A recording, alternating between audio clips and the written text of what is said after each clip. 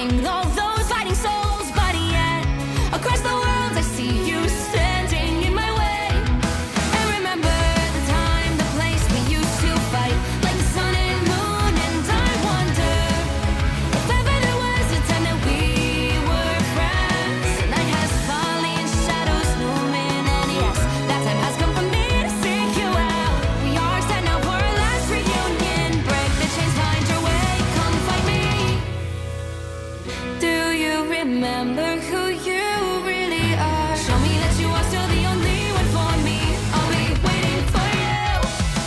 Wake up, open your eyes, raising up your fists and smashing through time walls. Before the rift splinters again, we are rebels till the end. Rise up, open your mind, hold on to your powers. No one can stop us. We are rivals till the end of time. We will clash, no matter where. We will fight, reaching across time and space. 'Cause you are my destiny to the end.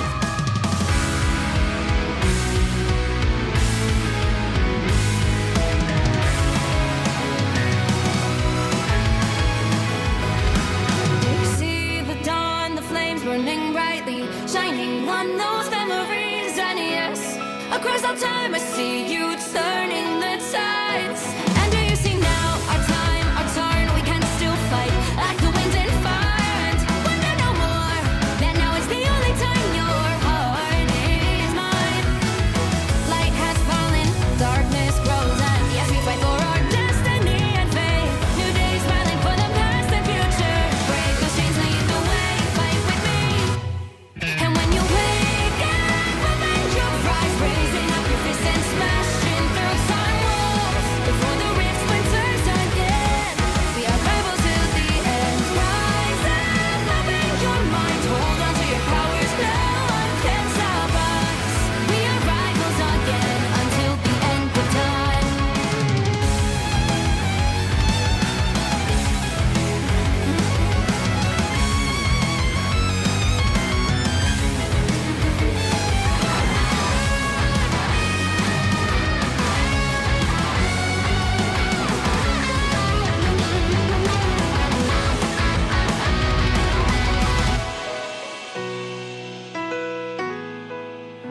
Show me that you are still the only one that matters for me. I'll be waiting for you. Wait up, open your hands, holding on to your heart. Look inside you. Can you feel it? The sparks in you. Add it up, unleash it up. Wake up, open your eyes, raising up your fists and smashing through time walls. Before the rift splinters yet again, we are rivals till the end. And rise up, open your mind, hold on to your powers. No one can stop us. We are rivals till the end of time.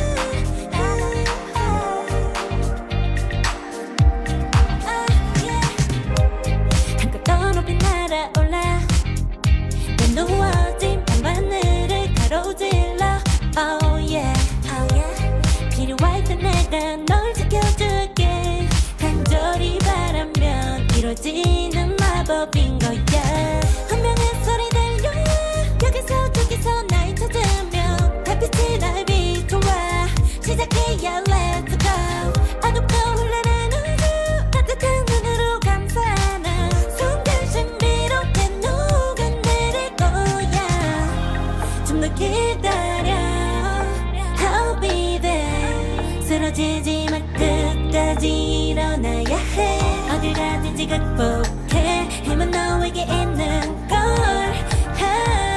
소리 높여 노래를 불러 작은 걱정 따윈 던지고 최선을 다해 가슴을 쳐봐 어둠이 떠날 때까지 아름다운 꿈을 밝혀봐 우리에게 달려서 그 세계 운명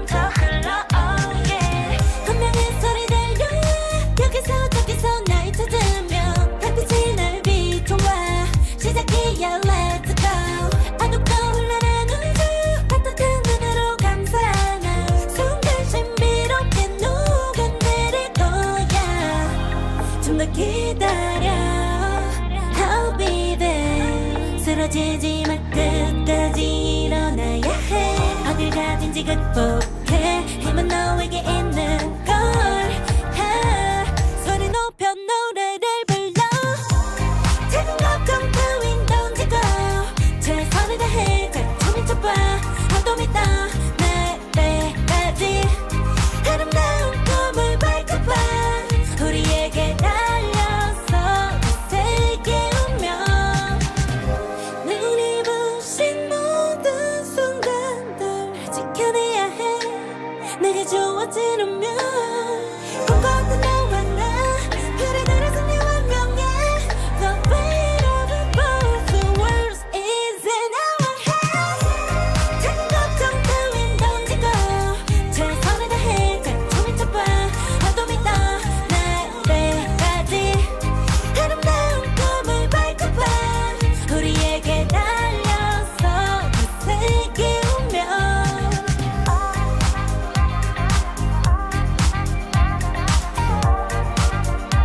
어둠이 떠 내때까지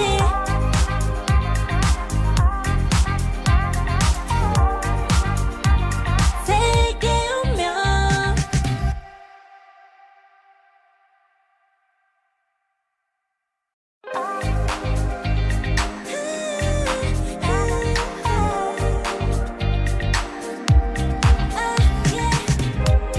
한껏 더 높이 날아올라 내 누워진 밤하늘을 가로질러 Oh yeah, oh yeah 필요할 때 내가 널 지켜줄게 간절히 바라면 이루어지는 마법인 거야 운명의 소리 들려 여기서 저기서 날 찾으며 달빛이 날 비춰와 시작해야 Let's go 어둡고 흘러는 우주 따뜻한 눈으로 감싸나 손들 신비롭게 녹아내릴 거야 좀 더 기다려 I'll be there 쓰러지지 마 끝까지 일어나야 해 어딜 가든지 극복해 힘은 너에게 있는 걸 소리 높여 노래를 불러 작은 걱정 따윈 던지고 최선을 다해 가슴이 좁아 어둠이 떠 내때까지 아름다운 꿈을 밝혀봐 우리에게 달려서 세게 울며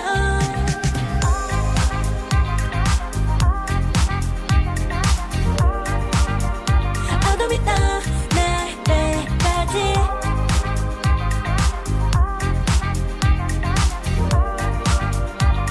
세게 울며 오랜 시간 간직해온 열망 까만 밤의 빛처럼 빛나 네 눈앞에 바로 왔던 나 잡을 딱 봐도 superstar 딱 보면 모든 널 지킬 나란 걸 더 지켜볼수록 점점 빠져들어 카리스마 넘쳐 흘러 oh yeah 운명의 소리 들려 여기서 저기서 날 찾으며 달빛이 날 비춰와 시작이야 Let's go 어둡고 흘러는 우주 따뜻한 눈으로 감싸나 손들 신비롭게 녹아내릴 거야 좀 더 기다려 I'll be there 쓰러지지 마 끝까지 일어나야 해 어딜 가든지 극복해 힘은 너에게 있는 걸 소리 높여 노래를 불러 작은 걱정 따윈 던지고 최선을 다해 가슴이 좁아 어둠이 떠 내때까지 아름다운 꿈을 밝혀봐 우리에게 달려서 세게 울며 눈이 부신 모든 순간들 지켜내야 해 내게 좋아지려면 꿈꿨던 너와 나 별의들의 승리 완명해 The fate of both the worlds is in our hands 작은 걱정 따윈 던지고 최선을 다해 가슴이 좁아 어둠이 떠 내때까지 아름다운 꿈을 밝혀봐 우리에게 달려서 세게 울며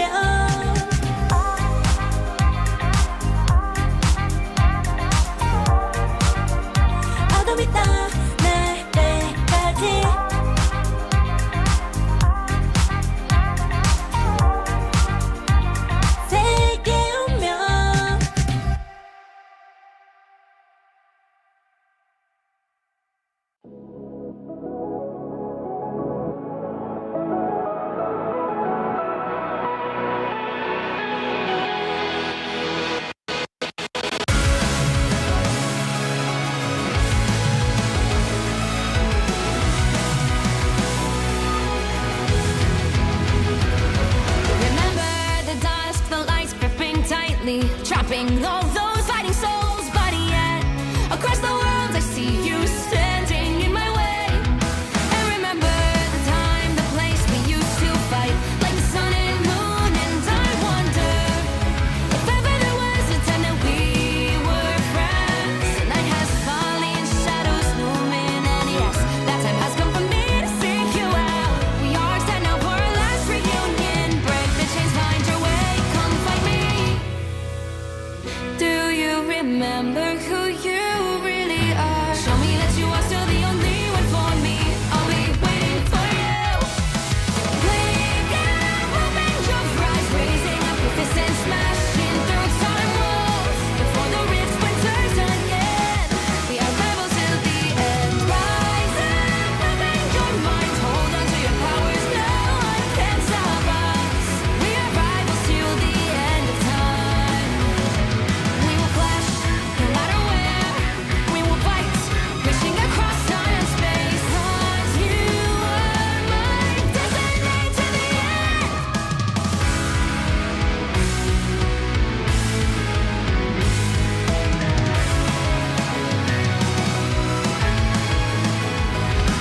Do you see the dawn, the flames burning brightly, shining on those memories? And yes, across all time I see you turning the tides. And do you see now our time, our turn? We can still fight like the wind and fire, and wonder no more that now is the only time your heart is mine. Light has fallen, darkness grows, and yes, we fight for our destiny and fate. New days smiling for the past and future. Break those chains, lead the way, fight with me. And when you wake up, open your eyes, raising up your fists and smashing through time walls. Before the rift splinters again, we are rebels till the end. Rise up, open your mind, hold on to your powers. No one can stop us. We are rivals again until the end of time.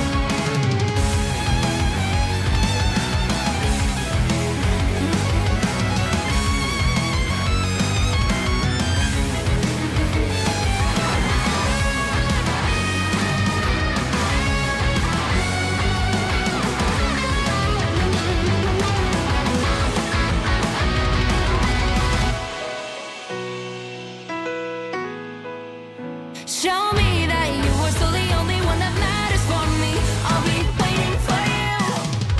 Wait up, open your hands, holding on to your heart. Look inside you.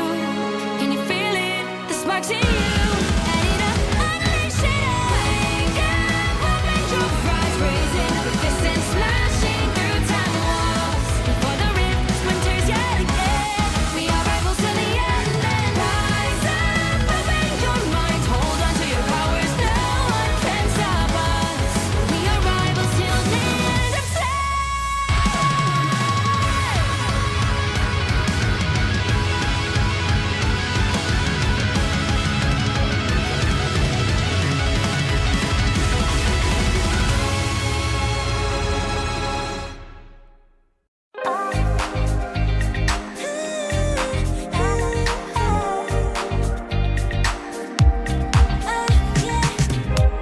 그가 더 높이 날아올라 내 누워진 밤하늘을 가로질러 Oh yeah, oh yeah. 필요할 때 내가 널 지켜줄게 간절히 바라면 이루어지는 마법인 거야 분명한 소리 들려 여기서 저기서 날 찾으면 달빛이 날 비춰와 시작이야 let's go 어둡고 혼란한 우주 따뜻한 눈으로 감싸는 순간 신비롭게 녹아내릴 거야 좀 더 기다려 I'll be there 쓰러지지 말 끝까지 일어나야 해 어딜 가든지 극복해 힘은 너에게 있는 걸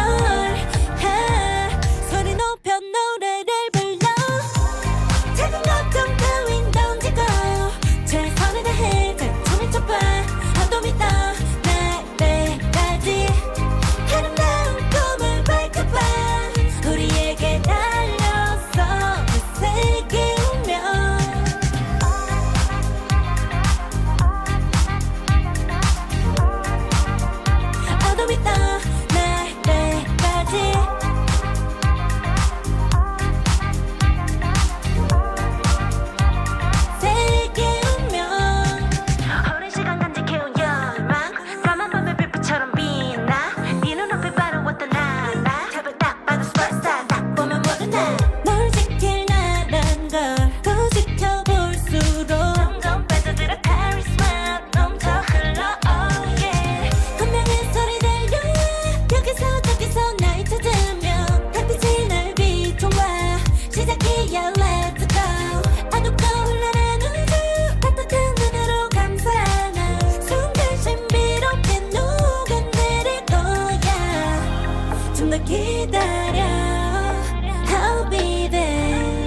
쓰러지지 마 끝까지 일어나야 해 어딜 가든지 극복해 힘은 너에게 있는 걸 소리 높여 노래를 불러 작은 걱정 따윈 던지고 최선을 다해 자충을 쳐봐 어둠이 떠 날때까지 아름다운 꿈을 밝혀봐 우리에게 달려서 그 세계 운명 눈이 부신 모든 순간들 지켜내야 해 내게 주어지는 꿈꿔왔던 너와 나 그리들의 승리 완명해 The weight of the both the world is in our hands 작은 걱정 따윈 던지고 최선을 다해 자충을 쳐봐 어둠이 떠 날때까지 아름다운 꿈을 밝혀봐 우리에게 달려서 그 세계 운명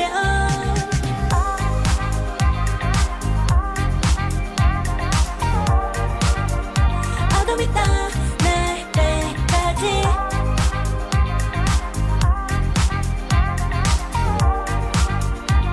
세계 운명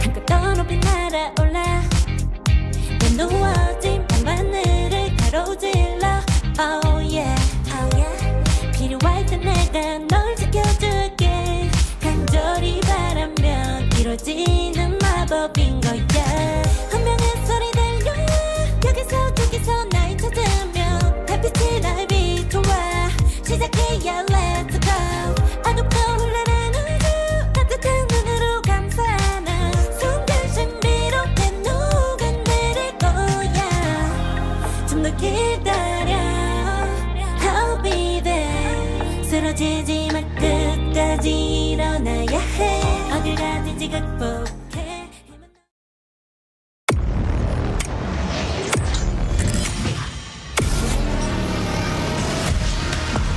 Focus onto their tags here because there's no more sustain.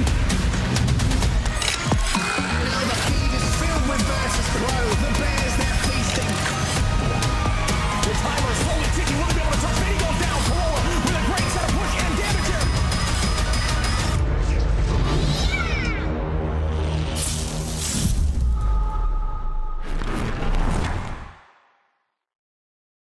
Welcome everyone to the Marvel Rivals Ignite Series, Day 2 for the Americas region. My name is Iron Shiv and I'm here with my co-host Dogman. How you doing today, buddy?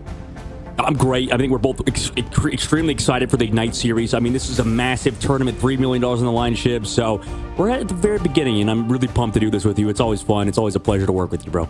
Yeah, it's you know, dynamic duo stuff, man. You know, I'm excited to get into these games. Yeah, yeah, I'm excited to get into these games. Yesterday, a lot of 2-0s, right? We saw a lot of, you know, kind of expected outcomes with a little bit of a shake-up there with Jobless Bums. I like to see that, you know, shifting things around a little bit into the new Shikigami team. But I'm thinking things are going to be a little closer today because we're more into that middle of the bracket now with the seeding. So, yeah, you know, we might see some upsets or some changes today. What do you think?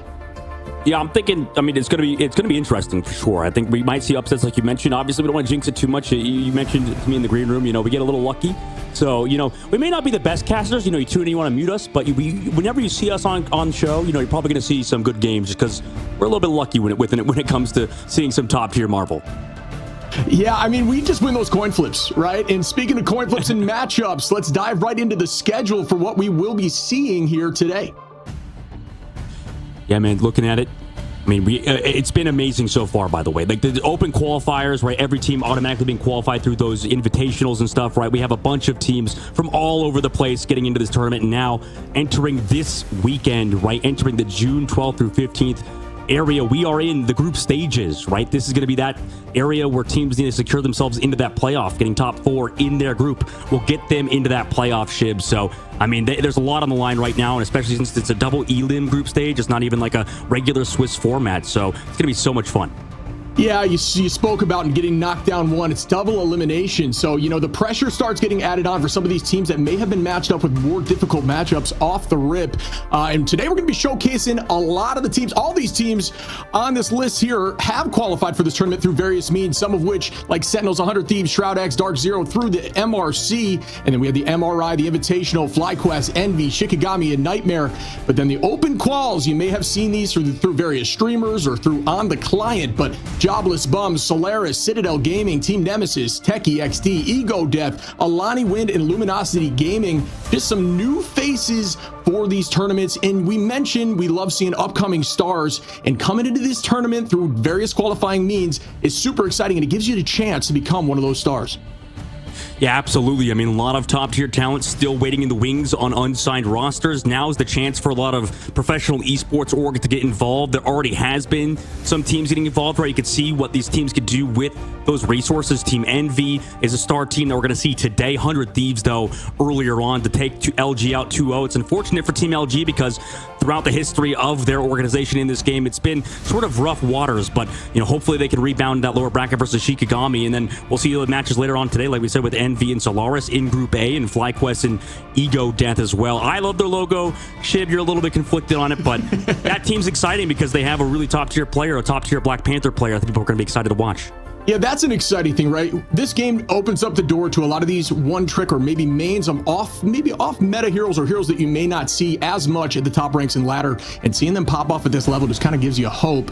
You spoke about some of the bracket we saw on Group A. Group A is a heavily stacked bracket. Group B, a little more of the middle of the pack teams, but teams that want to come up and showcase what they can do outside of things like Sentinels, who did go through and take out Alani Wind there. Sentinels, Alani Wind looked really good into them, though. I'm excited to see them in the future. They're going to be pushing forward into Citadel there. Citadel took out Nightmare. So we are going to see some new games today. DZ, NMSS, Shroud X, Techie XD. Going to be some exciting watches today. I think they're going to be a little more close. So, I'd like to see a set 3, a map 3, but I think we could see it, man. I think we can see it too. Yeah, people say, like you talked about it with me in the green room a little bit. Group B is sort of not, I'm not going to say as hard, but as Group A. Group A is like the group of death for a lot of people. I always see Light exploding on Twitter. FlyQuest player, right? Spider-Man, not one trick, but just an overall great guy, great player. Funny interactions every time we talk to him, but whenever I see him on X, man, he is freaking out, bro. He was like absolute crashing. He's like, Group A is the group of death. What are we doing with the seed? It's super exciting, super funny. Let's take a look now at the schedule for today's Shib, man. I think we're both pumped for the matches. We got 4 incredible matches coming up. Dark Zero and Nemesis going to start the day off, and then Shib, I mean, about the rest of these teams. It's going to be so much fun to see FlyQuest back at it, right? Yeah, FlyQuest versus Ego. I mean, I am excited to see what they've got. We've seen some more unique picks out of them. We talk about Shroud X. Shroud X is a team with a bunch of great players, so we just need to see consistency in these tournaments, getting a little later in the stages. Techie XD, obviously a brand new team in front of our eyes. Techie XD, obviously a player for the Sentinels, but it's an amazing hysterical thing in all their bios. They said just a fan of Techie, so really excited to see how they play. Envy versus Solaris after that's going to be a great game. I am just pumped for these matchups today, and I truly do think we could see some very close games. Yeah, not only can you watch this on the official broadcast here on Twitch and every social media platform, on YouTube, over here at the Marvel Rivals Twitch channel and YouTube channel. Make sure you're checking out also the players playing in the tournament, as a lot of them are streaming their POVs. So, I mean, a lot of top tier talent. We saw like the stream team in Solaris, right? That's going to be a lot of fun. I know they're streaming their POVs, having their fans rooting for them. That's going to be exciting. I'm curious to see how far they can make in this tournament, because they need top 4, right? Shib, top 4 qualifies you. Dark Zero versus Nemesis, that puts you one step closer, right? You just need to win 2 matches in a row to get that qualification into that playoff, because man, I mean, that'd be so much fun to see any of these teams qualified today. Dark Zero, Nemesis starting off first Shib for us, man. And I think Nemesis, we're very familiar with this team, right? Shikigami, now Team Nemesis. They're boot camping. They're getting ready. Dark Zero as well. Brand new signed team. That's kind of an unknown for us, right, Shib? I know you have some information on Dark Zero's roster and potential changes coming into today. Yeah, Dark Zero is definitely a team that I think could push the distance. They're old Magnets, right? So the Magnets team has shown up during the MRC, and they were a team that kind of surprised everyone everyone with how clean they were looking. Obviously, Cyber Hogs is on this team. He's going to be, I believe, today actually not playing. We're going to see Z-Cube, a rookie, up there on the Vanguard role. Smash. This is, one of those stories that kind of shakes up people's mental in a good way. A controller duelist, a very rare sight for somebody at this level of play, but it does kind of give you hope, when you're playing these games on console, saying, I don't know if I could come to PC. You can do it. It's clear here because Smash was able to take this thing all the way to the top ranks. Chime, another old player for Rad, a really strong Namor Psylocke. I've seen him on flyers. He mentions he likes Jeff. And then we've got Skier on that Mantis, Luna, Jabori on that Loki. There's just a really, really strong team here. Yeah. Really strong roster indeed, man. I mean, it's curious because everybody's been a little bit like low on them, I think, leading up to the tournament. But for Dark Zero, I think now's their chance to sort of prove that they have that synergy, that cohesion, even without Hogs, like you mentioned. And now Team Nemesis on their side, right? These guys have been sort of a perpetual dark horse, right? Team Nemesis, aka Shikigami, got picked up by this organization who have, been putting a lot of resources into them and sort of preparing them for these matches, right? Amadian, Melaphobia, Scatter Gengi, Krasming, Dinks, Ricky. If this is your first time watching Ignite, this is going to be your first time watching an incredibly exciting team, right? Incredibly top-tier team. Melaphobia has been constantly improving. I've heard a lot of good things from Artie, their head coach, right? Or one of the coaches for Team Nemesis. And Melo is one of those guys who just constantly improves, right? Constantly getting better. We already know the consistency that is from Amadian and the rest of the team as well. It is super exciting, super fun to see. So, a lot of these guys have very unique stories. We talked about this shit before, me and you, at least off the stream and off into the green room. Like, there's so many interesting stories. Each player has their own unique, path to pro, right? Exactly. And there's so many talk about, so many things that we need to actually cover. And, with all these players, they all come from different backgrounds, different, rich, poor families, whatever, trying to support their own, communities and whatever. There's so much money on the line, right? So there's a lot of stakes here for a lot of these players. And I think for Team Nemesis, they're looking to sort of finally cement themselves as that top 3 roster. Absolutely. You talk about the future rivals inherently through what you're discussing there and how to get to this pro scene and how exciting it is. $3 million on the line for Ignite is obscene. It's awesome. And it kind of gives you that hope and that drive to chase the dream. And that's something I think Rivals does incredibly well. You can actually just sign up with a group of friends in the client, try to work your way through the MRC. And the next thing you know, you find yourself with this crew in the pro scene, and stuff like that gives you hope. We mentioned controller players making it all the way to the top. You got TTK, you've got Smash. Some of these, not only covering just 2 different roles, but 2 very distinctly different roles, when it comes to hit scan and then playing more of a slow-paced play style. Just showcasing you can really get to the end through a multitude of means and chase some of this prize pool, which is obscene. This first stage alone, $70K for the first place. That is wild. You talked about helping support yourself and your team and your family, etc. It's all on the line here. And I think, that's where a little bit of the pressure comes in and a little bit of the nerves, but that pressure makes diamonds, man. And I'm excited to see who is shining today. Yeah, and Dark Zero, this is going to be their match to prove, right? We already know Nemesis, like we talked about earlier, that this team has been, they were originally like the Dark Horse team. They were always kind of, on the fringe of becoming a good team. But they've been doing that every single time where they just kind of consistently place high in tournaments. And now going into the band system, Shib, this could be the first time, I think, second time in the North American broadcast we get to look at this. I guess it's the way to phrase it is asymmetric, or what is it, asynchronous? I don't know how to exactly describe it. Wish I could have your back on that one, buddy. I don't got that in the repertoire there, but we can break this down because could be a little confusing for your first time. We can walk you through how this would work. So just off the rip there, both teams are going to be banning at the exact same time for the first ban, and we've been seeing Emma banned so consistently. It's almost a lock at this point. And then it will go to the red side for a protection, back to the blue for a ban and protection back to back, and then take it away after there if you got the list in front of anybody. Just follow that highlighted little box, right? Going to the blue team, Team Nemesis, protect that Magneto. Now in that bottom, you see that highlighted box. We see a ban now coming over for Dark Zero, and then it's going to be that sync ban that comes through. So it does make a little bit of sense once you get used to it, right? The first bans are synced, then you make it to those the next bans that are synced as well. So right now we're waiting for Dark Zero to make their ban. Now we're going to have both teams banning each other's heroes out. And the bans, unlike earlier in the qualifiers, are not global, right? So we're going to have targeted bans, right? So Dark Zero's bans are only going to hit Team Nemesis.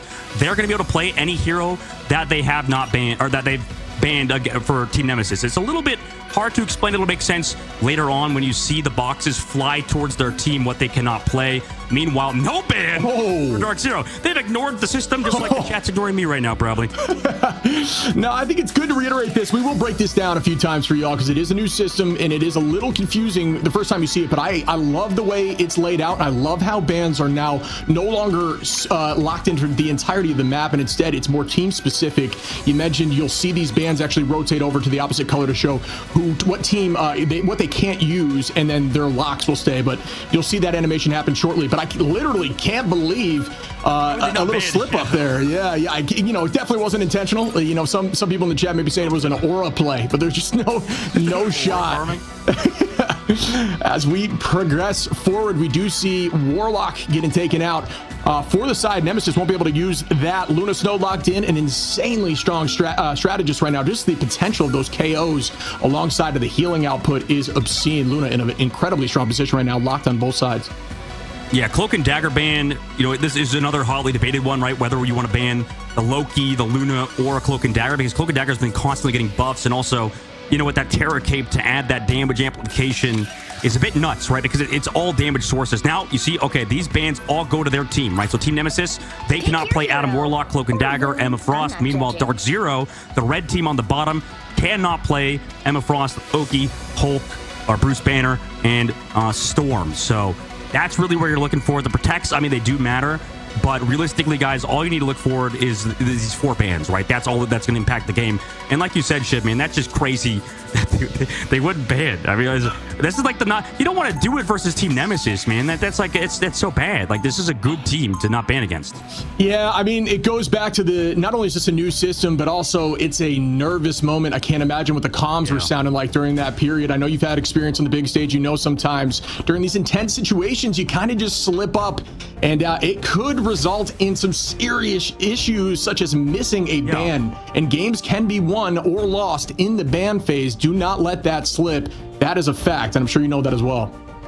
No, that's a good point. I think with the ban system and stuff, I've never had to worry about that as a pro player, and in Marvel Rivals, you do have to worry about it. So your brain kind of moves a little bit quicker on match day, right? Because there's so many things, like you said, nerves, all that stuff on your mind. And these pro players definitely, thinking about that sort of stuff. They have a captain, obviously, making those selections, but going into Krakoa, Shib, this will be our first map of the day, dude. So we're already going to start having that Jeff, speed boost out of spawn with the Jeff. Now switching back over to the Loki.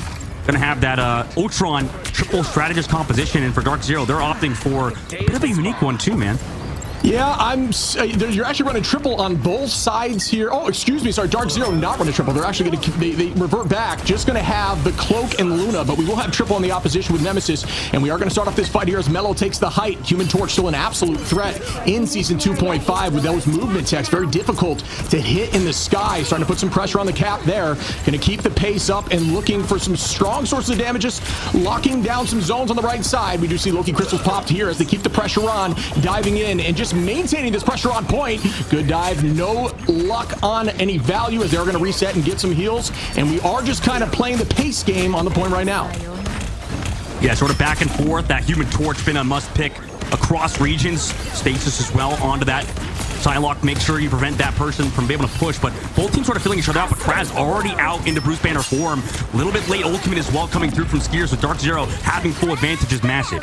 Yeah, Smash going to immediately take down Kraz right there, and we are going to see the dance floor popped up in the sky. Goes Meteor M, doesn't find value. It does not, as they still keep dancing on the point. Human Torch playing low ground to stay inside of that dance floor, keep the damage up now, as they do switch up at the end. Trying to keep it looks right now, odds are heavily back, and the side of Nemesis favor still maintaining this position, even a body down by utilizing that ult. It is going to be copied up and continued here, as we do see the immediate ult here by Psylocke with the dance of the butterfly. Does find one on Dinks. Mello going to take one right back, and again back in Nemesis favor as they are up in a number right now, still maintaining point, and they finally get the capture. What a hold before we start this this domination first point. Yeah, Team Nemesis sort of whittling them down. Dark Zero, unfortunately, weird spot for Smash to get in as well. It's tough. I wonder how that is on controller, trying to hit those headshots on the Psylocke. Meanwhile, Legendary coming from Chime, met by the Meteor M.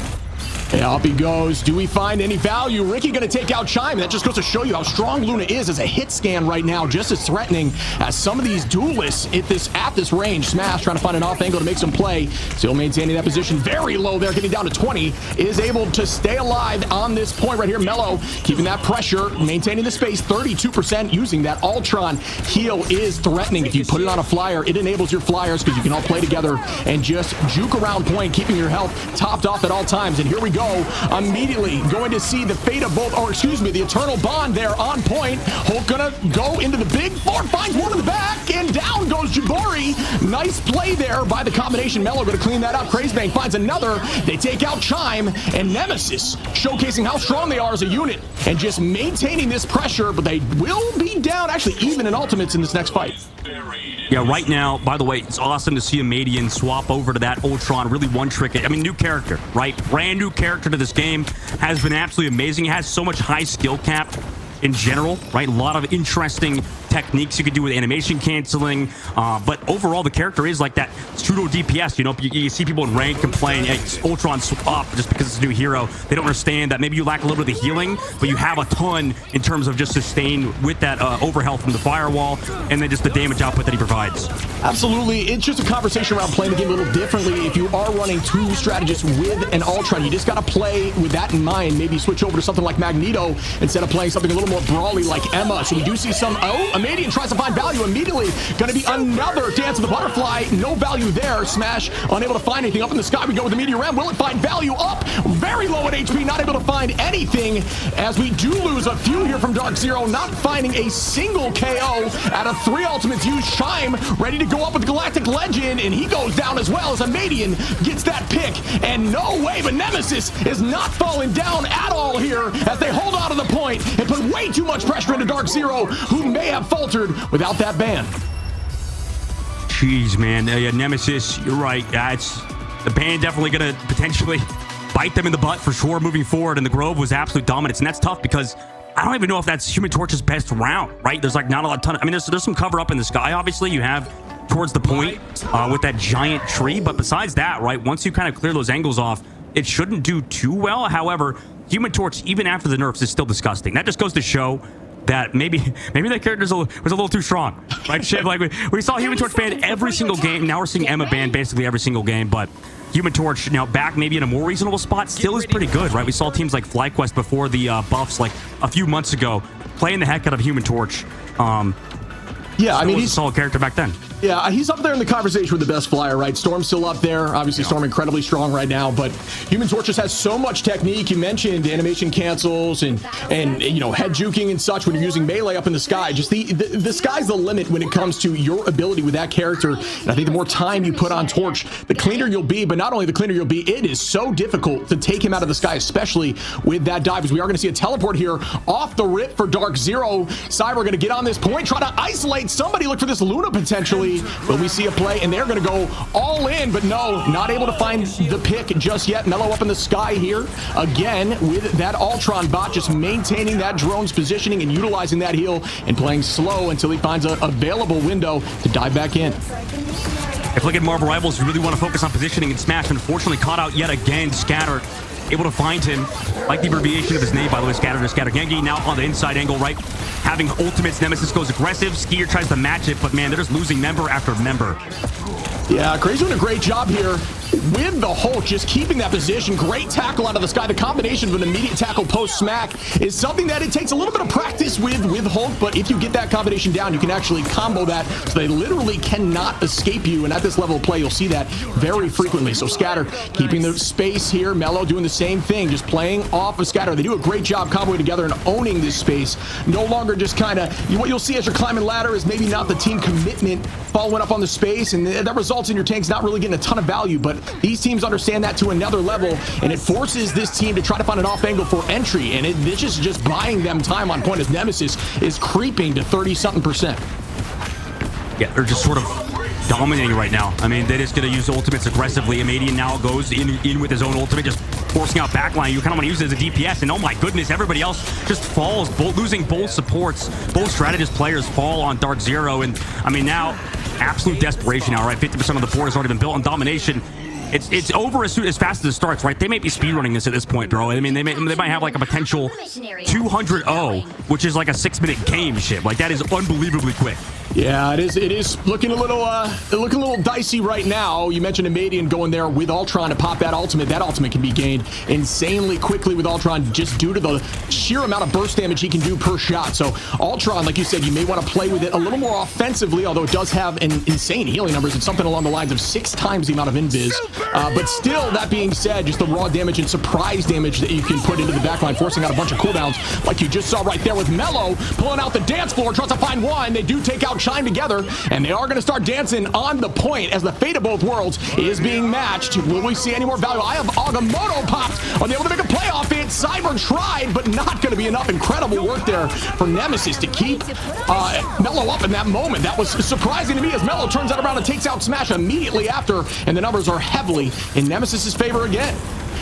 Yeah, Mello's looking much improved right now, man. I mean, he's just been constantly a force to reckon with. Chime as well, going to fall to Scatter, and they're just falling one by one right now. Nemesis trying to get Mello running away from this Luna Snow in the back line, but man, they're just finding no purchase here. No space is provided for Dark Zero. As that Hulk is frozen, slows him down, but right now, they don't have any ultimates to control this point. Yeah, Jabori with a good freeze there, but it's not going to be enough as Ricky takes out Cyber. Jabori goes down from Craze, and this is just one by one at this point, trying to hold on to the point. You mentioned 100-0, and it just ends like that. Really well done by Nemesis. How fast was that game, Shib? How fast was that game? Oh no, I bet we jinxed it so hard. We said we're gonna have good games today. This is like oh man, Nemesis is just disgustingly good. Yeah, I mean, you got to shake off the nerves, right? That could very well be what we see here. You know, if you want to see a match close, or if you're a Team Nemesis fan, you're thinking, hey, this is going to be a rinse repeat for match 2. But, you know, there is something to be said about the first game on the big stage being the first game of the day for the Americas region. And wow, look at these stat lines. Zamadian going to be the one with the most final hits there, looking really good on Ultron. Ultron incredibly powerful in the right hands. That triple strategist composition can get the job done, as you just see Loki able to pop off with those crystals, keep the team up in the moment. And then you've got Ricky doing a ton of work on the Luna there. No, not getting KO'd a single time, as long, only 2 KOs across the entire board there. Wow, just a really strong play. That was a 7-minute and 35-second map. I mean, that's just unbelievably quick pace. And, you know, unfortunately, Hogs the player that usually plays with Dark Zero. And, you know, shout out to Z-Cube, right? Shout out everybody just like dealing with the situation they're in, just having to, you know, play with a sub last second and stuff, and, you know, having to focus on bans. There's a lot on the line as well, so it's like a lot of pressure. So, you know, no shade towards any of these players, but, you know, Hogs is like, I'm in Japan right now, dude, and I'm just watching my team run it down. He said they forgot the bans, taking 1v3 on lanes. Like, there's a lot going on, and, you know, Hogs, fair play, man. I mean, it's kind of tough to see your team fight such a first match that's so hard. I mean, Nemesis is a good team, Shiv, like we talked about. Yeah, I mean, there is something to be said about showing up in the day, right? We know all these teams are capable of big things. It's just a matter of, can you get the job done when the lights are on you? And right now, the lights are on them, and Nemesis really showcased what they can do. Popped off. I mean, a lot of value from Crazemang from these hook ults too. It was just a really clean play. It looked clinical by them. Yeah, absolutely clinical indeed, man. And, you know, we pointed out they only had 2 eliminations total, right? 2 KOs in total on the side of Dark Zero. So not ideal is kind of an understatement. It just really is, man. I don't know. Yeah, I mean, one thing just to note here for this tournament, something that we should mention is the way that this is broken up for the map pool, just so everyone understands. You're going to start off with a domination game mode. It is going to be randomly drawn as to who, or as to what map it is at, and then the higher seeding actually picks the side. From there, the losing team then picks Convoy or Convergence, whatever map that they want, and whatever side, etc. And then again, the loser after that then has to fill with the final game mode, and that is how it will be broken down for this entire setup. So just so you understand, now it's going to go back towards DZ for them to pick the map. Maybe they'll find something that they've been scrimming on, they're more comfortable on, and we could see a shift in momentum here, which momentum is everything in these tournaments. Yeah, momentum is everything, and maybe after this next upcoming break, these teams can kind of talk and figure some things out going into Mount Vertum. So we'll be right back after the short break.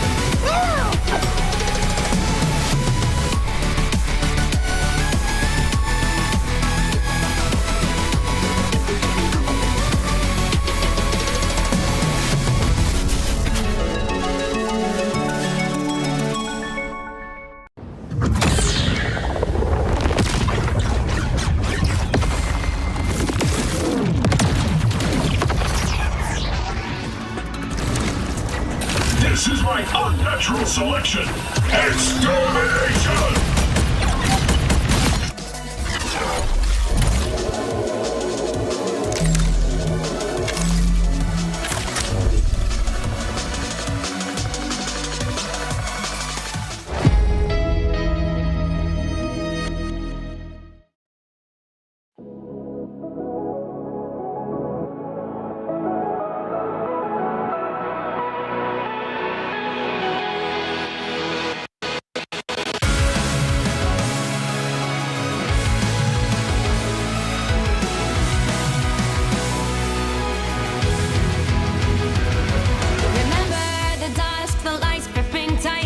Trapping all those fighting souls, but yet across the world I see you standing in my way.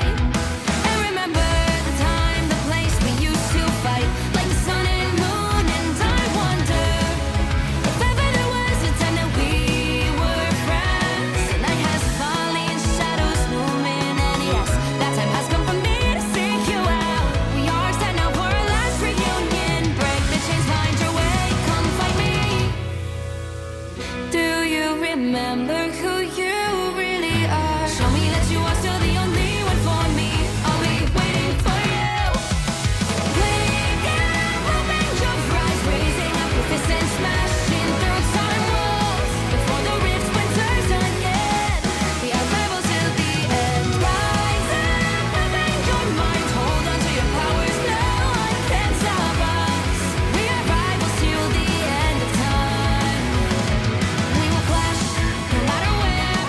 We will fight, reaching across time and space. 'Cause you are my destiny to the end.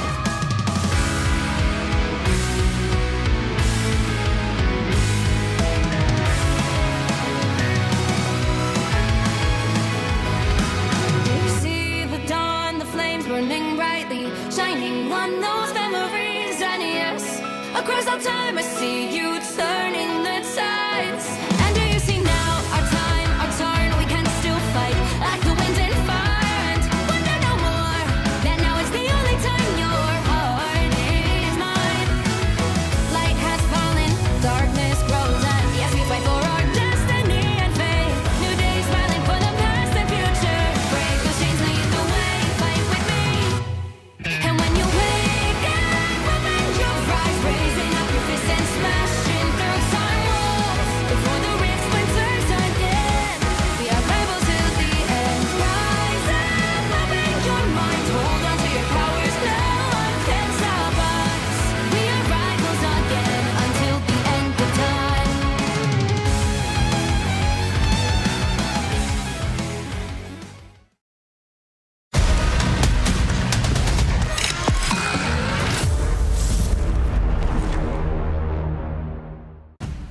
Welcome back to day 2 of the Marvel Rivals Ignite series, as we just watched game 1 between Dark Zero and Nemesis. And I gotta say, Nemesis, old Shikigami, looking just as clean as ever. We've seen them start here and just skyrocket nearly every game. And honestly, at this point, I'm convinced that this team is one of the top teams. They just look clinical out there. Yeah, I mean, this is the hope. This is the prayer for a lot of Nemesis fans, right? For the ex-Shikigami roster, like you mentioned. You know, it bodes well for them moving forward, right? I mean, just consistently playing well is going to be their sort of motto moving forward, right? Because if they win this matchup, they've got another hard one, right, in that upper bracket. And if they get that, qualifies them for the playoffs. And then, you know, all of that is all down to seeding at that point, man. So right now, they're just looking, you know, one map at a time. And even though they kind of flubbed the bans in terms of Dark Zero, you still got to feel confident moving forward. And for Dark Zero, hopefully they rebound here, man, because that was a bit of a schlopping for sure, map number 1. Yeah, I wouldn't be surprised if we see some different bans or at least a shift in composition, because when stuff like that happens, a lot of the time your best bet is to just shake it up, right? You don't want to beat your head into a wall and do the same thing over and over again. Instead, you want to try to find a new angle of attack. So we might see something different here, but I'll tell you what's going to be different. I'm sure they're going to ban this time. That will definitely come through. I'm wondering if we're going to see Torture. I'm not 100% sure, but as we do start up here, the first ban on the table. What do you know? Emma Frost. Haven't seen that one before.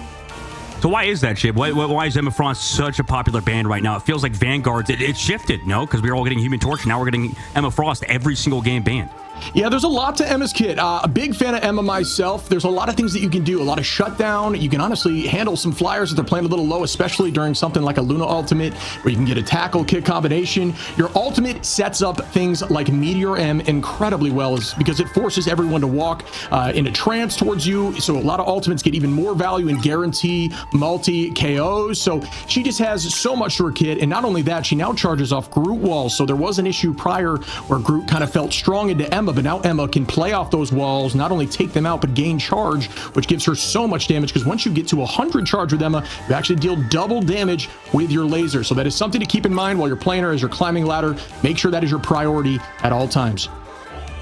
Great point, man. I mean, what better person to talk about Emma Frost than you? And Emma Frost one trick, kind of. Not really one trick, sorry, but you are absolutely top tier on that character, man. I mean, you carried me in a few games, I know, a little bit, a couple times in ranked. I'll take the gas, brother. I mean, she's just really good. She's a ton of fun to play. You gotta love just one of those characters that you know. This Rivals does a great job of just with ingenuity, just a bunch of different designs and play styles, and you're always going to find one that kind of fits the way you want to play. I know a lot of people, obviously, big fans of the Spider-Man movement and just the skill ceiling there. That kind of can translate with a ton of characters in this game and give you the opportunity. I'm not saying you need to do it at this level, but there is a lot of Spider-Man. Be careful with Spider-Man because chat's going to start freaking out. They're going to be like, oh my God, he's talking about Spider-Man. I hate that guy. All the Black Panther heads as well going to come out and be like, talking about how Black Panther's broken. Hey, we might be seeing a Black Panther today. There's a one trick on one of these teams. You know, I mean, I'm not sure how that banning process is going to go, but I am excited to see him out there at this level of play because although he gets a bad rap for being quote unquote counterable, if you find the right Panther, it is difficult. Yeah, it is difficult for sure. And you know what's interesting, man? It's like the fact that Bruce Banner has been a focal point now. He's banned on both sides, right? Getting rid of that Hulk is definitely interesting. And Adam Warlock banned last time for Dark Zero. Now it's going to happen on Team Nemesis, right? So you see Team Nemesis cannot play Emma Frost, Loki, Hulk, or Adam Warlock. Meanwhile, Dark Zero, they can't play Punisher. And from what we've seen so far in this tournament, Shiv, I mean, that is definitely not a bad ban either, right? But the prioritization of that ban is interesting, right? Yeah, I'm surprised by that as well. But, you know, it just goes to what they've been scrimming with. We haven't seen Rocket, obviously Ricky floating Rocket right now. Haven't seen much of him in this tournament, if at all. Simply due to the fact that I believe that team of getting rid of the Z-Pack with Punisher kind of took him off the meta at this stage of play. Obviously, you got to get a little more intuitive with your ultimates. You got to put those ults, those Cosmic Yarn Amplifiers in more unique places because if you just throw them in front of your team, they just get bursted, especially at this level of play in milliseconds. So definitely have been seeing a decline of him at this level of play, and we are seeing more Cloak and Dagger, especially as Magneto's banned, just because it kind of opens up that ultimate just due to the fact that she can get that ultimate insanely quickly. Yeah, Cloak and Dagger's been sort of power crept, right? It just feels like that character's just constantly getting better and better, and also people realizing how strong Terror Cape is.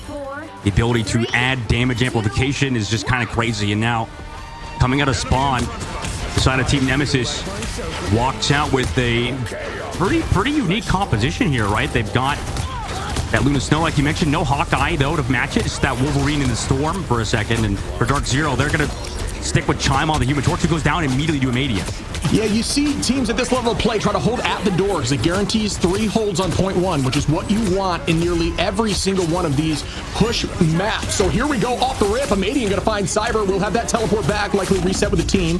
Wolverine out there from Mello trying to find a ton of value as it will into triple tank like this as they run down the rest. And there's another as we do push through early on. But like I said, here comes the team teleport to give them their second touch. And then they'll have likely one more positioning this. So it's a little more of an off angle. Sometimes you like to see that teleport to lock off some of the backline strategists' lines of sight, but instead opt to put this in an off angle as here we go. Chime on the high side trying to get built with this. Oh, and immediately we're going to see the Hurricane coming out as Jabori goes down. Amadian finding one, and we are going to see the Cloak and Dagger off the rip. Eternal Bond on both sides on the floor, keeping everyone healthy, and it's all about ultimates now.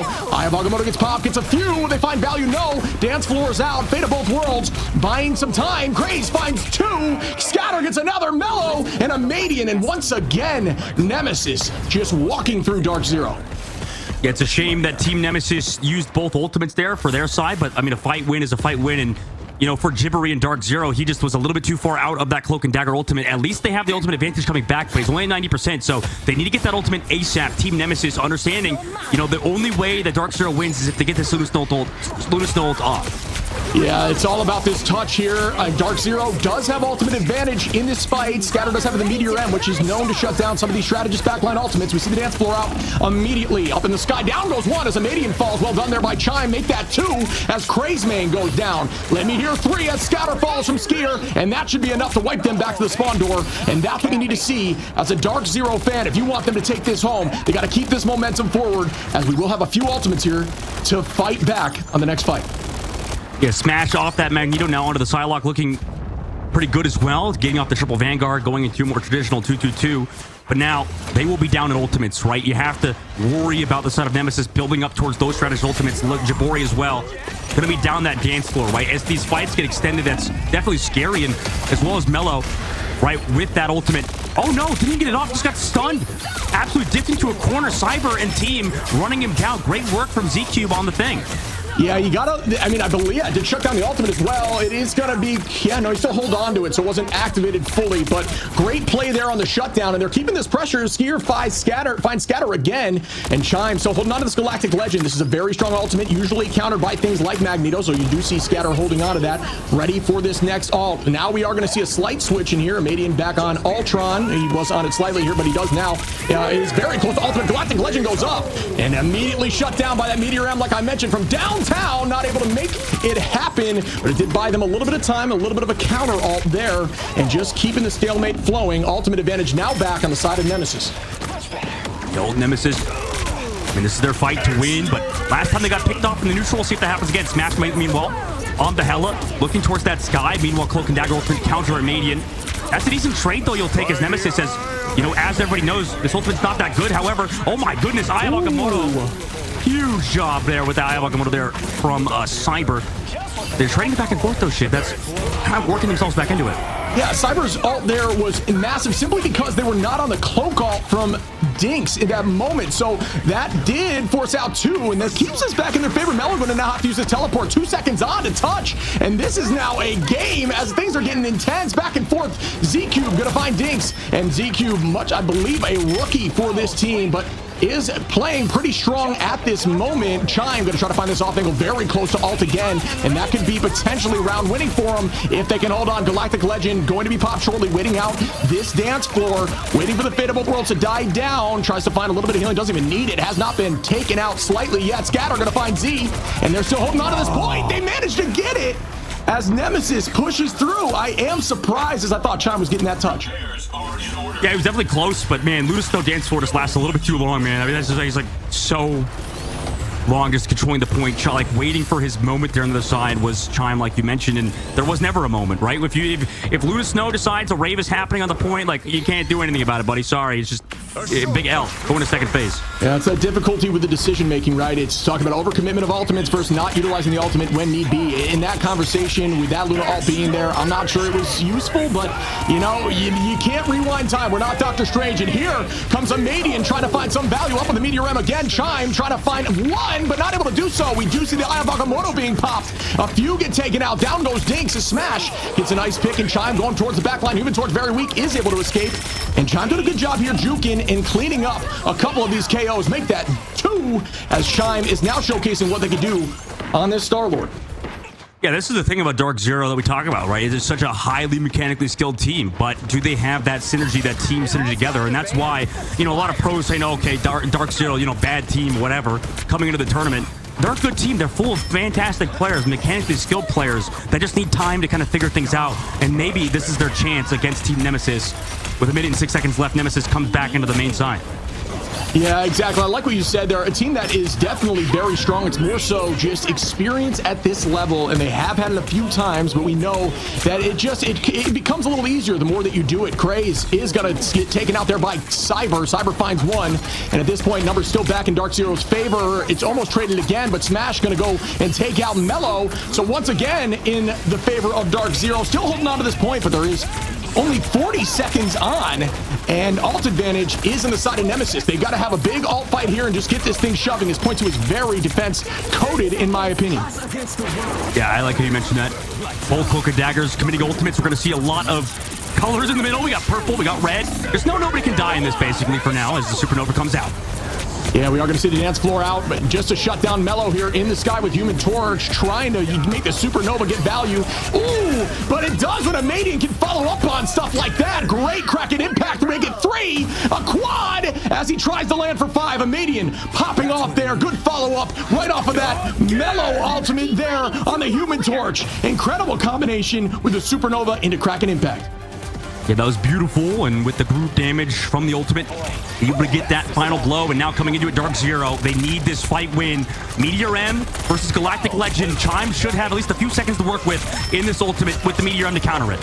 Yeah, Scatter doing a great job of patient smash. Gonna find Mello early, and that is huge for the side of Dark. Numbers advantage with ult advantage now. They've got to capitalize. They want to get this thing shut down, but no. Almost traded back out, and ultimate gets popped as we see Cyber trying to get a few and takes out 2. Goes for the Luna, make that 3 as we see Dark Zero shutting this down on point 2. And will this round end in their favor? Oh, as a teleport comes through to keep the fight going. Now we see a Venom. Venom gets stalled like it is his job, because it is his job as they shove through. Down goes Scatter, and it's not going to be enough as Dark Zero holds on before point 2. 2. What a pick off there from Chime. Rather, I believe it was Smash, sorry, to find that elimination on the Winter Soldier, switching over to his arguably best hero. That's the thing about Smash. He's so good at Winter Soldier, and Hella as well, but specifically his Winter Soldier is how he got picked up for this team. On Team Magnets, he was that guy that really was popping off on Winter Soldier, sort of carrying X-Team Magnets now, the side of Dark Zero, with this brand new roster, and he's looked good right on that hero. That was a huge pickoff, and you saw, by the way, at the end there, sorry for hogging the mic here, Shib, where Chime, absolutely, was holding onto that Galactic Legend, right? He was just waiting for it because they found that opening pick, and on the other side, right, that Meteor M is still available, so they have to sort of wait to use that ultimate, right? That Magneto player always uses his ultimate pretty much for that Star-Lord, right? For other heroes, right? Like Hela whenever she ultimates, right? There's a lot of ultimates that he's kind of saving onto. The problem is once you're down a member of your team,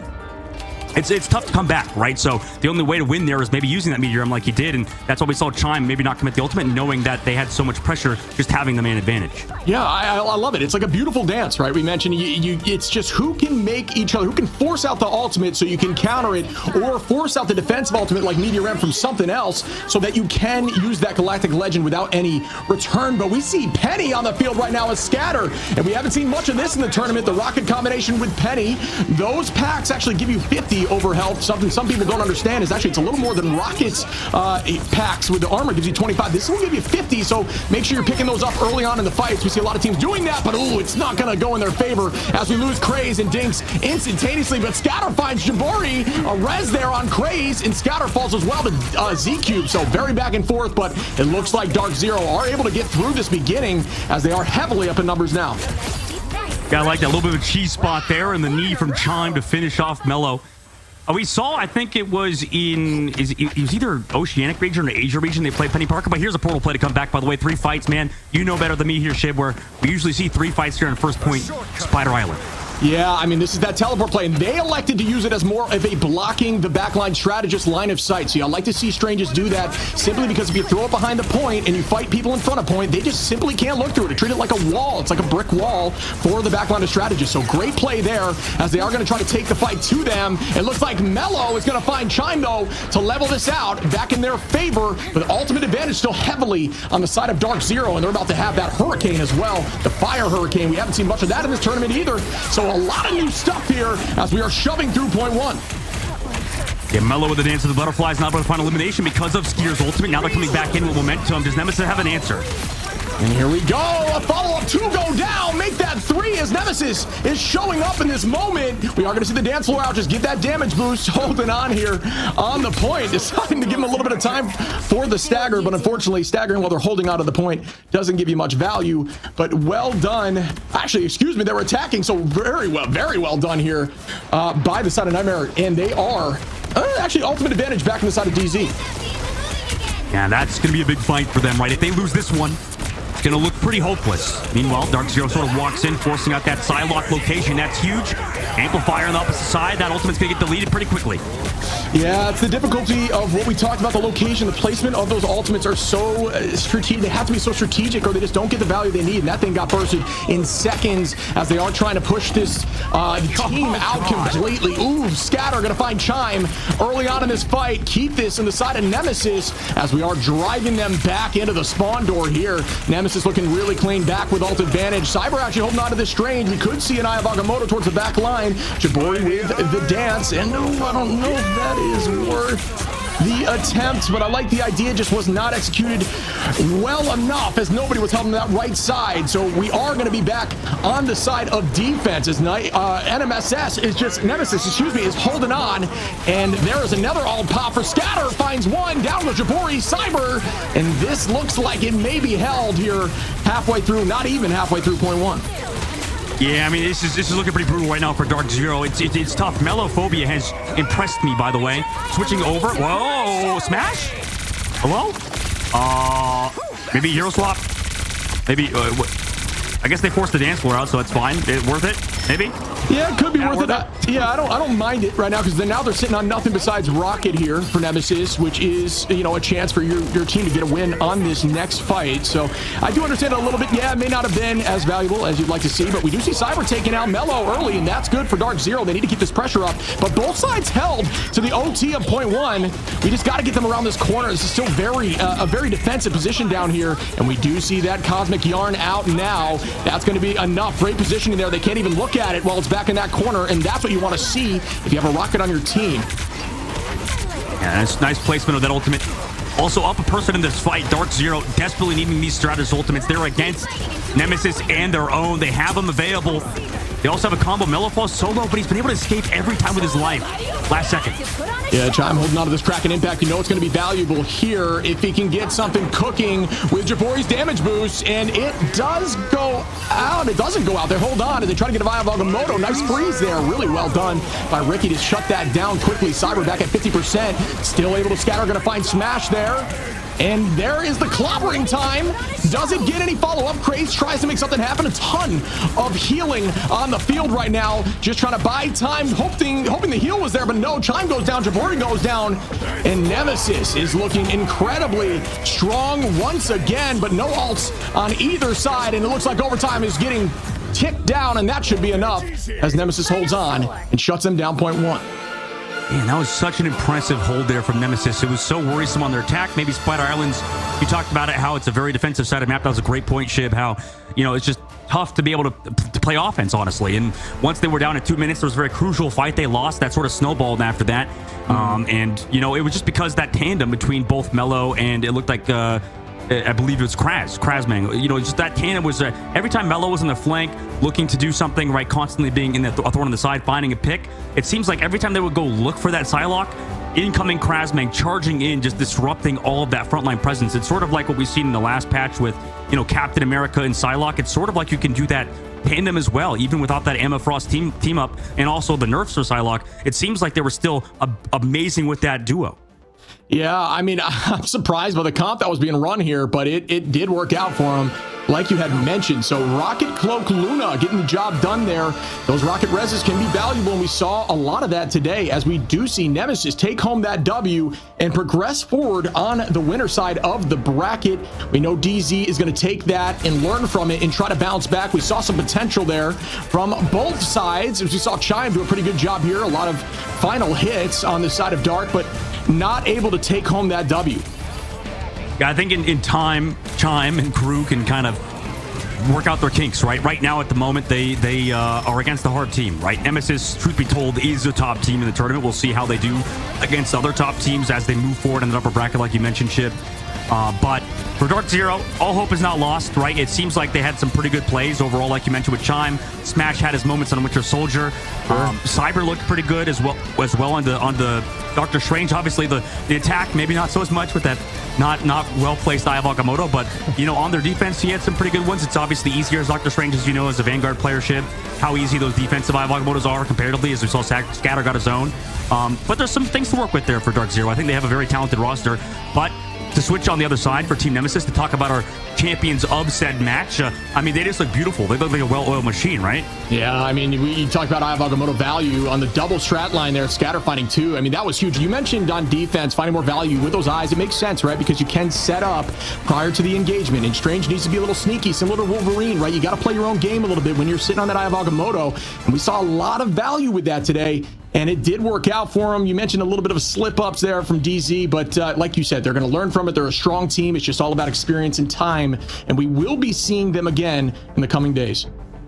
Yeah, absolutely. We'll see them potentially one more last time, right? That's the tough part of this group stages is if you lose in that lower bracket, you are no longer going to be competing for that playoffs. And, you know, that's going to be a tough pill to swallow. Obviously, we have a very long, you know, sort of season, as this is just the group stages of the and North America, right? We enter the group stages, then we enter the playoffs, and then after the playoffs, we have that mid-season sort of tournament, and that's going to be incredibly exciting. But obviously, that's in the future. We could talk about that sort of stuff later. But for Team Nemesis, that puts them one step closer, like you said, Shib, and that's a beautiful way to do it. 2-0, you know, it was looking rough on their offense, but I guess anybody would struggle on Spider Island, so. Yeah, I mean, in some of these teams, when they get their initial loss, we saw it during the MRI, during the MRC, they bounce back. It's like the Emma kick to the face that they needed to find their rhythm. So we might see something different here from them in the future, just understanding maybe where they slipped up. They're going to watch the tapes, see the changes, what they need to make, and, you know, maybe even subs. All that is still on the table. But, you know, it was well played on both sides. I saw a lot of potential on both. But yeah, Nemesis looked absolutely clinical the entire time. There was a few fights that they, you know, staggered a little bit, but outside of that, just looking really good. Definitely a contender to push forward on that winner's bracket. Oh yeah, absolutely contender indeed. And I believe we have an interview ready to go, by the way, between we go Ricky from Team Nemesis. We'll see once he's on the line in just a moment, as we're waiting for him to kind of get connected. But man, that was an incredible match there from Team Nemesis and Ricky. So Ricky, you there, bud, or am I calling you too early here?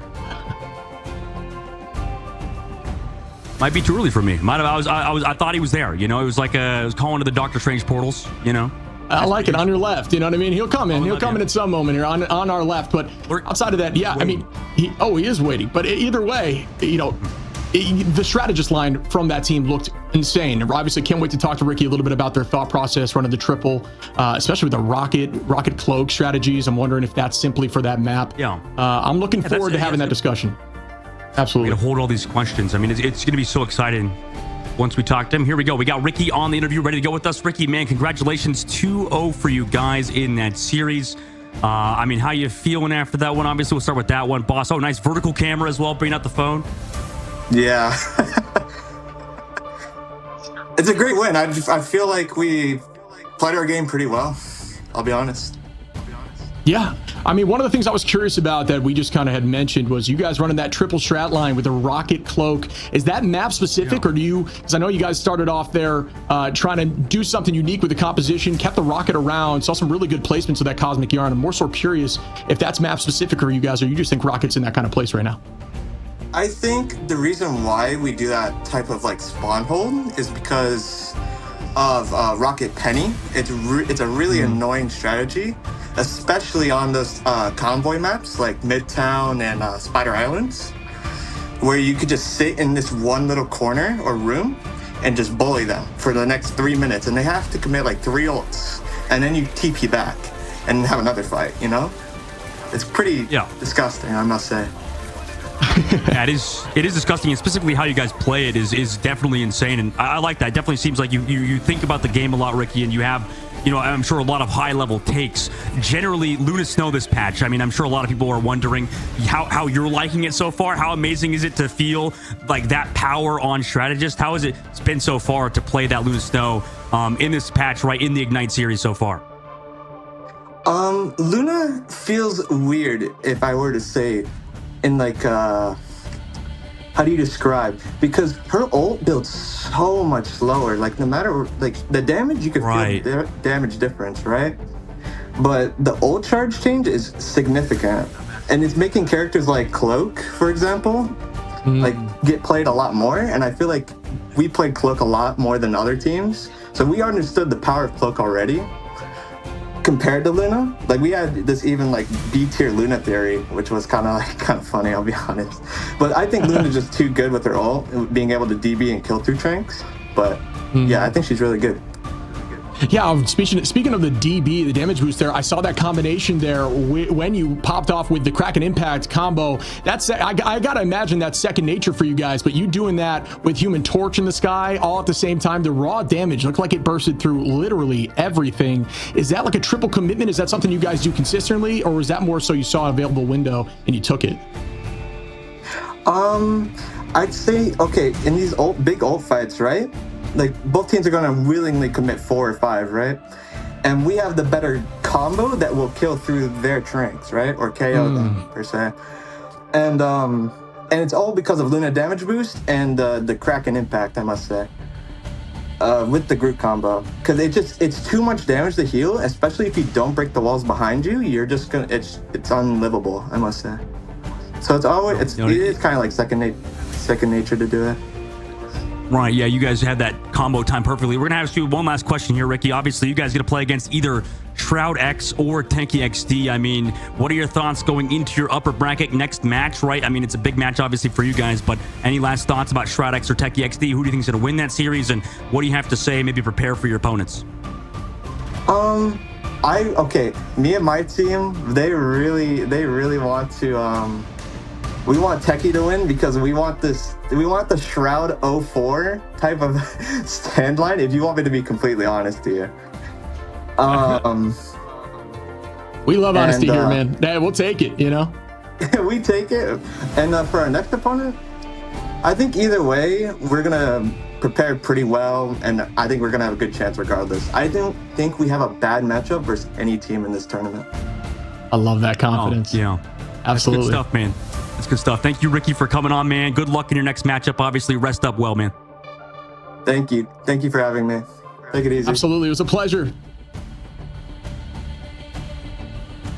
What a beauty. What a beauty. Great guy, man. I don't think I've heard him talk on interview yet, so that was great to see him chat. I mean, he was definitely very well thought out, right? He was thinking of all the I like, what was the phrase he had about the group wall and stuff? You know, it was most definitely and stuff, you know, how strong that stuff is, the combos. Yeah, I think that's something to call out for the audience in general. When you are in a strangling prison, turn around and break the group walls, and there's a better chance that you get through it. So really well played there. And I like the way he kind of broke it down, talking to a strategist, somebody who's really seeing the entire battlefield at all times instead of more self-focused. It just really well done in general by the strat line there. Yeah, very well done indeed. And moving forward into the next round in that semifinals will be Nemesis, and their opponent, like we mentioned, will be Shroud X and Techie XD. Meanwhile, obviously, you had for Dark Zero, they're going to be waiting for the loser of that matchup, right? And once we get to the lower bracket, right, it's win or go home. Nemesis, I'm sure, are feeling very good about moving forward in the semifinals, potentially going to have that matchup between Sentinels or Citadel. So this bracket, Group B, I think is going to be super fun. And as we move over to Group A later on, I mean, there's so many exciting matchups, I think, today that we're going to see. Yeah, I'm with you, man. I think the games are only going to get better from here, but that was just, you know, I love to see the performance. I love to see the combination. Everyone playing lights out there on the side of Nemesis, upsetting the bracket in terms of the seeding too, which was cool to see. So really well done as we press forward to our next match, FlyQuest versus Ego Death. Don't have a ton of experience with Ego Death myself, but we know FlyQuest from these last few series, MRI, MRC, a team that is very consistent and not afraid to do a little more unique things with their team composition.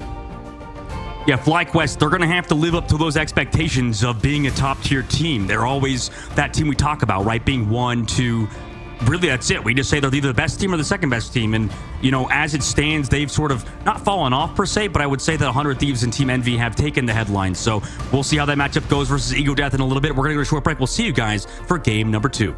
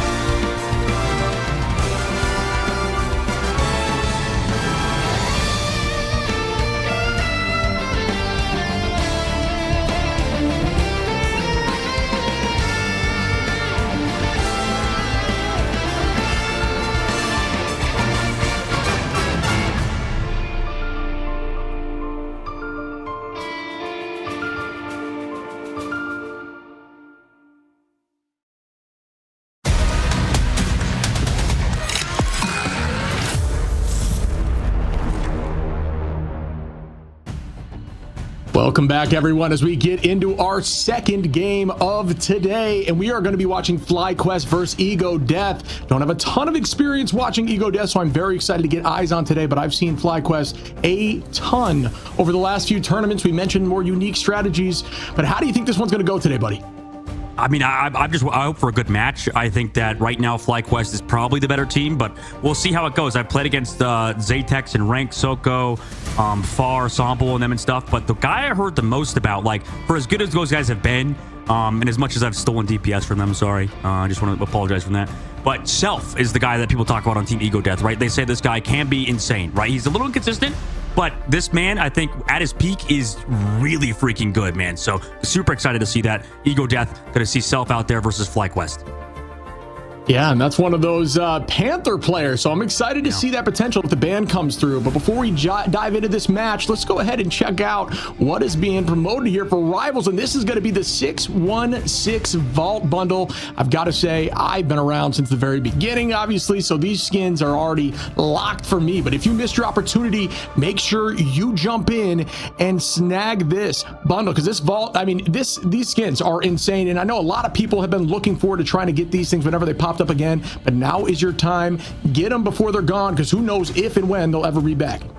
Yeah, I know that Vault everybody's talking about is that, you know, those skins, I think specifically that everybody's mentioning, just like, it's good to have them back, right? It's good. I think people, I had some friends mention they want to see that Venom skin again, you know, bring it back, that icy Venom. So people were excited to see those skins once more, bro, and I am too, because I missed out on a couple. I'll be honest, right? I'll be honest. I missed out on a couple of nice skins, and it's awesome to have them come back. Yeah, I mean, if you didn't get the cyan or the cyan skin from the beta, the next best thing is to get that Crystal Venom. Looks really cool in game, and the ultimate change too, so really dope.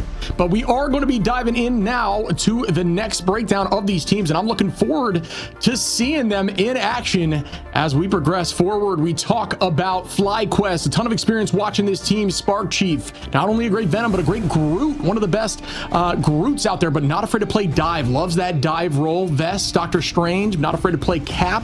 Light, we've seen him on Spider-Man, Namor, Star-Lord, popped off with Star-Lord a few times in some of the crucial games. Penny, even in some of these maps. Energy on that Hella Psylocke. Zelos with the Invis, the Atom, the Cloak, and then Cooper-tastic with that Invis Luna Loki combination. And they do have subs that they're not afraid to utilize too, so we might be seeing that in action in some of these games as well. Yeah, that'll be interesting to see. Meanwhile, for Ego Death, that team, they will be against unsigned roster. I actually just think I love the logo. I was telling Shib, I was like, I would love to have their logo just on a t-shirt, just like a black t-shirt or something that it says Ego with that dash in between, or a white t-shirt with that. It'd go kind of hard. I won't lie. I mean, it'd be a little edgy.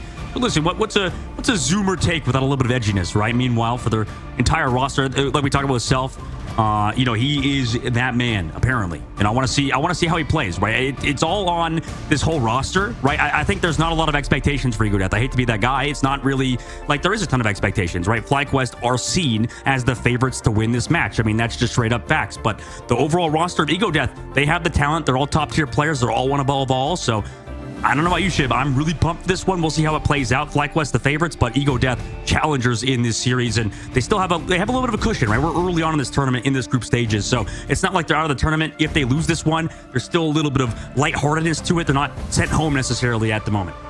Yeah, exactly. They're still just getting their feet, they're dipping their toes into the water here. I mean, it was cool. I actually just witnessed, you know, Self showcasing Punisher as potentially one of their favorite heroes to play. We haven't, which is strange, we haven't seen a lot of Punisher today, but yesterday, day one, almost in every single game. So definitely a unique take in the last match. Excited to see that potentially on the field now, because we know how strong Punisher can be, especially with that Final Judgment ultimate as we push forward into the ban phase of this second game.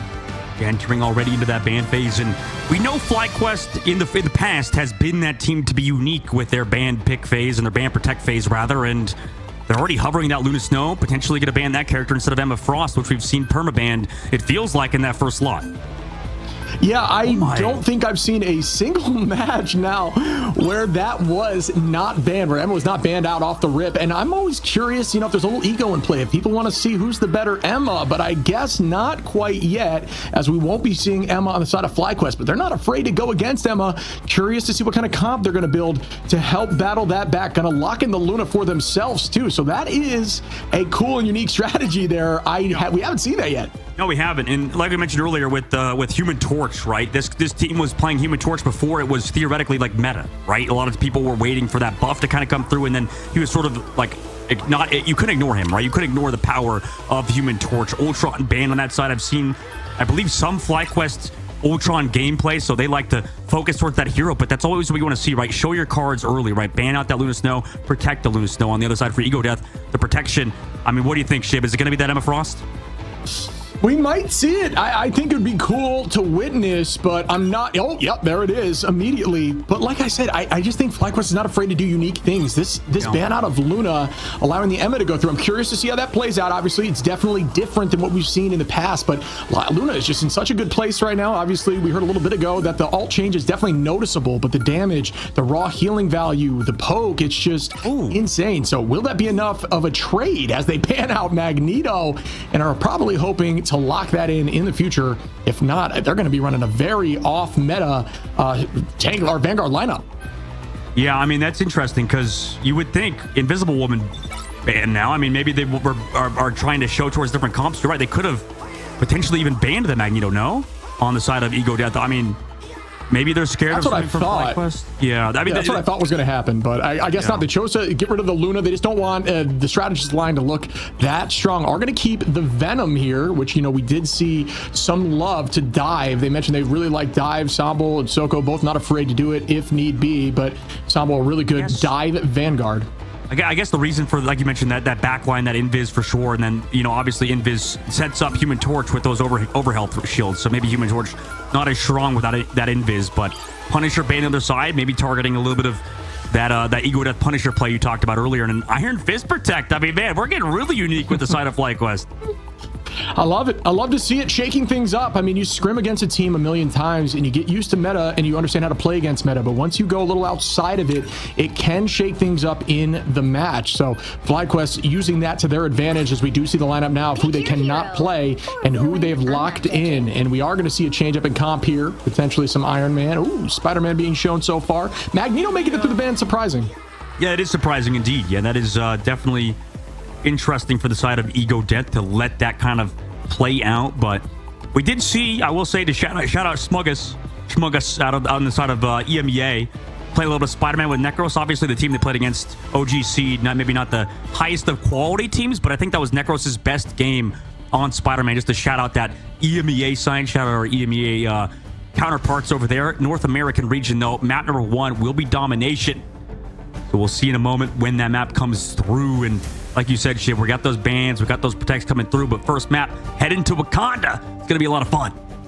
Yeah, I'm excited. I'm looking forward to this. I love Domination off the rip. Really gets to show the team fight capabilities. Obviously, heavy sway through that first fight, as you do see here. Penny utilizing that additional spawner. We mentioned this before. Will actually give you 50 additional HP in comparison to Rocket, which you'd only get 25. So when you are starting some of these Domination modes, don't be afraid to pull out Penny. Get your team a little bit of extra health for that first fight, because that first fight can dictate the match. As we start up here, let's get into it. Yeah, let's get into it. I mean, I know we talked about Self on their side, meanwhile for FlyQuest, we talk about all-star rosters in the North American region.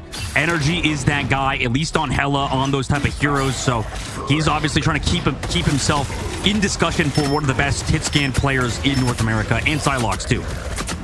Sambo and Spar Chief ego checking each other a little bit, still fighting right on that heel, just trying to buy that off angle, but it is not going to result in anything too much. Almost getting torched out of the sky with Hulk there from Spar Chief, who plays a mean Hulk. Also something along the lines of Groot, really good Groot as well. So Light going to be on that Iron Fist, showcasing that Iron Fist is very much still in the talks of playable, if not meta, at this level, just no longer insane after the slight nerf. And we are going to see him playing a little bit of a dance, just going in, getting some poke, making sure he can reduce just that block cooldown and then getting out and resetting. It's essentially like an off, an off Vanguard or something that can just draw a ton of fire. Zaytax trying to find an off angle here. It's going to be an ego check again, but no value as they're just kind of buying time on point.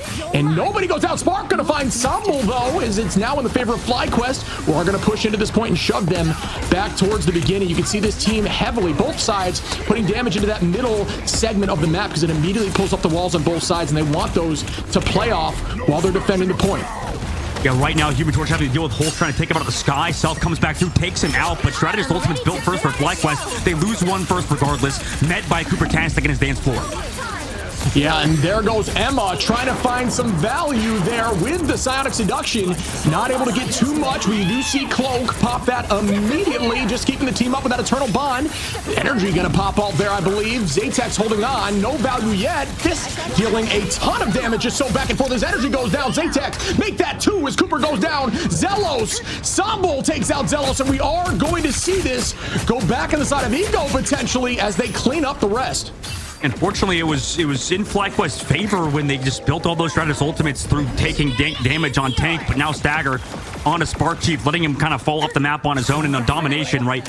Any second, every second counts, and Ego Death, they worked themselves back into it after losing Sambal, although obviously they were doing a ton of damage towards those Vanguard players. FlyQuest changing up Spark Chief off of the Hulk onto that Captain America to help Energy on that Psylocke. Full dive is going to be their sort of win condition. Ego Death had that sky damage from Human Torch. Yeah, we saw a lot more dive in 2.0. 2.5 has slightly turned that around a bit, but we still see it is very much viable as we see a shift in composition here from Fly trying to get onto the point. But, dive does struggle a little bit into the Emma as Soko is holding on to that Emma due to the banning phase. And here we go as Torch goes up in the sky, trying to get some value with that Supernova. Nothing yet as we do see Self get taken out there by Vess. Well done by Vess. Sambal onto Cooper, traded right back as Light takes out momentum. And the numbers are very much back and forth, but FlyQuest slightly up as Light takes out two more. Will he keep going? Zaytax falls. Light finds a third. Zaytax onto Vess, and it is so back and forth, but Light doing a great job here on Fist, finding this value and getting these picks. Man, I have to say, this matchup, this tandem between Zaytax and Energy has been so exciting to watch two Psylocke goats kind of go at it, and nice job as well from Light, like you mentioned on the Iron Fist. He's playing that sort of anti-air Iron Fist, right? Also out of that dive, onto that backline. It always feels like Iron Fist does a good job at countering flyers just by the nature of being able to track them in the sky. Meanwhile, walking in right now, Ego Death trying to take off these off angles, but early dive on the left side from FlyQuest. Yeah, I like the early look here at Ego Death. Played very strong off the rip. Alt advantage for this next fight, but Zelos very close on Cloak, and you know how quickly that can turn around. As now we see Cooper, Energy with the alt, and FlyQuest sitting on 4, ready for some action. Spark Chief gonna pop Captain America to keep the team moving forward with that Freedom Charge essentially. Oh, but no, Energy gonna drop far, and that's back towards FlyQuest as they find 2. 4 to 6 in this fight. Energy just buying the location in space. Soko trying to get something here with the Psionic.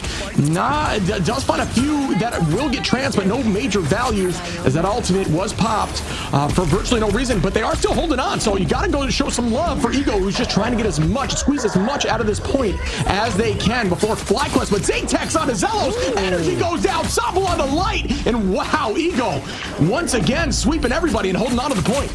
Yeah, they're just not. Both teams are sort of not lacking lethality, but like it just feels like for the side of FlyQuest they are, right? Just not able to find those final hits. Now towards the point, committing to dance floor because they want a chance to win this FlyQuest, met by the invisible boundary. So this is going to be an extended fight, but you're missing players on FlyQuest. So this ultimate, unfortunately, you're not going to find any extra damage through it. Now you're just sent back defensively, and you have to regain positioning against the Dance of Butterflies. Yeah, damage boosted. Zaytax gonna find Zelos there. Well done. Get another as Cooper goes down. Both of the strat line falls. Light gonna take up momentum, but it's still gonna be in the favor of Ego. Just trying to buy enough time on the point. Great dodge there. Wow, Self popping off and avoiding that meteor like it was their job. So now just keeping the pressure on, and this could be the end here as Ego might take this map, and they do. I mean, we couldn't overstate it. Like, FlyQuest favorites to win this best of 3, first to 2. And, on Burn T'Challa, it's domination. Anything can happen. But, man, that ban phase, I don't know if it was exactly how we would have expected, right? We let that Emma Frost go through. You said how earlier with that Psionic Seduction. Maybe that was a little bit sus. Maybe not the best Psionic Seduction from Soko, but that band's coming through. If you just look at stats alone, Chip, I mean, he's literally double the Vanguards on the other side. He has the exact same. He has more damage on Emma Frost than both Zealous and Spark Chief combined.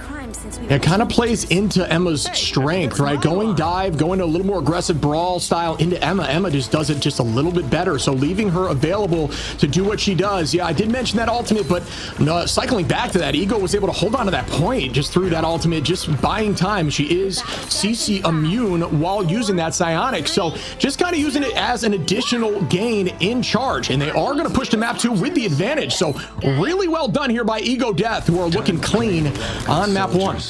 Heading to the spaceport now. FlyQuest, what do you have in store? I mean, you have some wiggle room. Obviously, you have some cushion in this group, but everybody was talking about how this was a group of death. Everybody's saying how FlyQuest is a part of that group of death. Maybe we were talking about the wrong team. Maybe Ego Death themselves are the Death Bringers. Yeah, and here we go, as we are going to see a neutral, just trying to gain some alt charge. Nobody has anything to launch off the rip here. Zatex putting some serious damage out. Zatex a very strong Psylocke, keeping the pressure on, dealing a ton of damage to Cap. Cap just doing what Cap does, living indefinitely on the point. Spark Chief using that ultimate. We do see Zelos fall, and we do see the play from Momentum, keeping the ult up, the Eternal Bond there, and just holding on to the point, but not able to get point. They are able to squeeze it out now, as Ego Death wins the first fight without having to commit too much. Yeah, nice kick there from Soko. You talked about Emma Frost and the lethality of that character, just able to smoke the side of FlyQuest into the wall. They didn't have Shredder's ultimates like you said, so that first fight maybe not going in their favor. They know, Ego Death knows they have to force the Shredder's ultimate early out of FlyQuest, but you can get so much room with Cloak and Dagger's ultimate. Yeah, Cloak can kind of pave the way for your team to press forward, but it's all about if they're able to, there is no major takedown. You can find Emma at the very end of a Cloak ultimate and kick off and try to make a play if your team is committed, which these teams are. So there's potential there. You can't be too aggressive with it and a little too lost. You have to be ready to drive back to your team, but Zelos does pop that ultimate, heading towards the point. Spark Chief finds Far, and that's good for the side of Fly early on in this fight, who are trying to take this back. Energy trying to deal some damage onto that Cloak, not able to find it, but Vess is going to clean that up. Momentum goes down. Well done by Vess. And Energy finds Zatex again. FlyQuest now finding their footing as they shut through this point. Cooper onto Self, and Fly is now going to get this point. Yeah, they've at least forced out both Shredder's ultimates. You saw Sombel and I believe Zatex on their side try to go for that one-shot combo with the tendrils and with the help of the Psylocke with the Emma Frost team up. But unfortunately, they couldn't get it. Right, even through the Cloak and Dagger ultimate, you can sometimes find the damage to get that elimination. But right now, Ego Death coming back through. If they can build up towards Momentum's ultimate, they'll have a massive advantage. Early on, ultimate committed by Soko. Yeah, trying to find somebody to get walking towards her, but no, not able to do so. Self getting the bubble and playing hyper aggro with all. Zatex going to clean that up. Down goes Energy. Down goes Zello. Zatex on a two-piece. Can we see more as they keep the pressure on this point and try to drive them right off, and they do so as Spark falls as well. Man, and they got early tick percentage because of the first fight they won, and now there's some stagger coming up. Light just kind of sitting back there. I don't know what it is. FlyQuest just feels like they're not playing aggressive enough. Cooper also gets found, so right now Self is just marking this Iron Fist, right? It's just gonna be constant back and forth. Light is found, has to dash away. I mean, Iron Fist, pretty much one of those characters that just can always live, just go health pack to health pack. But right now, FlyQuest backs against the wall. They don't have Shredder's ultimate just yet, but they're kind of getting themselves some space. They have some purchase towards this point. Yeah, a good Fizz is virtually un-KOable, especially if they can drive around the point like you see Light doing, just dancing off those walls, using the movement techniques, canceling animations on punch, and here comes a dunk with Meteor M. Bang! Oh, good stuff there. I believe that was Light. I'm not even sure if he stopped that in that moment. Excuse me, it could not have been. I don't even know what blocked that, but great play there as Invisible Boundary goes up. It is back and forth. Zatex finds Zelos. That's one. This could be enough here with the momentum shifting. Light trying to hold on, get some shield, 475 HP. Spark Chief finds Far. Self taking out Energy. Sobble onto Cooper, and the numbers are dwindling as Ego is going to end this match 2-0 against FlyQuest. What a blunder. What an absolutely insane map from Ego Death. The challengers, the unsigned roster. To win on Burning Kalu was huge, but oh no, man. Zelos went down because Cooper-tastic switched to damage boost, and Zatek, perfect positioning on the side lock, found the elimination just in that millisecond. I thought people talk about this all the time. A lot of casual players are like, you can't make even the slightest mistake at this level, right? People are so good that even that millisecond of switching over to damage boost got Zelos killed, and he didn't have his ultimate to follow through the dance floor. And Jesus, what a terrible, terrible map number 1 for FlyQuest. That has to feel bad. Yeah, like you're saying, I think they tried something different and it just did not work out for them. So it was an intense play. Look at Zatek's 15 final hits there on the Psylocke. That is crazy. Light was able to find 7, able to get some value out of the fist. We know he is a strong fist player, but the rest of the team not able to get too much value out of the raw damage there. Tried to teleport there at the end for Cooper, but still not able to get to the point. So Ego looked really good out there, very clean, a little bit more of a unique comp, no shield in the front there with the Venom out, and Soko on the Emma just such a presence on the battlefield. So well done again by Ego to push this thing through and get map 1. Yeah, map number 1 for Ego, aka Ego Death. Sorry, it took me a second there to think about it. I just want a shirt of this team. That's what I was thinking. Like, I honestly, just give me that, like, white T-shirt, whatever, with that logo with the red slash through it, man. I will be happy, man. But obviously no bias here, right? I mean, we love the FlyQuest guys, we love the Ego Death guys, and right now Ego Death, they can name themselves. We talked about FlyQuest, top tier team in past tournaments. They have been a top team. They've won tournaments as well. I know that their players will talk about how they've never been able to really win a massive tournament just yet. They're always that second place, third place team. And it's because they're always trying to figure something out, right? They're always trying to sort of innovate. Maybe on map number 2 here, Shiv, do you think they try to innovate again? Their bans and protects were definitely unique. I don't know if we've seen any team, every region just always bans Emma Frost first, and I think we learned exactly why with Zatek in that team up with Emma Frost on top of Emma Frost herself. Yeah, I mean, you mentioned it being a little more unique, and it seems like they were almost in a 2.0 comp, right? It seemed like they were playing patch 2.0 there.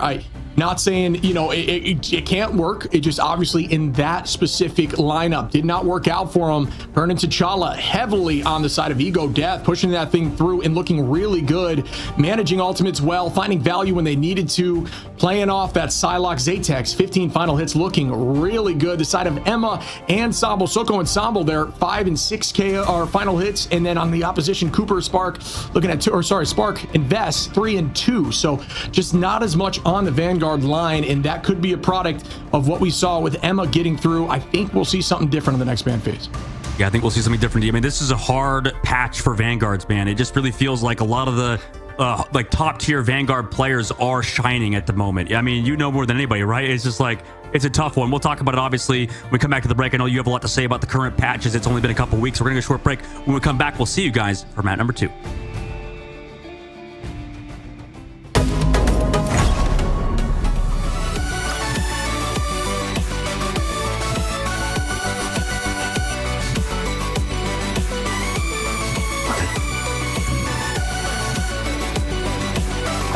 Nowhere to hide. Woo! I never miss.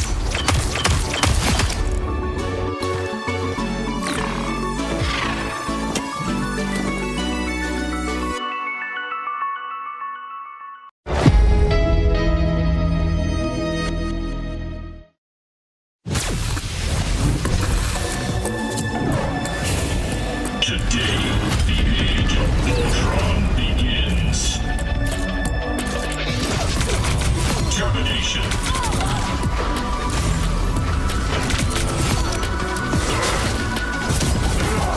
Challenge me, you animals. Emperor's perfection.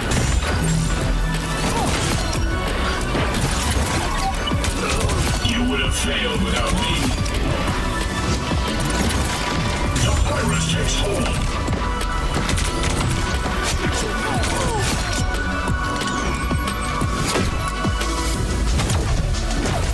Extermination!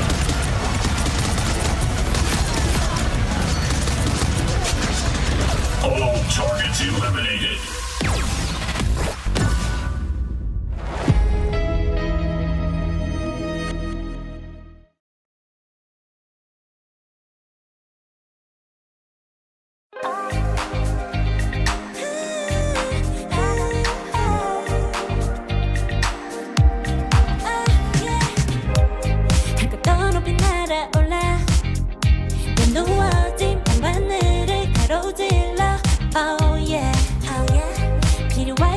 내가 널 지켜줄게 간절히 바라면 이루어지는 마법인 거야 운명의 소리 들려 여기서 저기서 날 찾으면 달빛이 날 비춰와 시작해야 let's go 어둡고 흘러는 우주 따뜻한 눈으로 감싸나 순간 신비롭게 녹아내릴 거야 좀 더 기다려 I'll be there 쓰러지지 말 끝까지 일어나야 해 어딜 가든지 극복해 힘은 너에게 있는 걸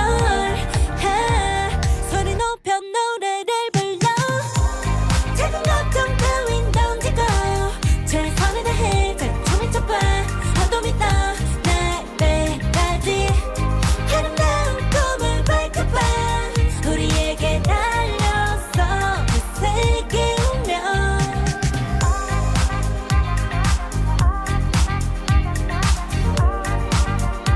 어둠이 떠 날배까지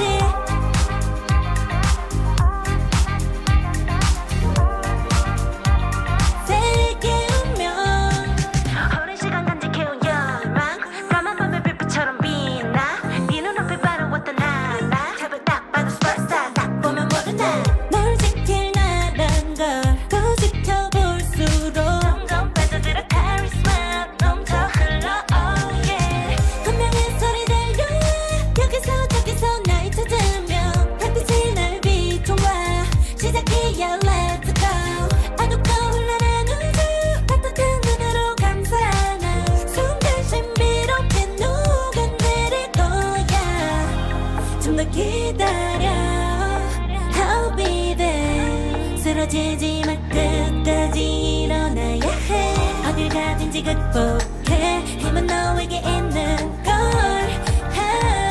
소리 높여 노래를 불러 작은 걱정 따윈 던지고 최선을 다해 잘 춤을 춰봐 어둠이 떠 날배까지 아름다운 꿈을 밝혀봐 우리에게 달려서 그 세계 오면 눈이 부신 모든 순간들 지켜내야 해 내가 좋아지려면 꿈꿨던 너와 나 그래 승리와 명예 The weight of the both worlds is in our hands 작은 걱정 따윈 던지고 최선을 다해 잘 춤을 춰봐 어둠이 떠 날배까지 아름다운 꿈을 밝혀봐 우리에게 달려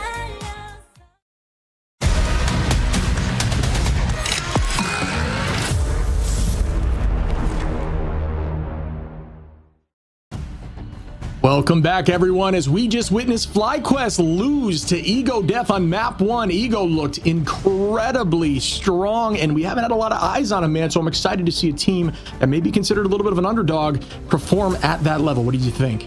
Yeah, absolutely. I think we've heard a lot behind the scenes about how good these players are, and that's the thing about Marvel Rivals being such a new esport, and in the fact that we are now entering the biggest tournament of its life, right? Of the lifespan of Marvel Rivals, we've never had a tournament this big. $3 million on the line. MRC, I'm not going to say it seems like chump change compared to it, but I mean, this is a huge paycheck for any of these players, even in this group stage, right? If you win, if you get first place and the playoffs, $70,000 in your pocket, dude, that's a nice little bonus. That's all I'm saying. That's a huge bit of little money.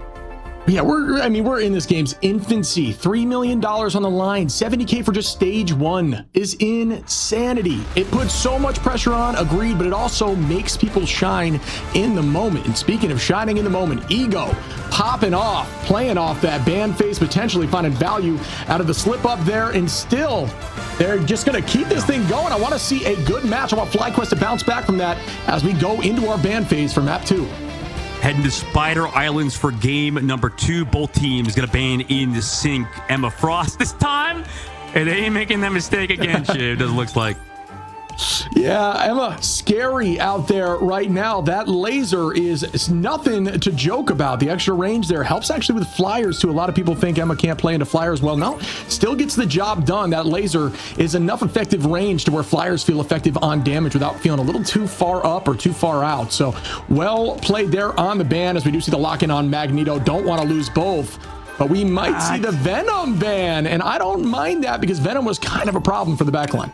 I think people mention how Venom's a not relatively easy character to play, but in terms of divers, like, you just live forever, right? And that Venom on the side of Ego Death was creating so much space for Zatex with those dives. It was just that tandem, that duo between, was it Soko or was it Somble on the Venom? I think it was Somble on the Venom, right? So Somble diving with Zatex every time was beautiful. That duo was amazing. We have a lot of questions as well. As we enter the ban phase, Ultron banned for Ego Death. I think they did this exact ban last time, now onto the red team. So it swaps sides. Obviously Ego Death now onto attack.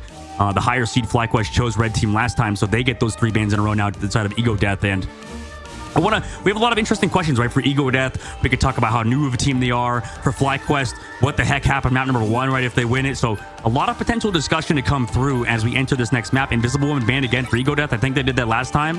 They really don't want to give FlyQuest that Human Torch Invisible Woman team up, it seems like. In Ego Death, when they play it, seems like they're happy getting Self on that Human Torch, and they're getting one of their other players playing that Invisible Woman. Yeah, you mentioned Somble on the Venom, right? 25, the most limbs in the game. Following up with Zatex. Zatex in at 24. They were playing off each other like peanut butter and jelly. So, yeah, good ban out there. I like what FlyQuest is doing, noting the other team's strengths and eliminating them off the field. Getting rid of that Venom. Goodbye to the Emma. Now it's a little more even on the Vanguard line. A little more balanced as we do see. Oh, my goodness. I would love to see it from the side. Oh, this is a play from Self, right? Self is the Black Panther, so they do lock it in. I love it. I love it. We're going to see this guy play his hero, right? And he was on Human Torch, right? Strong hero for sure. Not as strong as he was last patch, but still pretty good. Meanwhile, it does leave some different bans to come through, right? We saw Cloak and Dagger get played. And Luna Snow, obviously, in the last map with Luna Snow Protect, but it's a Loki ban coming through on the opposite side. Quick change up. So Ego Death not going to be able to play Loki or Luna, meaning Invisible Woman and Cloak and Dagger will be their back line.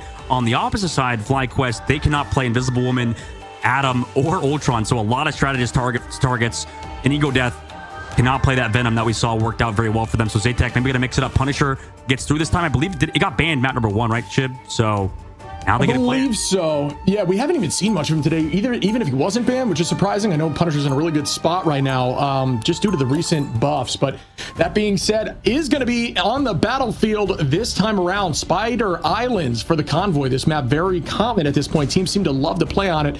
A little bit more defense coded off the rip on point 1. We do like to see the teams running triple because they can guarantee 3 fights. Guaranteeing more fights is how you hold on point 1. So playing up right at the spawn door there, then we'll see the teleport back for touch 2, and then at the end it's likely using a strategist to get that final touch as your team collapses in. Pretty much rinse repeat every time if possible. And then point 2 is also very difficult to push through, so very defense sided in my opinion off the rip, but we will see them hold very tight as they're up right here on the side of FlyQuest, getting eyes right at the spawn door. Yeah, immediately close holding. I think we talked to Ricky about doing this as triple. With the Penny Parker, they did it, but you usually see this triple tank, at least towards spawn camp side. For a lot of teams, it's just gonna be triple credit, triple support, or triple credits, triple Vanguard. So it takes a lot to just break through this, and you already see that Squirrel Girl swap coming out of Sample as well. Zatex gonna fall though on the inside. That's terrible for Ego Death. Yeah, nice pick there by Vess onto Zatex. You mentioned the Squirrel Girl ship. That is just going to be dealing raw damage because right now the strategist line of FlyQuest off this triple Vanguard are just getting alt charge like it's nothing. We do see Far switching over to Jeff onto Ego Death. Far has said in their notes for this tournament, big fan of Jeff and how Jeff plays. We might see an ultimate play here at some point, but it is difficult to go into things like the Thing. And there is the tackle off the rip. Good Wolverine swap, has multiple, but could not get through the side. Oh no! This is going to pick off Far. Far almost gets away with it a ton. Grabbed there, but no, not able to get through that little, segment of the map by that tree. Yeah, now missing the Jeff in this fight doesn't really matter. Far switching over to Invisible Woman. It seems like they're going to be able to push on through. Best though gets get read by the BRB. Oh, the stun also comes through onto Light and Spark Team. Magneto, meanwhile, counters on their side. Traded 1 for 1. Last lane as well to connect on the Cloak and Dagger. Wow, good escape there by Cloak. I did think that was going to work out. Self with a good tackle off the Cloak ultimate. You see people try to find any way to get Eternal Bomb. We mentioned Emma kick. Wolverine does a good job of it. Spider-Man, there is ways to get them off of their ult, but here we go as Wolverine shoves us in. Vest goes down, looking for two. Sample takes out Zelos, and Ego is finding their way through this initial hold. Yeah, great push there from Ego Death, but now we get that 3 fights, right? This is what we talk about on Spider Islands. Rest in peace, Shin Shibuya, by the way. Hope to see it soon in the map pool, but FlyQuest now coming through. Energy also going to swap over to the Winter Soldier. Meanwhile, this guy with the thing. Oh my god, kidnap Flight. Welcome to your own team. Yeah, you can get thrown there by the thing. The combination is terrifying. You throw him straight up into the sky and you let him fly around, and that is the fastball special there with a great tackle. Good escape right back, though, as they were not able to find much value, as Light was able to hit the skies quickly, drive them right back to this spawn door. Alts in the advantage of Ego, as they do have Soko and Far. Light is the only one holding on to Eye of Agamotto right now, but we will see Kraken impact soon here by Energy. Cooper with the dance floor. All this stuff is coming very soon as the Eye of Agamotto gets popped. It hits a few, but not enough to make any value just yet. The collapse still. Sambo gonna find Vess and still pretty close to even as Energy cleans up Zatex.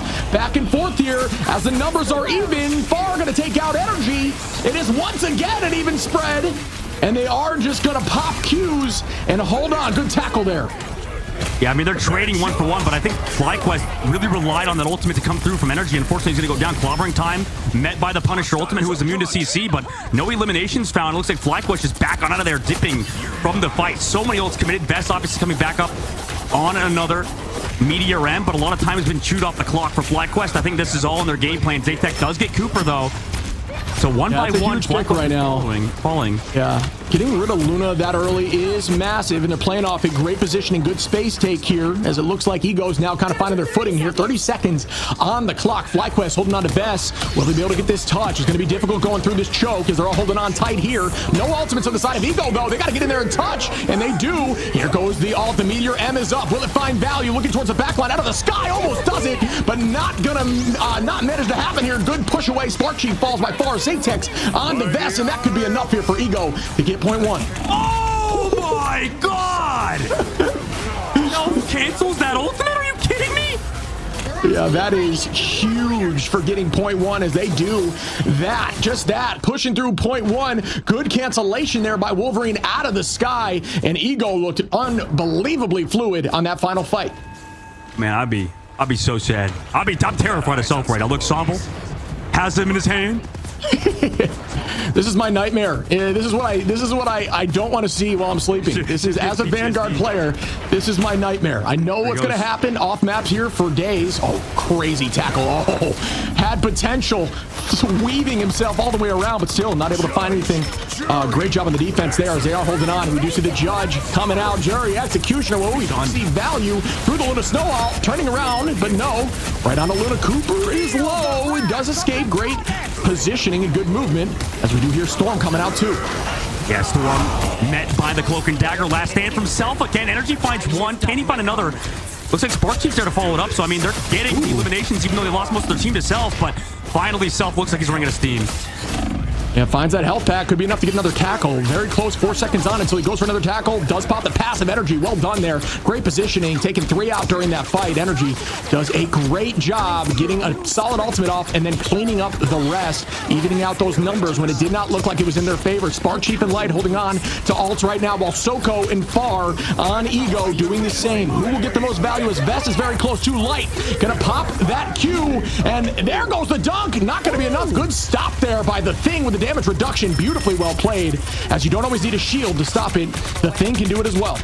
Yeah, Spark Chief's looking so good on the Thing, and I bet you this weekend we're going to see so much good Thing gameplay. Although Spark Chief traded back, Somble came back through. They come back in with the clobbering time.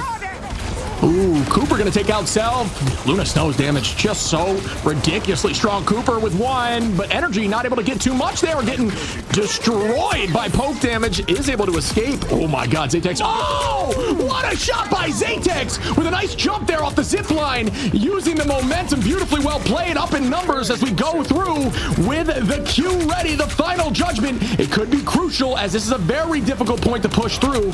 Will they get the job done in this next fight? I mean, his ultimate gonna get met by that Meteor M, which the thing can definitely reduce that damage like you saw earlier. So let's see how they play this upcoming fight. Here comes that Judgment.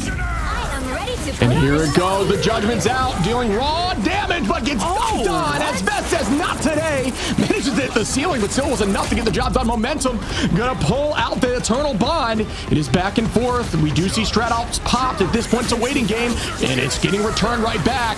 Soko finds Spark Chief. They're rushing in right now as Light's putting out some raw damage, looking for any. Energy takes out Far, and FlyQuest looking really good in this final fight. Soko turns it right back around. Vest onto Momentum. Make that 2 onto Sambal, and it is so back and forth, but it looks like FlyQuest will be taking this home unless this teleport is clean enough, and it's up there. Yeah.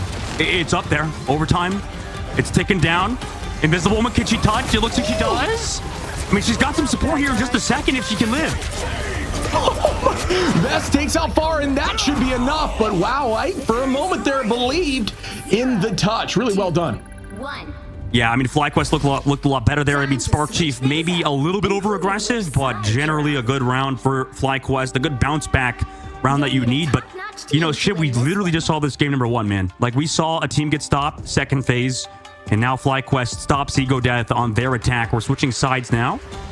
And, you know, for FlyQuest, what can they do? I'm not crazy, right? They are going to over-attack. Was I literally just... Yeah, you're correct. No, you nailed that. Okay. You nailed that. Wait, because the dagger's on Ego Death's side, right? So I'm thinking, you know, UI-wise here, right? Yeah, no, Ego Death, Fly was defending. Yes. Oh, now so it is going to switch now, yeah. We are going to see a switch now. Yeah, sorry, and I see where you're confused now. But yeah, we are going to see the team. I mean, the comp is staying the same. I think they did a good job. I liked what you're saying. Like, they seemed a lot more fluid as a unit. They almost held on point 1 there. Great final push there by the side of Ego. So I did like that. But no, FlyQuest definitely looking more like their old selves there. I think they woke up when they saw what happened on that domination game mode. Obviously, they chose this map. They do feel comfortable here. We do see that penny strategy that we talked about where they are going to put out that additional spawner and get that 50 HP across the board for this first fight, because we know this first fight is very important. But Ego electing to not run the triple Vanguard, triple strat, and instead have Self on that Panther. So I'm looking forward to watching that. He's teasing it. I think he knows we want to see it, and he's over there hiding behind that left side billboard, right? Just kind of lurking and waiting. Doesn't even know the Black Panther's here yet. It is difficult to get Panther into Flyers, but we know the strongest Panther is just the rotation, the 180s, the high sense gaming can get the job done. It's very much a game of playing around your cooldowns, though. You gotta peek and pop and peek and pop and do it consistently. But if you get found by something like a thing, which is difficult for Panther, you are in trouble. Energy looking right now. Light found out where Panther was, still escaped and decided it wasn't time yet. Is marked by Panther for the dash, but still buying some time as Cap is on the field now from Sobel. Well, you know what? That's actually a good matchup, too. Iron Fist against Black Panther, because at least, you know, most people can't track down Black Panther. Iron Fist can. Self, though, doesn't even care. Oh, my God. Goodbye, Zelos. Just the raw speed. You can tell the practice. Sambal and Self putting on a ton of pressure into the back line. It's so difficult. You got to have your eyes looking in 2 different directions as energy goes down to Self, looking so clean out here on the Panther. Shit, you gotta, in chat, anybody watching the game right now, you gotta get your best Black Panther friend that you've been one-tricking him. Tell him to watch this game right now. Yeah, we're going to be seeing way too much of that in ranked after this game. It terrifies me. You are not Self. I'll make that claim right now. No, honestly, Panther gets a bad rap, I think, in tier lists. Even so, you know, I've been somebody who's saying the same thing, but Panther at the top level is so difficult to track. As you can see here, Self taking out Zelos once again with just this clean sweep. It has no time to even react or find out where he's at, as he does have that Bast descent ready for this next fight. Energy goes in, met by the Meteor M, dashes back away. Soko takes out Light. Oh my goodness, Zatac's gonna drop Vaz, down goes Energy, and wow, Ego looking really good right now. FlyQuest a little bit in their head, still have 2 minutes on the clock. It isn't too much stress just yet, but I do like to see this unique composition being run here and finding so much success. It's crazy. Who he's hiding, right? He's basically in first person, hiding over the top side. Sees Light, and we know we can't bear in mind. FlyQuest definitely favorites going into this matchup, so if they lose right here and now, 2 minutes left to go, that's going to be brutal. So they need to find some kills, but against Self, they need to live. Oh my goodness, that is the third time in a row Zelos has fallen to Self, who's playing so hyper aggro, and they just cannot stop this train as Zatex finishes up Spark Chief too. I mean, it's just like a generational prodigy. Am I glazing this man too much? Light sees him. I think they're just trying to find out his position at this point. He's holding unique spots every time. It's never the same location. I think Light's doing a little bit of scouting here to find out if he can get this pick prior to the backline getting deleted. It has been so difficult for Zelos to get out of the spawn door. Is holding onto that Q button. Light pops that ultimate. Zatex trying to clean that up and turn that right back around. Light takes out Self, and that could be huge, as Self has been taking a lot of pressure and taking a lot of space. Zatex drops Cooper, though, as it is evened out now 5-5. FlyQuest has got to get on their game here and keep the pressure forward, but it is going to be difficult as we do see the Eternal Bond out. Will they find more value? Good dunk there by Energy. Can I see 2? Make that 2. Let's see 3 as Energy is popping off and turning this back for FlyQuest. 4, an incredible line, and 5 as Energy pops off, cleans up the entirety of Ego, and forces this thing in to a final point contest. 26 seconds on the clock. I mean, what a matchup between Demons. Energy showing that he is one of the OGs, one of the top tier players in this game on the Winter Soldier. But lurking over the wing is Self, the up and coming prodigy. Coming down, 11 seconds left to go. FlyQuest last shot to close it out here. Zelos takes out far early, but Self turns it right around on Cooper. Both losing one strat. Will they be able to make this happen? Self now finding the second. Will they be able to do so? A ton of damage out, and Soko cleans that up as Zelos goes down.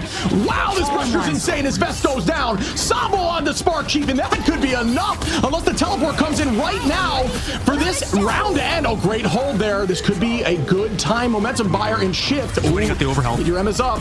Oh, down goes Energy. Does not take out the Luna, though. Luna's still dancing. The teleport could come through as Zelos makes that switch. Light trying to buy some time, potentially turning this fight around here. Light dealing a ton of damage. Shamble takes out Cooper, though. Self onto Vest. Vest gonna res up Cooper. Self onto Light. This may be enough as Self is tearing up the back line. I mean, Light's coming back with ultimate. Overtime ticks down. They have the touch. Energy's on. The thing is on. They have the sustain. It's just this Black Panther dashing back and forth. Zatex gets energy. Can the thing stall long enough for Light to get back with the ultimate? I love to see this. This is an insane set of plays. Sambo gets 2 as Vest goes down. Cooper falls, and that could be enough here as the teleport goes away. Light not able to hold on, and Ego Death with the upset, taking home the entirety of this match. Holy, I have so many words that I just like want to just spurt out, but that is cannot be understated. One of the favorites for the whole tournament, already sent down to the loser brackets. That's crazy, man. Ego Death. I want to see an interview with these guys. Are they really egoless? You know, like, are they potentially super full of that narcissism, of that egotistical, like, sort of mentality? I don't know. We're going to have to talk to him a bit, man. I mean, that was insane. What a matchup. FlyQuest sent down the lower brackets in this group. In this group of death, Ego Death joins those top dogs. Wow. I mean, we've seen FlyQuest bounce back from the initial loss before. They have gone through the losers bracket. They are a strong team, but I am mind blown. 15 finals for Self on the Panther teams. Not taking a lot of time to scrim against the Panther. Panther, a more unique divey strategy, just dealing so much burst damage in such a tight window. And I truly believe that distraction alone onto the backline, finding an early strategist pick nearly every single fight, was enough to force Ego to take this thing home. Incredibly well done by Ego Death. Yeah, like you mentioned, incredibly well done indeed. And, we see, European teams play a lot of Black Panther. We've seen Tanuki on Berber Patapim play a lot of that character. And now over here in North America, you're seeing the value of that hero. And like you said, it is such a niche pick, Shib. Like you mentioned, it depends on the map, right? We go to Spider Islands, a lot of verticality, a lot of, sort of close angles to kind of climb up and, cover to hide behind, and you can kind of sneak around, sort of like Wolverine on steroids. It's like there's so much value you can find out of that hero, and you can see Self on any of these melee characters. He really shine. And, any map I think we see that is a little bit more close, right? Maybe the new map, the new Ultron map, we could see a lot of that character get played. There's so many things you have to think about in terms of map geography. Like, you're going to play on Krakoa. I don't know if you can play Black Panther on the map too much, right? You maybe play more Hela, maybe play more of those spammy heroes. And you go to a map like this, I mean, Black Panther truly shines, like you said. Yeah, Araco, you mentioned Araco, really good for Panther. Those escape windows, a ton of teleports post diving the backline, just free angles. So that is very much in their favor too. They did take this W, so that pick will not be, in the future that we might see that from them on their picks as they go to Convergence and Convoy maps. But, Energy looked really good right here too. Did get a 5 KO, beautifully well played, but just not enough as Self just popped off. That very distraction heavy backline dive comp is terrifying to go against. I just witnessed the Panther on the enemy team and never the one that's on my team, but really well done there by Self. Yeah, really well done indeed. And you know what? That's like, for as much as Self popped off on Spider Islands, we have to talk about the rest of the team on game number 1. I mean, everybody stepped up to the level of FlyQuest. It sucks, obviously. We know a lot of the guys from FlyQuest. To lose this early, it's tough. But they have that lower bracket to kind of come back. That's all we talk about. It's a little bit lighthearted here. It's not win or go home at the current moment. We'll see as we enter those, win or go home matches as we progress through the weekend. When maybe FlyQuest could get sent home already. And, go back game number 1. I think Zaytek played very well. You said on the Punisher, he was popping off. I think on the Psylocke, he was doing really well. I played against this guy a lot. He's been very good. I didn't expect him to play, I think, this good. And Ego Death as a unit look great. And right now we have Sambo in the interview, or maybe in a second when he gets on in here. But, Shib, what a game, what a series from Ego Death. We got Sambo we're talking to. Man, congratulations. You look cool as a cucumber. I mean, what a game for you guys to win against FlyQuest. They are down in the lower brackets because of you guys. You 2-0'd them, bro. How do you feel?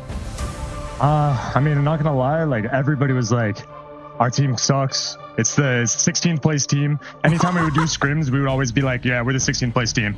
And it was just hilarious. We knew we were gonna do really good against them and beat them, to be honest. Like, we were completely confident the entire time.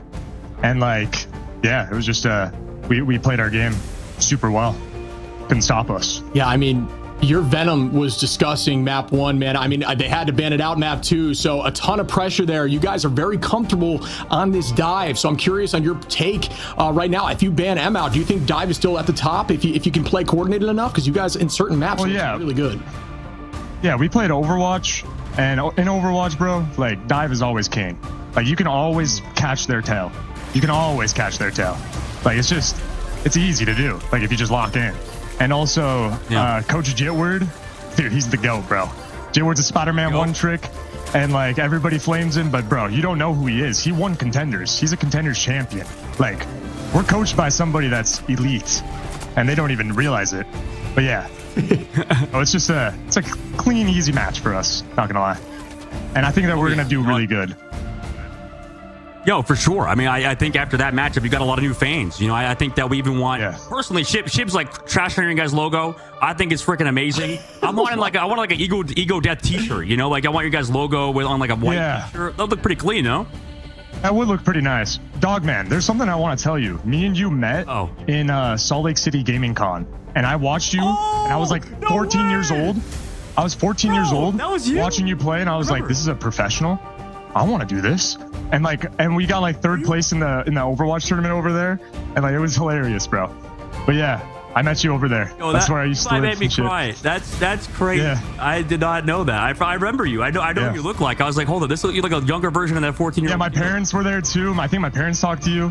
It was dope. I never basically in Overwatch I only got tier 2 level. Not let you try to go pro. I think I told them. I told them to make you go to school. So maybe not the most. What were you saying? Sorry, I didn't mean to cut you off. No, it's all good. But our team, we have a lot of things to prove. We are better than a lot of people think, and I think this match proves it, obviously. But yeah, we got a lot to work, so just wait.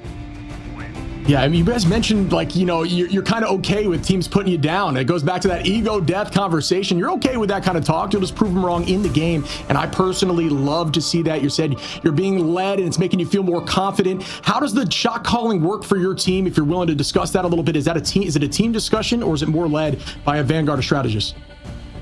It's basically it's ready calls. Ready? Let's go. It's just we know our positioning, we know our setups. We understand the game really well, better than a lot of people think. And also being the team that people think is trash, it's a beautiful setup. It's a Tom Brady-esque. It's everybody thinks you're really bad. Sorry. But you got it. Yeah, you just prove them. You just prove them wrong, bro. It's so easy. Especially this game, it's all about timings, positionings, kiting. It's really easy to manage it all if you have a team and a unit that plays together.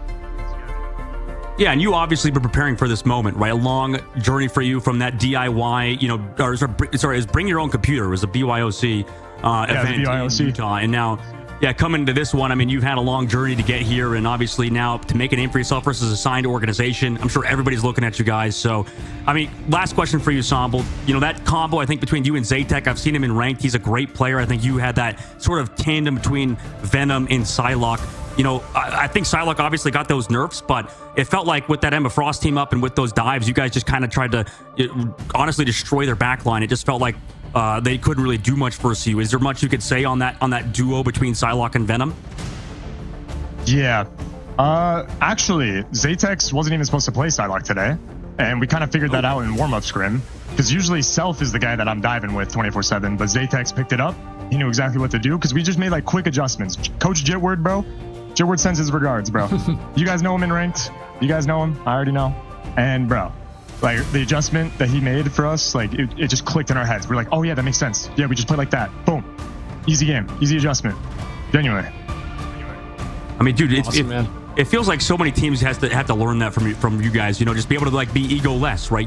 Have that ego death, like you said. So, Samble, thanks for coming in, man. Thanks for this interview. It's nice to see you again. I guess it's been literally like, I don't know, it's been years. 8 years. That's been years, man. We'll have to catch up later. Make sure to check out Samble on social media platforms on X, and obviously the coach got Jimbit, the rest of the team as well. Congratulations on your win. We'll have to talk to you hopefully next time, and maybe one of your other teammates is going to come back through when you guys win in the next round. Yep. Thank you so much, bro. I appreciate you. And you too. Good talking to you, man. Well done out there. Yeah, GG's, man. All that's sick to see, shit. I'm not gonna lie. A little bit of Dude, that's crazy. Dates you a little bit, old man, but no, honestly, no, honestly though, that was it was really cool to see the full circle moment there. And also, Jitward, come and get your flowers, man. They're really gassing you up. Well done on keeping this team cohesive. They mentioned making a switch prior to jumping right into this level of play and just feeling comfortable. It really is about keeping your team as a one single unit instead of having 6 individual players try to play their own game. So it seemed like they were all just ready calls. Just proves to me that the team understands each other and they don't need to question or ask questions. It's just ready, go. And that's all it is, and immediately diving right onto the back line. But wow, really well done. And we are going to continue this conversation and move forward to our next game when we get back. To the bracket, Chipskis. We're going to the bracket, buddy. There's no breaks here for us. We got to look back at the tournament. We got to remember how amazing ego death was. Like, just amazing series. And like you said, there's a lot of discussion here. I think a big point we talked about was Samble coming in, and it reminds me a lot of things. Like back when he met me in Utah, I hate to make this stream about myself. I'm not trying to, obviously, in the broadcast, but like with Samble meeting me back in that time, I think during Utah, that was before I actually was a professional, like actual full-time player. That was when I was trying to make it, and I was couch surfing at like a friend's house in Utah, and there happened to be like $100 tournament I needed to play for because I just needed the money. So I just went out, brought my own computer to the tournament, competed, won like a $50 gift card from Salt Lake Comic-Con. Shout out Salt Lake Comic-Con. And met him there. I just thought I met a kid, and I was like, okay, he's just some guy, whatever.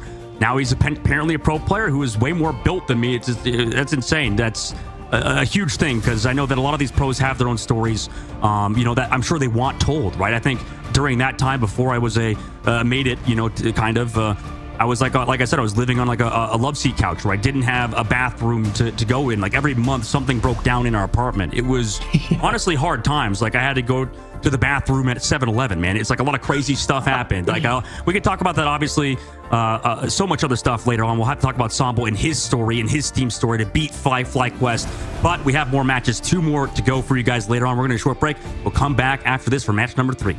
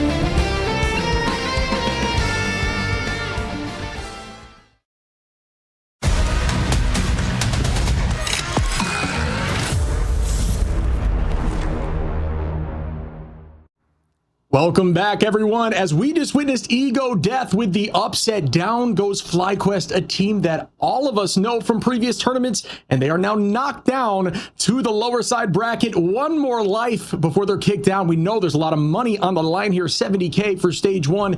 That has to be a little bit more stressful as they press through this tournament. And now we're diving into our next match. What do you think about it, buddy? Yeah, Shroud X versus Techie. You talked about how Techie we don't have a ton of information on them. I know they're big fans, you said, in their player profiles about how they're big fans of Techie XD from the side of Sentinels. And maybe they would get that matchup potentially later on. Would be exciting to see what happens there. But Shroud X, I think we talked about it a little bit in the green room. We talked about it, leading up to this for Shroud X. This is a big moment for them, right? They need to kind of get this first game win. Shroud X, unfortunately, I know we talked about it a little bit with the other side earlier. I believe it was Ricky mentioned how Shroud X, it's been tough for them so far. Taking a look back at the rosters, first up, we got Shroud X, that team that has to make a name for themselves yet again. I know they got picked up by Shroud a while ago, formerly Intergalactic.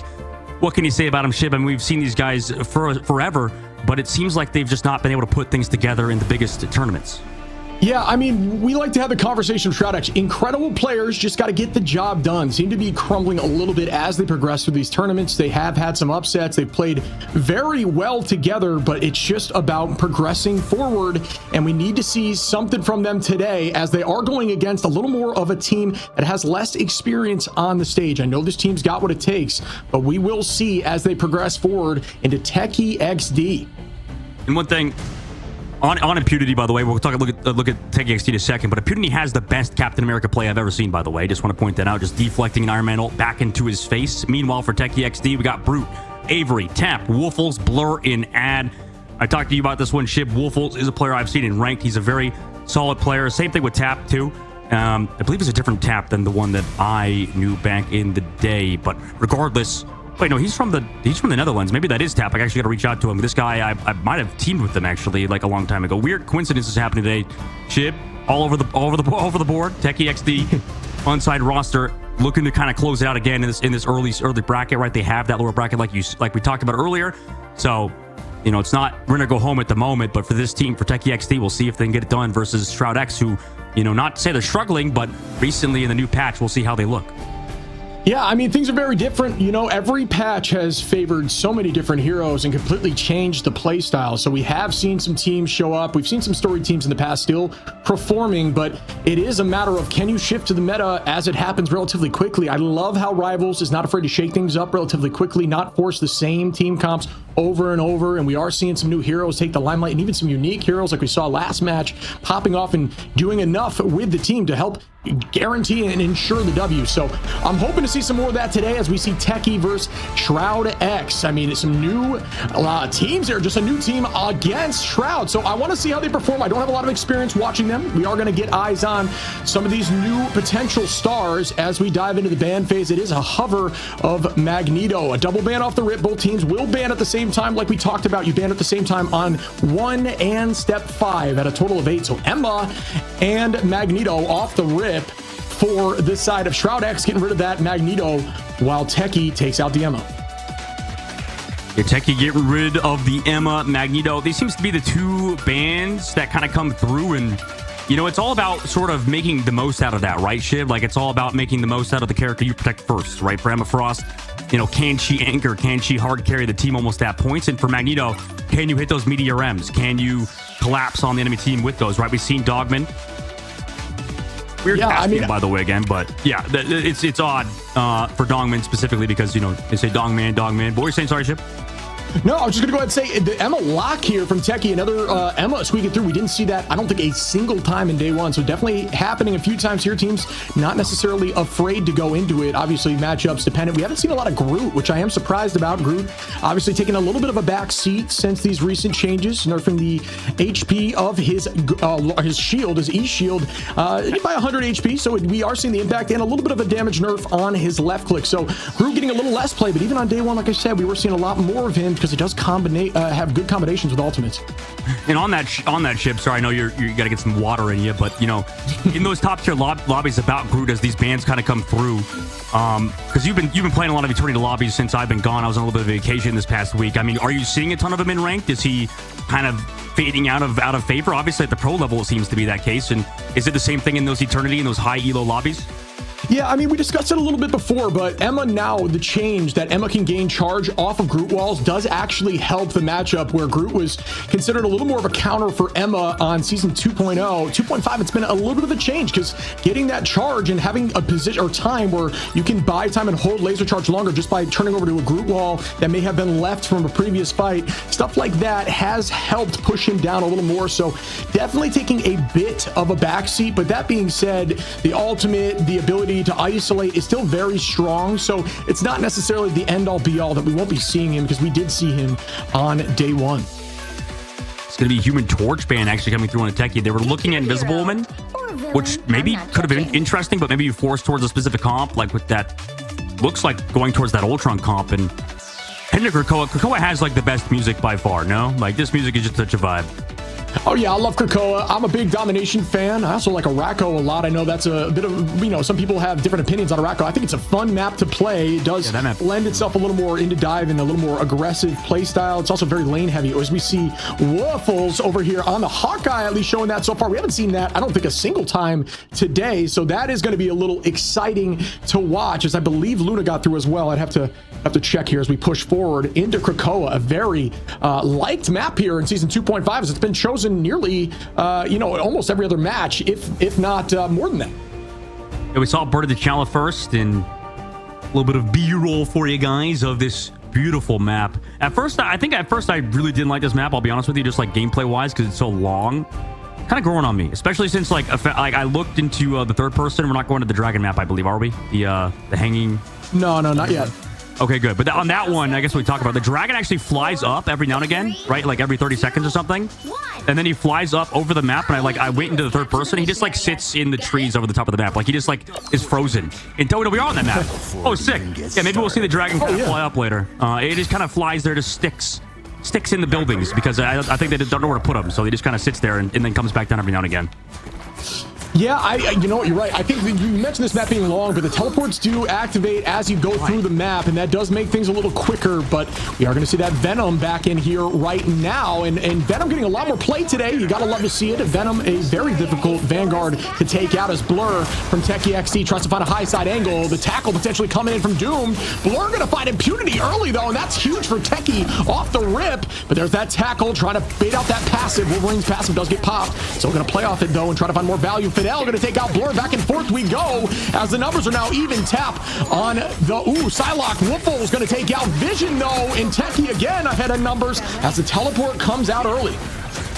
An early teleport, and you know, rest of the team Tap trying to kind of find these eliminations, but unfortunately Cloak and Dagger, that little bubble's hard to kind of find eliminations. Doom trying to match that Psylocke on the backside, but she's been so evasive. Dash back to the team. Nobody yet in control of the point, by the way. And this Venom does get grabbed, but Venom has this survivability with that E to stay alive. Yeah, and Doom playing hyper aggro. Wolverine very difficult to take out with the right pocket. A very terrifying duelist in the eyes of every tank, even Emma, if you just buy your time and wait out that Exhibit A. Good pull off there, well done by the side of Shroud X, trying to keep them away. By the side of Techie when it comes to Woofles with a good push off. But that is one of the few things that you can do to help your frontline Vanguards into the Wolverine. Your Invis has got to be holding on to that cooldown. Good damage here by Vision, taking out Brute early. Down goes Emma. Numbers back in the favor of Shroud X, who are holding on to the point here. 26 on and still maintaining that pressure. Dongman goes up in the sky with the dunk. Does not find value. Impunity going to take out Tap, though. And that is going to keep Shroud X in the numbers' favor with 35 on the domination.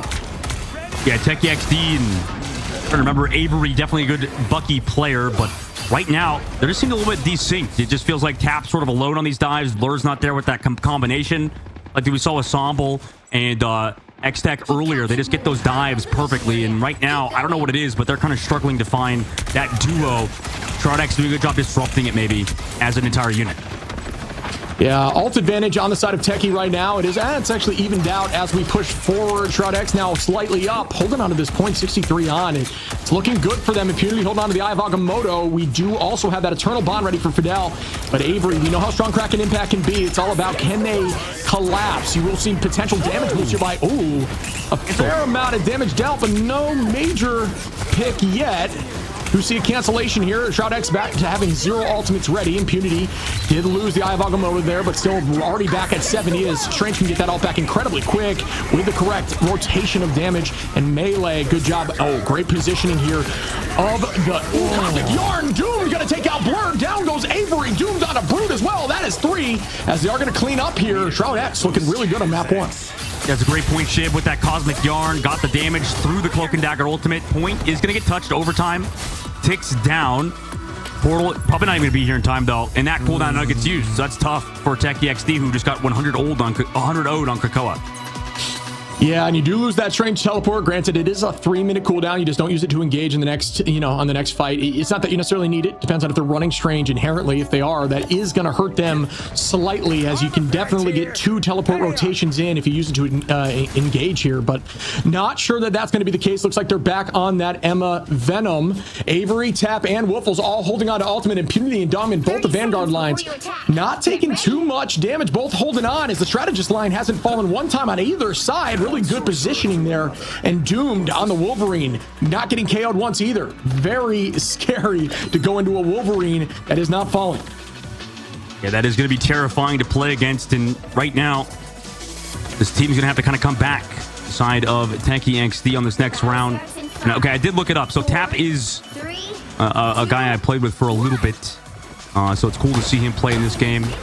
And now, his team's down, right? That first map did not go their way whatsoever, and switching Blur over to the Captain America, maybe that's the change-up they need for Shroud X's side. Doesn't seem like they have to mix up much. They're doing really good playing around this Rocket Raccoon. We're going to see some incoming portal cheese. We see this a lot of times. Yeah, potentially trying to get a kidnap there with the portal. If you place it properly and fast enough, you can actually get something like a strategist to walk through. Dongmin trying to find value there, not able to do so. Tap on a good off angle with the Psylocke, holding on to the point, playing off this point. You can retake, jump back into the portal, get full HP off the spawn. And a great Eye of Agamotto as they get 4 there. Incredibly well done by Impunity, who sweeps the entirety. Oh my goodness, down goes Techie XD fully, as that is just, or AAD is going to have to reset. Really well done there by Impunity, who now is 10-1. Dongman still holding on without losing a single life here, and the rest of their backline still not falling either. A ton of value there. Yeah, they kind of baited, I feel like. They were like winning the team fight, but still fought around that portal, and no, Tap gets kidnapped, brought up by the rocket pack into the ceiling, able to dash back away, but unfortunately they just thought they were winning team fights, so they stuck near that portal, and like you mentioned, Shib, Impunity, perfect timing, just kind of dodging back and forth. 30% now on the board built for Shroud X, who don't have many ultimates, so right now this is Techie's chance. With that invisible boundary, maybe they could meet Shroud X early. It's one of those experience dances that when you are around a portal, especially if it's near spawn, your team is smart enough to look through portals, still find value of touching spawn while still looking through the portal. If you're able to do that whenever you're low on HP, it's essentially like getting ulted, right? Because you are fully back on HP, and you can just retake the fight like they did. And they immediately won that thing. So we see Doomed here, just keeping the pressure on, still holding on to that passive. Still going to have that extra HP. We see Blur popping Cap just to try to keep the team in the fight. We do see the Cosmic Yarn get popped as well. They're not going to be able to deal enough damage to it, or at least they're focusing in now. Now it goes down, and that is a problem. Blur trying to find some more value as Tap makes the pressure too. Avery and Tap using all their Qs, but that is going to be a 4-piece together, and they are going to take priority on a point. Well done by the Duelist line, and yeah, it looked really good as they do hold on Techie XD. That is what we want to see as we push into the second map. Yeah, that was a good fight, like you mentioned, but that's every ultimate used, right? They overlaid Blur and Ad's ultimates. Now coming to this next one, they have nothing against the Punisher. Visions, Dongman, 3 ultimates. They've also built up to 65% of the board, so I mean, it's kind of a death sentence if they lose this next fight quickly. Yeah, this is in ranked. We would consider that a win, right? They overcommitted potentially, right? That we did see a ton of value. They were able to make it happen, but they burned all the Qs. Like you said, Vision gonna pop right now. Final Judgment goes out. Will they collapse off it? Emma in a weird position. Great dash out, using that cooldown, using that diamond form to escape. Dropping the strat line away. Not able to get a lot of value there, but they are retaking this position. Roughly even now. 45 to 65. A lot of damage. Up we go with Dom looking for somebody. Dongmin trying to dunk on. Nice jump up there by Bucky to avoid it. Dongmin trying to find value and unfortunately not able to do so, but still buying time as ShroudX does retake the point. Vision dropping Avery and just spinning with this turret. Just a threat and also a great way to build that ult charge, dealing a ton of damage, almost getting 20% in a few seconds. There's the tackle on a Vision. Does not able to get the kick into the side. It wasn't going to be enough, as we do see Brute here use the psionic. Yeah, just lost team fight. I mean, they just unfortunately committed too much, down too many people, and I don't know, that just was a lost team fight off the rip. And now coming into this one, they have some stuff coming back. They have Woofles. Maybe you can come back and pity, though, connection on Amalgamoto surely. Or got stunned. Yeah, Dongmin is going to find Avery out there, pushed out. Brood's going to hold on, and you would want that ultimate at this point, but it is difficult conversation. The comms obviously going to be a little more scattered right here. Tap trying to find some value off the back angle. Dongmin drops Woofles. Impunity onto Brood. Impunity again onto AAD into the backside. His cloak falls as well. Really well played. It looks like ShroudX is back on their game here. Doom dropping Blur. Vision on a tap, and that should be enough to win them map 1. A great map number 1 from the side of ShroudX. That's a way to do it. And it was tough because there was some bright spots, right? We saw on the side of Techie XD, they actually played very well around ultimates. You saw how they didn't die versus that Punisher ultimate. They didn't die versus Strategist ultimates as well early versus the Sonic Seduction and stuff. Like, they did a good job avoiding ultimates and all that damage. You saw the Meteor M get dodged by Avery. So you can see the micros there, but at a macro level, committing ultimates when you're down 2 players is definitely tough, considering, like you said, you know, win the war, not the battle necessarily. So, you know, for the side of Techie XD, maybe they have some stuff to work on. And you know, game number 1, honestly, they didn't play that bad. I thought they had a good start to this series in map number 1, but right now ShroudX already putting themselves on that point by winning it in this first of 2. Yeah, I liked what you said there. It's a macro, not a micro issue. Just a little bit of overcommitment on ults, not finding too much value until things were already cycling again for ShroudX, able to get those ults back and finding value off their ultimates. Some strong play on both sides. It just didn't go in their favor. Techie made some small mistakes. Impunity did really well on the Strange. There are some really strong ultimates. Vision and Doom, both with 7 final hits, looking very strong. I mean, we did see a little bit of back and forth, but I have to say, ShroudX looks like they had that from the very beginning and never took their foot off the gas. So well done there by ShroudX on map 1. Yeah, I mean, maybe for the side of Techie XD, now that we move off of Domination, well, I don't know, that's tough because usually, I mean, Domination maps, I would say, are even less macro focused, right? So now that we enter Domination, I'm a little worried for their synergy between both Tap and Blur. I think they're great players individually, just haven't been able to get on the same page, I think. And right now for the side of Techie XD, maybe we got to look at that band. They played the bands fine too, I guess. Like, it didn't really matter too much. I think it's just ShroudX. I think right now a more veteran team. I liked how they played the Rocket Raccoon. I think that's a very unique idea, right? To play that Cosmic Yarn Amplifier, to play around Rocket Raccoon and the neutrals, just look at each other, the supports, the Punisher, that trio between them. I mean, that was perfect. So right now, a lot of positive things to say about ShroudX and Techie XD. Hopefully for them, they can maybe look back at the drawing board after that map. Yeah, you mentioned the Rocket. Nuck has never been afraid to play Rocket, even in the last few seasons. Been pretty much a strategist that can play virtually everyone. Nuck does a great job of that, but great placements of those Cosmic Yarns. We mentioned that, playing around the shields of things like Strange and Mag. If you are going to use double shield, you actually have more value out of that Rocket ult because you can maintain it longer and allows your team to play aggressively with more aggressive ults like things like Vision on Punisher. So if you do play around that with Cosmic Yarn, it's an unstoppable force of damage. It's a little more threatening, the double shield to keep it up. I liked what they were doing, definitely a little more unique. And like we said, I just feel like they were on their game. It felt normal to them and it didn't look like they hesitated once.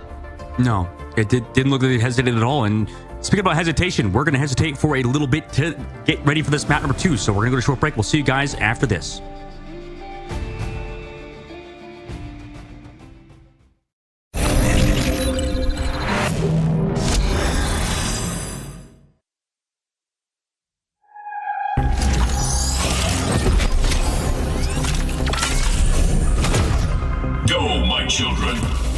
Make yourself useful.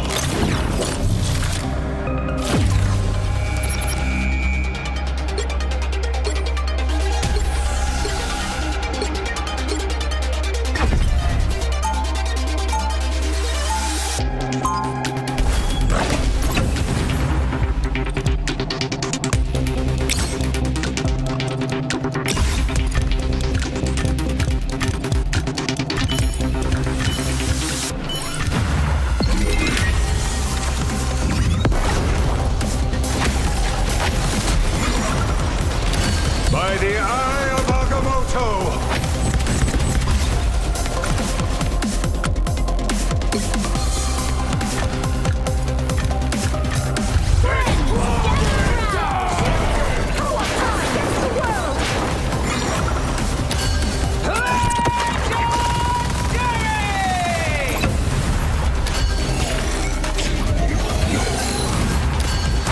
Tremble before us! Maximum pulse!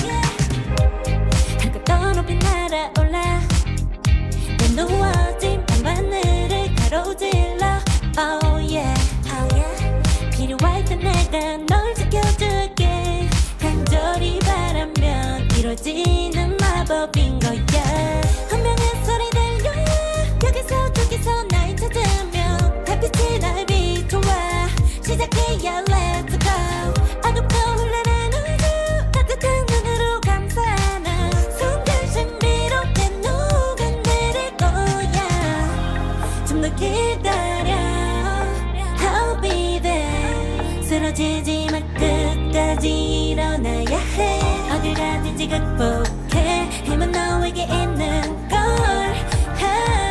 소리 높여 노래를 불러 작은 걱정 따윈 던지고 최선을 다해 가슴을 좁아 어둠이 떠 날 때까지 아름다운 꿈을 밝혀봐 우리에게 달려서 그 세계 운명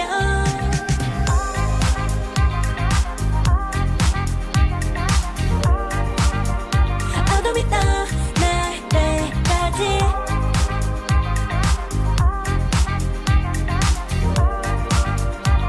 세계 운명 오랜 시간 간직해온 열망 까만 밤의 빛처럼 빛나 네 눈앞에 바로 어떤 나라 탑을 딱 봐도 superstar 딱 보면 모두 나널 지킬 나란 걸또 지켜볼수록 점점 빠져들어 카리스마 넘쳐 흘러 oh yeah 운명의 소리 들려 여기서 저기서 날 찾으면 달빛이 날 비춰와 시작이야 let's go 어둡고 흘러는 우주 따뜻한 눈으로 감싸나 순간 신비롭게 녹아내릴 거야 좀 더 기다려 I'll be there 쓰러지지 마 끝까지 일어나야 해 어딜 가든지 극복해 힘은 너에게 있는 걸 소리 높여 노래를 불러 작은 걱정 따윈 던지고 최선을 다해 가슴을 좁아 어둠이 떠 날 때까지 아름다운 꿈을 밝혀봐 우리에게 달려서 그 세계 운명 눈이 부신 모든 순간들 지켜내야 해 내게 주어지는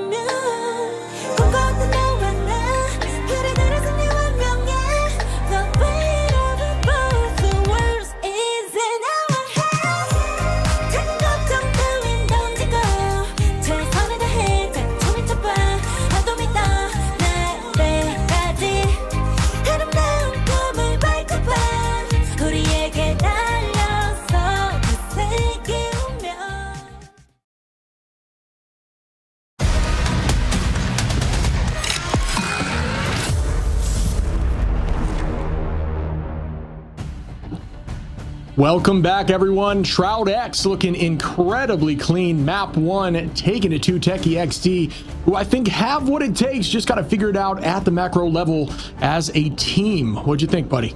Yeah, absolutely. You're right. I think that they just got to figure it out. Maybe map number 2 will be a turnaround stage. But, we both know this ship. It just feels like Convergence, these payload type of maps. Going to be hard to kind of, work the kinks out, especially at the macro level, because these are always so much harder. You have to, to break through points and stuff, you have to be a lot more coordinated. So, we'll see how it goes. We've seen teams sort of bounce back from situations like this, but Shroud X, I think map number 1, they sort of put a stamp on Krakoa. Yeah, just for the viewers, now that Techie has actually lost that first map, they do have choice of Convergence or Convoy, and they get to choose the map, right? And they get to choose what side they're on. So heavily in their favor, depends on where they feel most comfortable. We saw that they're not afraid to play a little more divey heroes, so that could come into play depending on the map selection. So they're definitely not out by any means. This could go to map 3, but I will say Shroud X looked unrelenting, played everything great. Only fight they really lost was just a heavy alt fight where they were down 4 ultimates in one fight. So looked really good. Yeah, they looked really good indeed, and that's what you need as Shroud X, right? If I imagine Shroud potentially watching this tournament, this is the biggest tournament Shroud's team has played in. So, for the Rivals Ignite series to just get that first win would be huge, right? Considering how earlier I think, Ricky mentioned how it'd be funny to see them lose. Right now, Shroud, they took that personally, right? Shroud X took that personally into this one. Now we're entering the ban phase to Araco. First time we're getting to cast a ship. This is our first time on Araco together as a duo here, man. Yeah, I love it. Let's go. Araco, a fun map. We mentioned the dive being strong at Araco, and I mentioned this team likes dive, so it does seem to work out. It's like I can predict the future or something. The bans off the rip. Down goes Magneto on both sides and Emma lock. So we are going to see Emma potentially here on... actually, the ban's coming out. They're not going to be able to stop that Emma, but they have a chance to lock Emma themselves, so we will see. Probably, yeah. It'd be a shame if you didn't for Shroud X side. People realizing how strong that character is. It's sort of interesting how we've entered this Vanguard, protect meta and ban meta, like with Magneto, Emma. People realizing the strength of these Vanguards. North America, I think we have a lot of very good Vanguard players, a lot of really good Magneto players. So getting rid of that character is huge, considering the strength of that hero. It's always that second hero that we're sort of. That's not debated necessarily, but it does seem like it's Doctor Strange kind of followed up. Luna Snow bans for both teams, though, and Loki as well. So mirroring it, Shib, anything unique about that? Or is I'm surprised. Yeah, the Loki double ban makes sense to me. They both have strong Loki players. I'm surprised we don't see the ban at some of the dive, right? Just to try to see if you can shake up their mental a little bit, right? They're picking a dive heavy map. The thought might be, let's get rid of some of that from them. You saw Cap, we saw Psylocke, so maybe seeing those get eliminated. I understand that they may not be in the most meta of positions right now, but there's got to be a strategy or a thought of at least trying to mess with the mental of the enemy team in these ban phases, as we see a lot of strategists getting taken off the field. Yeah, a lot of strategists getting taken off the field. Invisible Woman Protect, meaning Human Torch, probably going to be that duo of Human Torch and Invisible Woman. Meanwhile, Cloak and Dagger got banned and protected, so... Yeah, we could see Thing too to shut some of that movement down, right? Yancey Tree does eliminate that movement. We are going to see the ban swap over here and the lock stay in. So Emma on both sides should be selected. Ooh, Blur, there is our first Groot of the days. Surprising to see that, at least so far. We are going to see Dongmin on the Penny, likely just to get those packs out for the team, but it is, there is a chance that we see Penny on some of these maps because it is a difficult one-lane map. So if you can find a way to shut down off angles, play a health pack, you can almost play Penny like an additional DPS and run triple if you want to, but it is a little more niche. So we'll see what these teams are thinking. Yeah, definitely a very strategist-focused ban phase for both teams, both getting rid of 3 strategists and 1 Vanguard. So both of these teams will play every single duelist. They will be available. And that is the interesting thing about this patch, because Punisher is so strong, and a lot of people I think believe that Punisher maybe, I'm not gonna say it's like the highest skill cap hero. I just think it's very easy for these pros to play, right? Have good aim, pop ultimate, right? A lot of these things are relatively easy to sort of figure out on Punisher compared to, with Human Torch being as strong as he was. It did feel like if you just got Human Torch cap, there was sort of no way to come back. Maybe is it like that now, Shib? Is that what it is? Yeah. It's like Emma Frost Gap is too strong?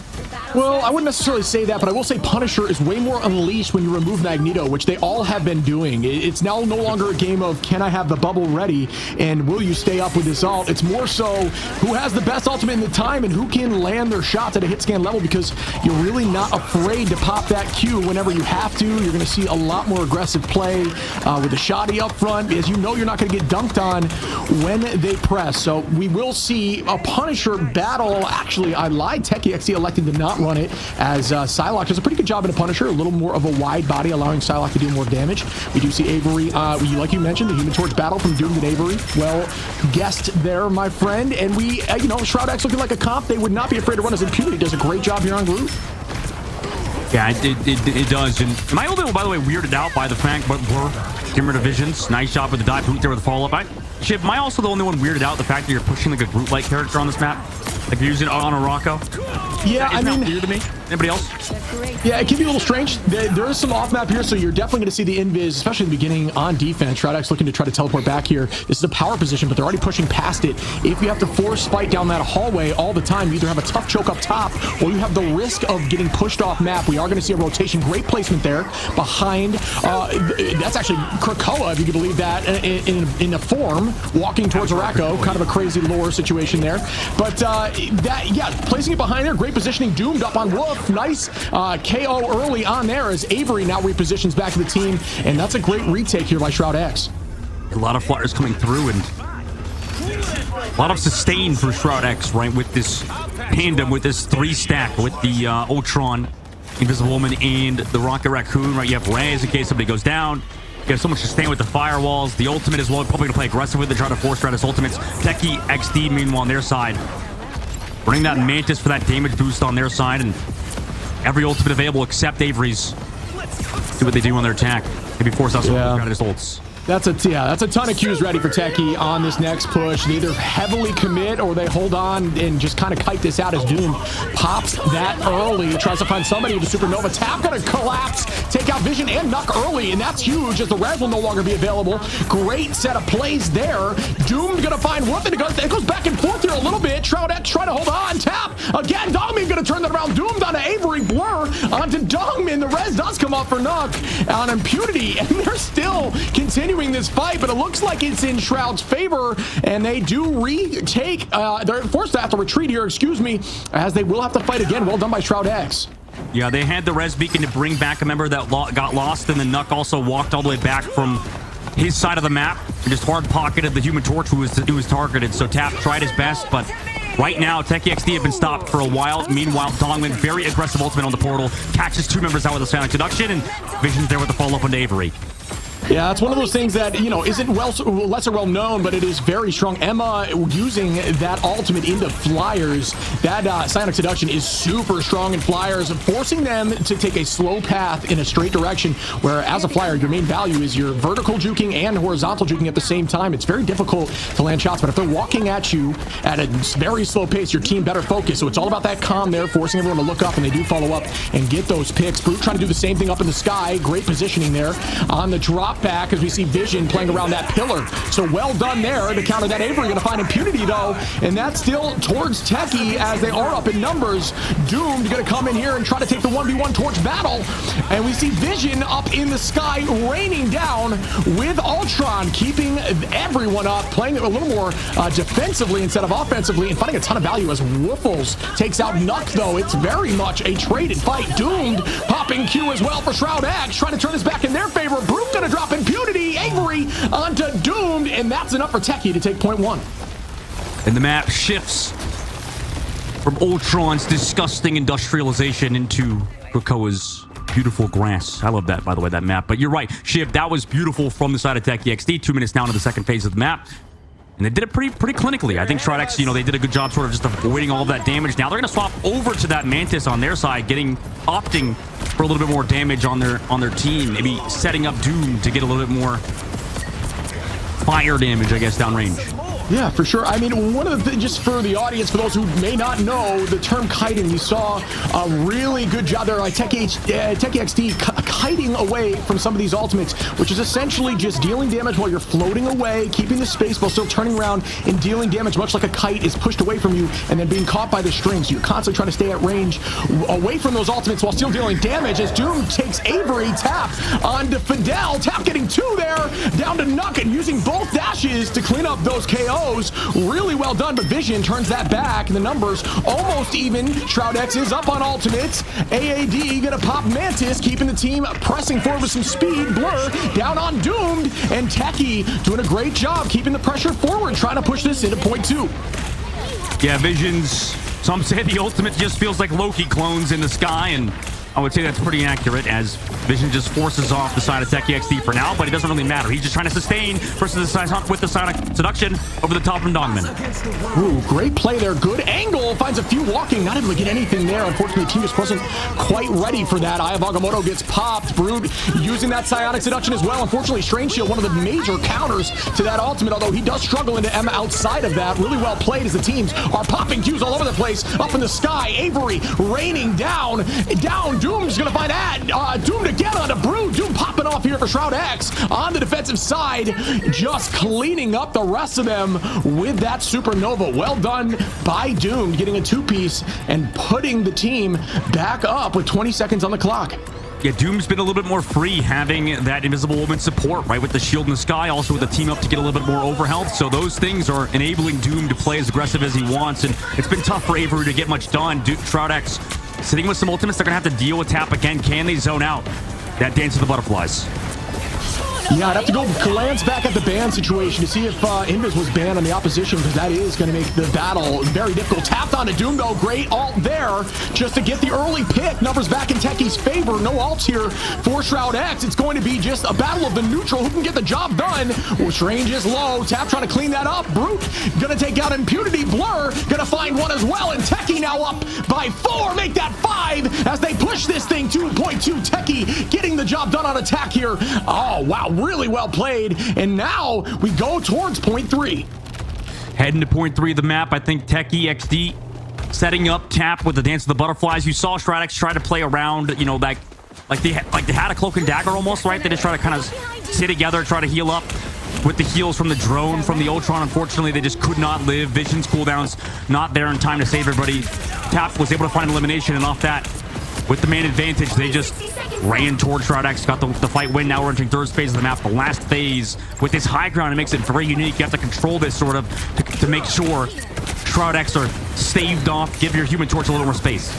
We're gonna have roughly even ult on this next fight. 45 on the clock. Expect a lot of Qs to be clicked here as we push this forward. This is a very difficult choke, as you do have 2 angles, up or down. There's some teleporters on the left to get out if you need to on actually both sides. The right side leads you to a loop around should you want to flank on something like more of a melee focused hero. But we do see up in the sky right now a ton of supernovas being popped. Great Strangling Prison, and after you want to try to counteract, Vision gonna find AAD. Down goes 1. We do have Brute popping that Q now to force some people in their direction, and here goes the fest of Qs. Like I mentioned, we do see that Eternal Bond out. Very difficult to find a ton of value through that. Vision is still able to find 1, make that 2 as Dogman takes out Brute. Blur onto Fidel, Doomed onto AAD, and that's enough to hold on point 3. Yeah, not touching the card as well, and very good push there regardless from Techie XD, considering how the second phase went, first phase went. You know, it was back against the wall, and over time they got past, you know, those checkpoints, and getting stopped at the very end. You can't feel too bad considering how we, you know, talk about on Convergence and on Convoy, how hard it is to just cap out the maps in general. Shroud X, though, this team seems to be pretty good at this Ultron composition, don't they, Shib? They seem to play very well around this, like, duo of the Flyers in the sky. Yeah, I mean, Ultron does a good job in enabling Flyers in and of itself with that drone, but then you add the Invisible Woman shield, and it gets impossible to try to duel that back. The Invisible Woman shield and yeah, there actually was a ban on their side, so they could not match that. Really smart play to force the Flyer battle and finding more value. I think that's a win almost in ban phase, right? If you get rid of Invis in a Flyer battle, the odds are stacked in your favor significantly more, and you could see that being worked out here as you see Doomed 15-4. Avery actually 16-3, excuse me. Avery doing a great job doing whatever he can. Does have that Ultron drone as well, but the invisible shield, not enough. So Avery really popping off, honestly. Yeah, Avery's been doing very well. I think it's the trade-off, right? You're trading off, the sustain, the damage amplification on Cloak and Dagger for the Invisible Woman shield. And then the thing that sort of makes Invisible Woman slightly maybe better in this specific matchup is, like you said, when you give that shield to Doomed, right? You have that overhealth from the team up. That might be the difference maker and could very well enable Shroud X to kind of close out in this series. Like you said, Avery played very well, but right now, Shroud X, we'll see what they do on their attack.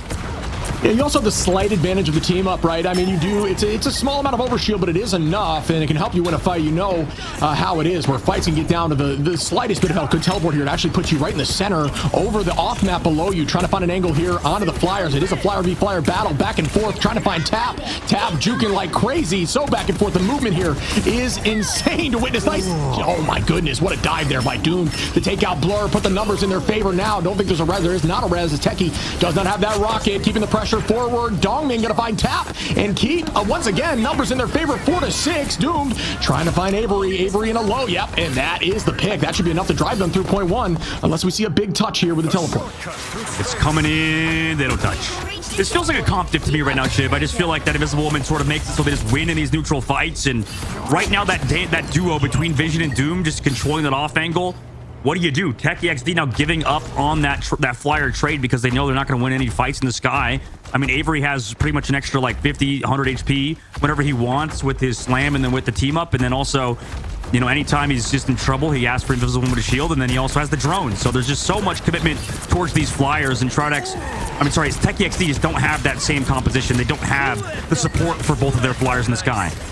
For sure. I actually like a lot the composition here by Shroud X, running two off healers and a main with Invis. So you do have that Mantis and Ultron, who actually are able to deal, considerable damage, but also the damage boost, the drone, a little more off heal, off strategist role type abilities. And then you have Invis doing what she does with the shield and ultimate. So well played. I like that comp a lot. I think you're right. A lot of this has to do with that pick ban phase, and I think it really is allowing them to kind of just walk this as they have 4 minutes and 27 seconds on the clock for point two, with every single ult up for this ult advantage fight. Tap gonna get in there and try to force a few out with the Q. Does get pushed away a little bit, but not enough. Doesn't force out much. It is gonna make them use Nux ultimate there with Mantis, so we do see that Soul Resurgence out, but still no major trade here. Impunity gonna pop that. Ooh, wow. Doom gonna find Tap like that. The Strangling Prison goes out. Make that 2 as Avery goes down. Strangling Prison forcing their whole team together, and that is tough to go through a Human Torch ultimate like that. You cannot heal through it. His vision is going to take AAD, and that could be enough to force them through point two. Yeah, it's just unfortunate. Techie XD, I think we talked about this on Domination. That was sort of their map to win. I think the micro gameplay was perfect, but right now, I mean, you just saw with that Soul Resurgence, with that Mantis committing the ultimate towards the end of a lost team fight. It just feels like Techie XD, their macro play is just kind of bad on compared to Shroud X, at least right now, and that's really the moral of the story right now. 5 minutes in third phase. That's a daunting time bank to go against. It is, yeah. It's just a ton of time, man. It's a multitude of fights, a multitude of rotation of ultimates. It's really just going to be about, can they shift the momentum? Because the momentum is so heavily on the side of Shroud X right now. Vision holding on to that ultimate, the only one in the team, both teams right now. So there is ult advantage. Vision can find some value onto the backline with that if he gets a good angle. So Tap trying to find these Flyers, and Tap doing a good job of getting final hits here, as Psylocke does. Really good patience, good focus, good aim, but it may not be enough here. Okay, they are going to throw out the Supernova. There is a little bit of Avery trying to find some, just buying space, but no major pick yet. Trying to get back onto Doomed, is going to escape. That movement is so clean. Good utilization there of the dive, but it is so close to the round being over, as the point is right there, and Vision finds Wolf. Down goes Dummy, going to find Brood, Fidel onto Avery, and that should be enough here to end this, as they are getting cleaned up, and that means Shroud X takes home the W. 3, 2. Yeah, big win for Shroud X, and it just was clinical. I mean, in that last fight, you even saw Techie just didn't have the space warranted for that dive, right? It was just constant passive plays throughout the map. We saw it. It was just map on defense. They just gave up that off angle towards the portal. Then on that third phase, you saw Tap having to back away, and then Blur wants to go for that dive, but he has to use all of his cooldowns to go for that dive with that Human Torch ultimate, but they just don't have the space. They don't have the positioning to really give them merit to control those angles. And maybe with time, with a lot of work together as a unit, they could get better. But right now, I mean, they're just playing a little bit too passive. I would like to see them maybe build that cohesion going into the lower bracket round where it's going to be win or go home for them. Yeah, I mean, you got to show some love to the Vanguard line. Avery and Tap both did really well. Not able to get the final hits I'm sure they were looking for, but you got to give some love to Dune. 15 final hits there, allowing them to shove right through the team, really building around Dune there. Nuck, Vision, and Fidel all kind of committing to it, as Vision doing a good job there on Ultron. So just a really strong comp running that group there, Impunity, with some nice strangling prisons. Dongmin playing a great Emma, just focusing on those flyers, getting them out of the sky. It just seemed like just something they've been cycling for a while. This team comp they're comfortable with, and it really worked out for them. Yeah, it really did. Saw the highlights here. Techie were playing well. I mean, shout out to every single one of their players for showing up today and giving it their all through the open qualifiers, now coming into the official matches. They had their moments, right? Tap looked good on the Psylocke. There was some things to build off of, and for Shroud X, I mean, we already know how good they are, but now they're kind of proving it. We'll see if they can do it versus a top team in the next round. And there's a lot of things to maybe talk about this patch ship. It just feels like there's so much creativity, like there's so many different things you can sort of do in terms of hero pool and in terms of what characters you play. Yeah, I mean, you got to almost show some love. Nuck on the Mantis, right? You don't see the Warlock there. They're not running, the res, not running Guardians comp. Instead, just playing the Mantis to damage boost the Flyers, allow them to win those trades into the Flyer battle. You've got Invis Shield up there, just putting all your eggs in one basket with a single duelist and allowing him to absolutely pop off. And it really showcased. So, yeah, you're right. The ingenuity, the creativity of these comps are allowing them to take some more unique W's, maybe into, compositions these teams don't really practice into. You should bring that up maybe in the interview ship, because I think that I've been sort of lower on this like triple strategist with the Adam Warlock compositions. I feel like they're sort of falling out of favor just because of the fact that like what they're gonna do, right? They're gonna try to go for the res. Adam Warlock's gonna go hide. That's one of your big duelists. That's one of your big damaging players. And the fact that you have to maybe go hide for a second to go find a res, it's tough on a lot of maps. There's not a lot of maps where Adam Warlock can really succeed. And I think I would not be surprised if we see that comp fall out of favor. It's still super early days, but I don't know. Everything I've seen in EMEA, I'm not a big proponent of this triple res composition. I think it's just too easy to counter. It's too straightforward, right? You just go in, Soul Bond, go in, Loki Crystal, go in, use the Strategist Ultimate, die, Adam Warlock res, right? If you don't get eliminations in any of that time, the composition just sort of falls off a cliff, I feel like. Yeah, I'll definitely bring it up because, there was no ban to Warlock, right? There was no ban to Star-Lord, I don't believe. So it really was just the idea around pocketing the Flyers with damage boost, allow them to do their thing. Let's put all of our eggs into that and run it through them. And it really worked. Them banning out Invis on the opposition, just some smart and some well-tested strategy. Like they clearly know what they're doing. We talk about the new pick ban phase being super impactful, and these guys really utilized that to their advantage here on this match and just walked right through them. Yeah, there's a lot that kind of went on there. We have an interview, I believe, in just a moment with one of the players from Shroud X. We could talk to them about everything that you just mentioned today. We bring to you guys Dongmin. Hey, Dongmin, how you doing? Congratulations on your win, man. Good Thank game. you. Obviously, you played well.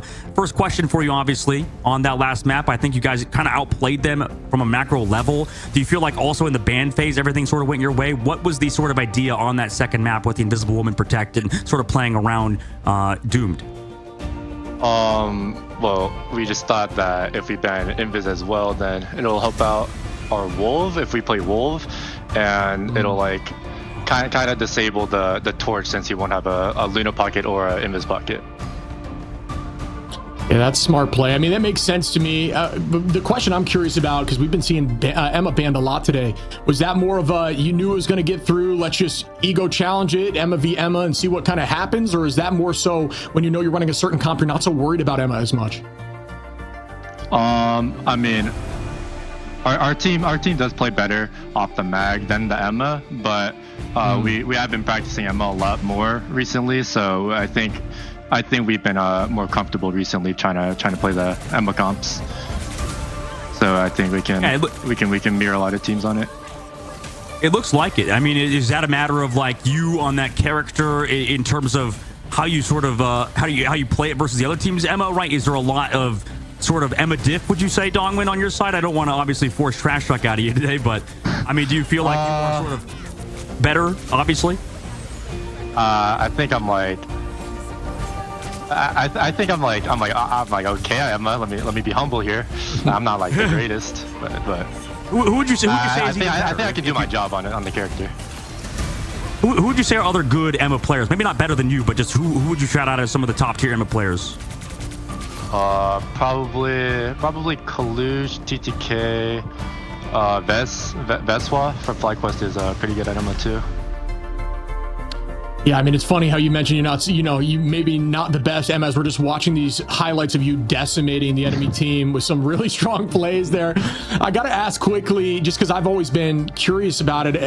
I like the idea of this comp. This comp was really unique to me. I haven't really seen a Mantis Ultron. In ladder, people would smack me in the face for suggesting that comp, but it seemed like you guys were not afraid to run it. Was the Mantis boosting you and focusing on torture? What was that looking like? I think the Mantis was pocketing the torch, but it was mainly because the rocket fell a little too hard on that second map, so we had to swap it up a little bit, and we adapted, so that was good. Yeah, no, and obviously you guys are not like scared of the Adam Warlock res comp. It seems like generally like Shib has mentioned. And real quick, Dongman, what is that in your background, by the way? Just real quick, I just want to like your flag. What's going on over there? It's Kim Chae-won on the Mexican flag. That what's the point? You just shout out your girl? Yeah, it's my girl. I love Mexico too. All my teammates are Mexican too. Yeah, I gotta support the homeboys. Yeah, you gotta take a shot. Is she watching this? You think she's gonna listen? I hope so. I mean, Kim Chae-won, if you're watching, I'm ready. I'm single. That's it, baby. Oh my God. Love it. The confidence. One last thing for you, man. Is there anyone you want to shout out? Anyone you want to thank? I'll give you the floor real quick. Talk to other teams. Whatever you got to say, man. It's been a pleasure talking to you. I mean, Nemesis wanted us to go out sad as to go 0-4, but I mean, we're ready for tomorrow. I'm just gonna say that we'll be prepared. Ooh. All right, love it. Thank you for coming, man. I appreciate you. Good luck tomorrow and rest up. Obviously, well-deserved win, and it's good to see you guys get that win in the Ignite series. So see you later, man. Yeah, thank you. See you, buddy. All right, shout out Dongman. I will say I don't like Dongman though, because I should have said this on broadcast to him. It's just like he's Dongman, Dogman. It's like we have two similar names. It's unfortunate every time.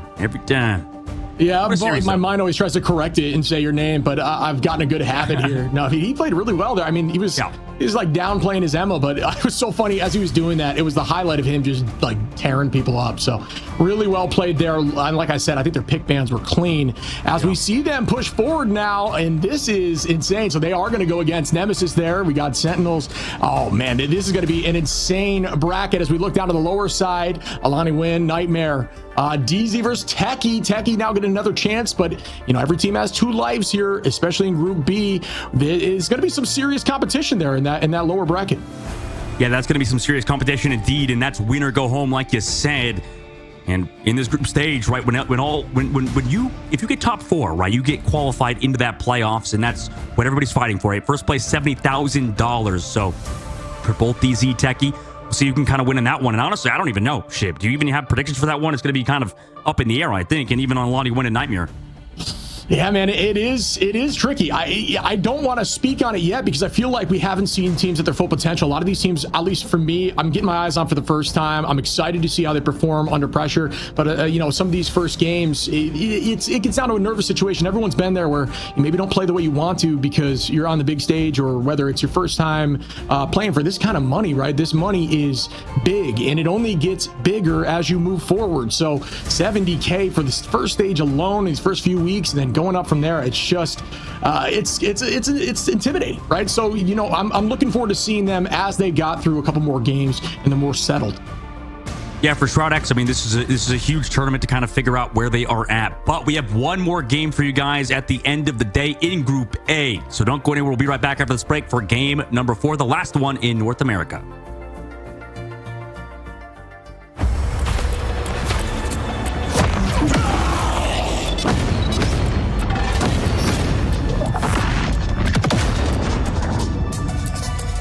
Look who just showed up.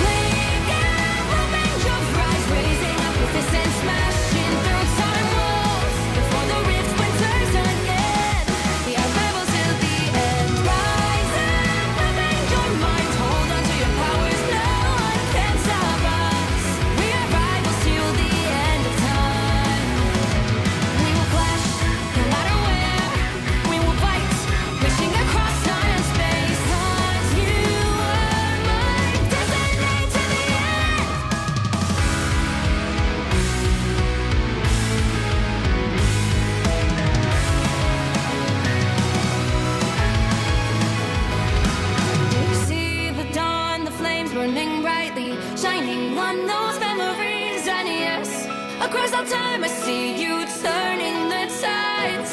And do you see now our time, our turn? We can still fight like the wind and fire, and wonder no more that now is the only time your heart is mine.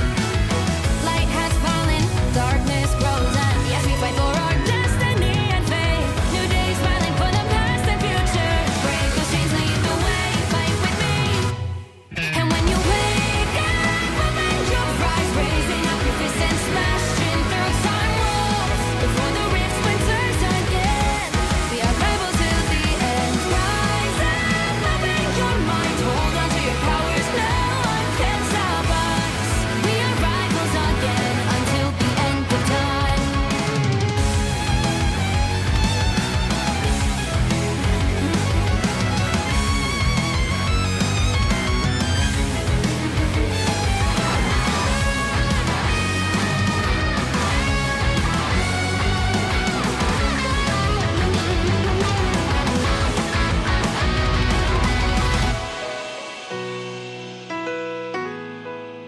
Show me that you are still the only one that matters for me. I'll be waiting for you. Wait up, open your hands, holding on to your heart. Look inside you.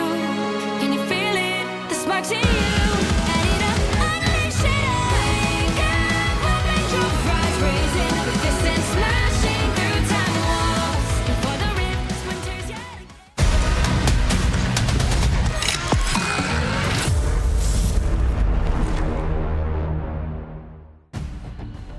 Welcome back, everyone, as we get into our final match of the day, Envy versus Solaris, and I am personally very excited for this one. We know how strong Envy is as a team. I haven't had my eyes on Solaris too much, but what do you think, my man?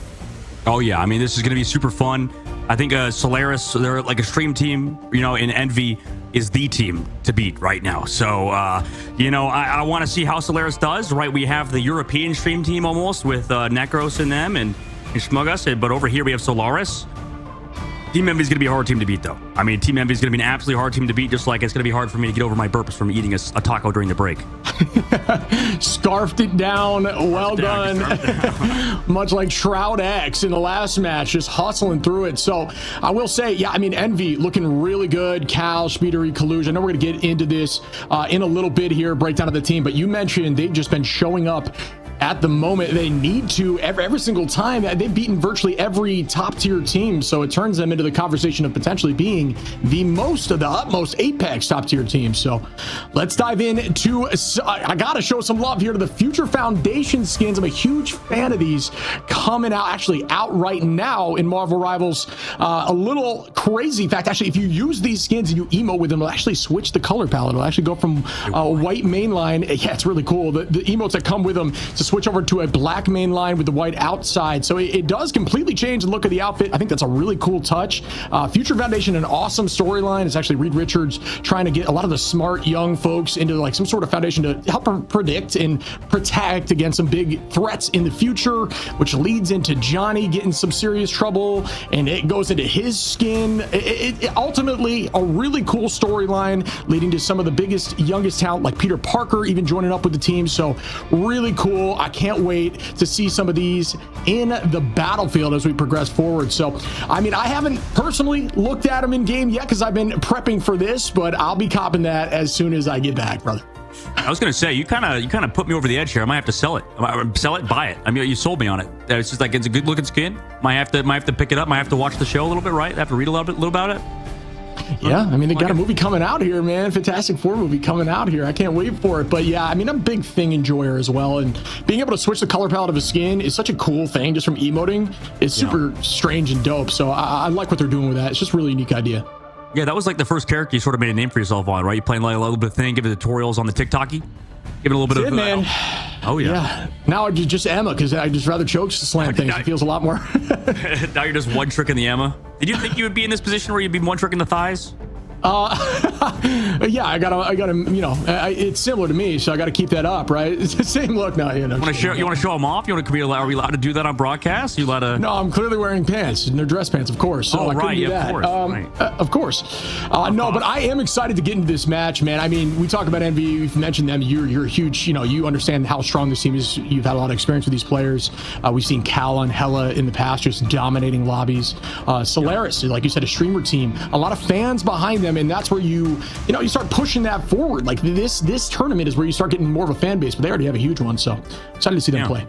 Yeah, Solaris, I know a lot of their players are streaming their POVs, I believe, on Twitch as well. Looking at Team Envy, like you mentioned, they're not a stream team, they're a winning team. Dark Horse in this tournament, not really, kind of, at this point, because they're more like the, I don't know, Dark Horse from hell, because nobody wants to play versus Envy. That's a terrible analogy. I'm sorry for that one. But regardless, Team Envy have been winning literally everything lately. Similar to Virtus Pro in the EMEA region. I wouldn't say quite as dominant. There's been some tests with the 100 Thieves, but I mean, they look pretty good lately. So right now, if we're putting like a dream team together, an all-star team, it's probably all of Team Envy. There's a lot of good players that you could shout out from other teams, but right now, this team is them, right? Speedily came in to this roster, and for as good as NK is, that's the tough part. NK on the bench, he's such a talented player. Speedily's come in and has just been him, right?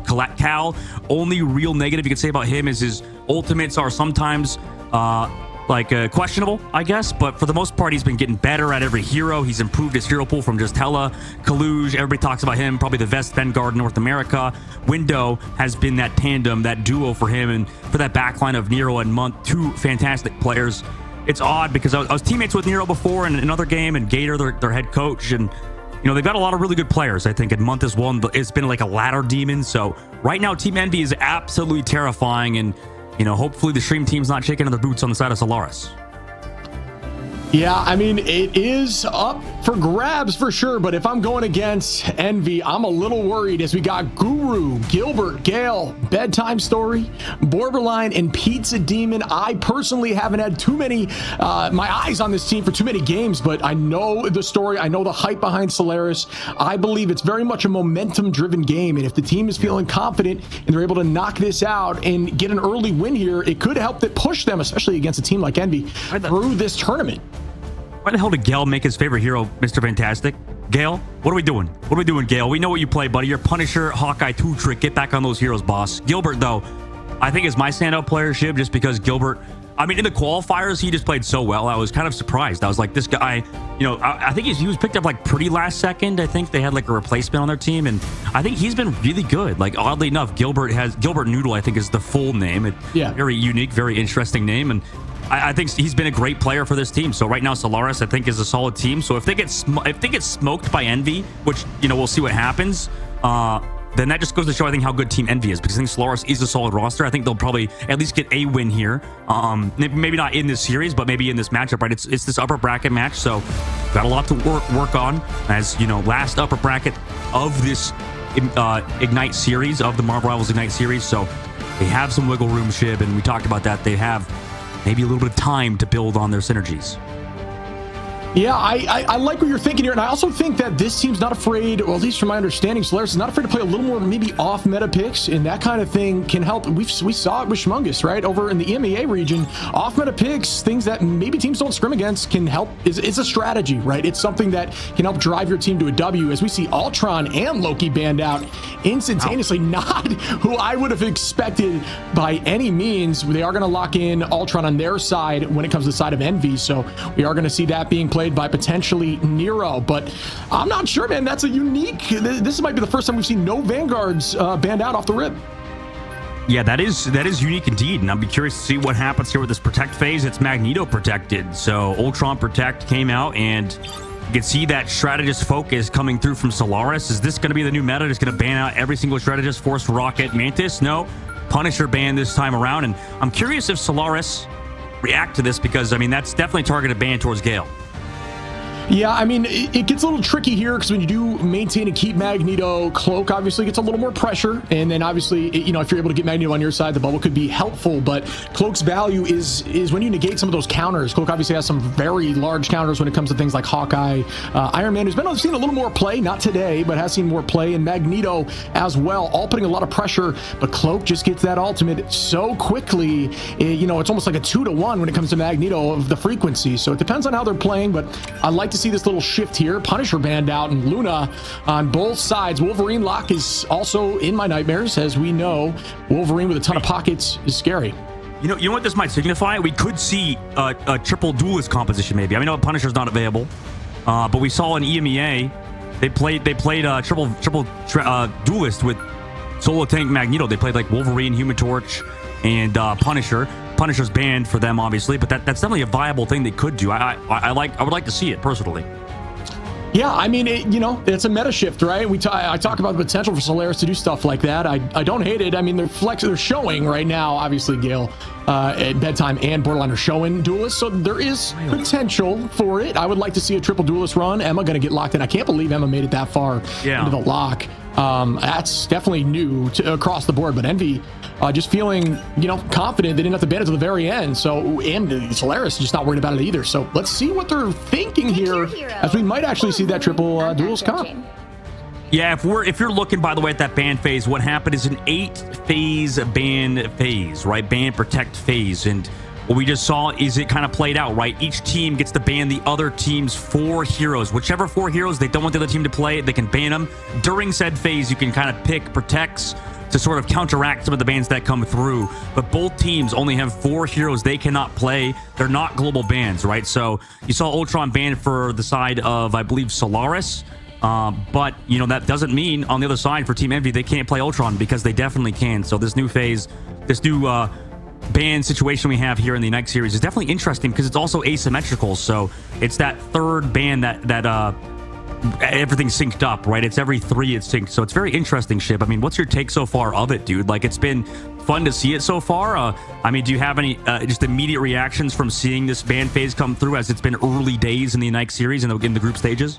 I mean, I love it. I think it, you know, it forces different comps, right? I always talk about, I think Rebels does a great job at having a lot of viability with different heroes, but that even makes that more diverse, right? Like, you really have to run different comps, especially when you start seeing what they're thinking. You can see based on their locks, their goal with the composition, and you try to counter it and force out some weird things. I like the idea of getting rid of some of these very strong strategists and making them play a little more off-meta strategists, but Envy is going to be running, actually, so they got Month on Mantis, Nero on Ultron, Window on the Jeff pick off the rip. Kaluge going to be on that Emma, which we know he feels comfortable with. So quite a unique composition there as well. This is a very unique start. Yeah, very unique indeed. I think we might see more of these sort of solo Vanguard comps play out as Cal finds Bedtime Story on the flank. That was a nice opening pick. And with that, they just walk towards the point. Bedtime Story does have that res with the Adam Warlock, though. Yeah, so we are going to see a bit of a Guardians Cup here from Solaris, feeling confident in Bedtime. Ooh, nice shot there by Bedtime on a Nero. It's a nice early pick. Gale trying to put some serious damage in the back line. We saw a ton of Warlock here in the last tournament. Obviously took a little bit of a backseat, but the power is still very much there. Cal on the Wolverine finds Guru. I haven't seen Cal on Wolf in any of these tournaments. Goes to show you, like you said, expanded hero pool. Good damage there by Bedtime on a Speedery. Borderline going to take out Kaluge, and Solaris potentially getting the point early on map 1. Yeah, I like this back and forth. Triple strategist, 2 duelists, a single Vanguard for Solaris. And on the other side for Envy, running the same thing except with slightly different heroes. So right now, Envy sent back. Solaris in control of the point. Definitely is a surprise so far. Here comes Speedily with an aggressive ultimate. Yeah, it's going to force out something, and there is a fair amount of damage to Jeff NATO. Honestly, I didn't think I'd see it in this tournament. I do have a question about that if it gets some more value. Envy going to take out almost the squad as Cal cleans up. Really well played. Waiting for that res now. Just trying to hold on here. It's Borderline just buying time on point. Pretty smart play. Does utilize that ultimate, but at this point, 33% is not so bad. Cal going to try to take out Gale here, and that's a great sleep and follow-up as Cal goes down. I mean, Gale does have that res, too, because he lived there, but you know, the point's so far away, they just give up the position and they walk back away. Can't use that res in this upcoming fight. And like you said, that Jeff NATO is disgusting. From what pros have said, there is no counterplay. It literally just eats everybody and destroys them all. So It's hard to play against that combination.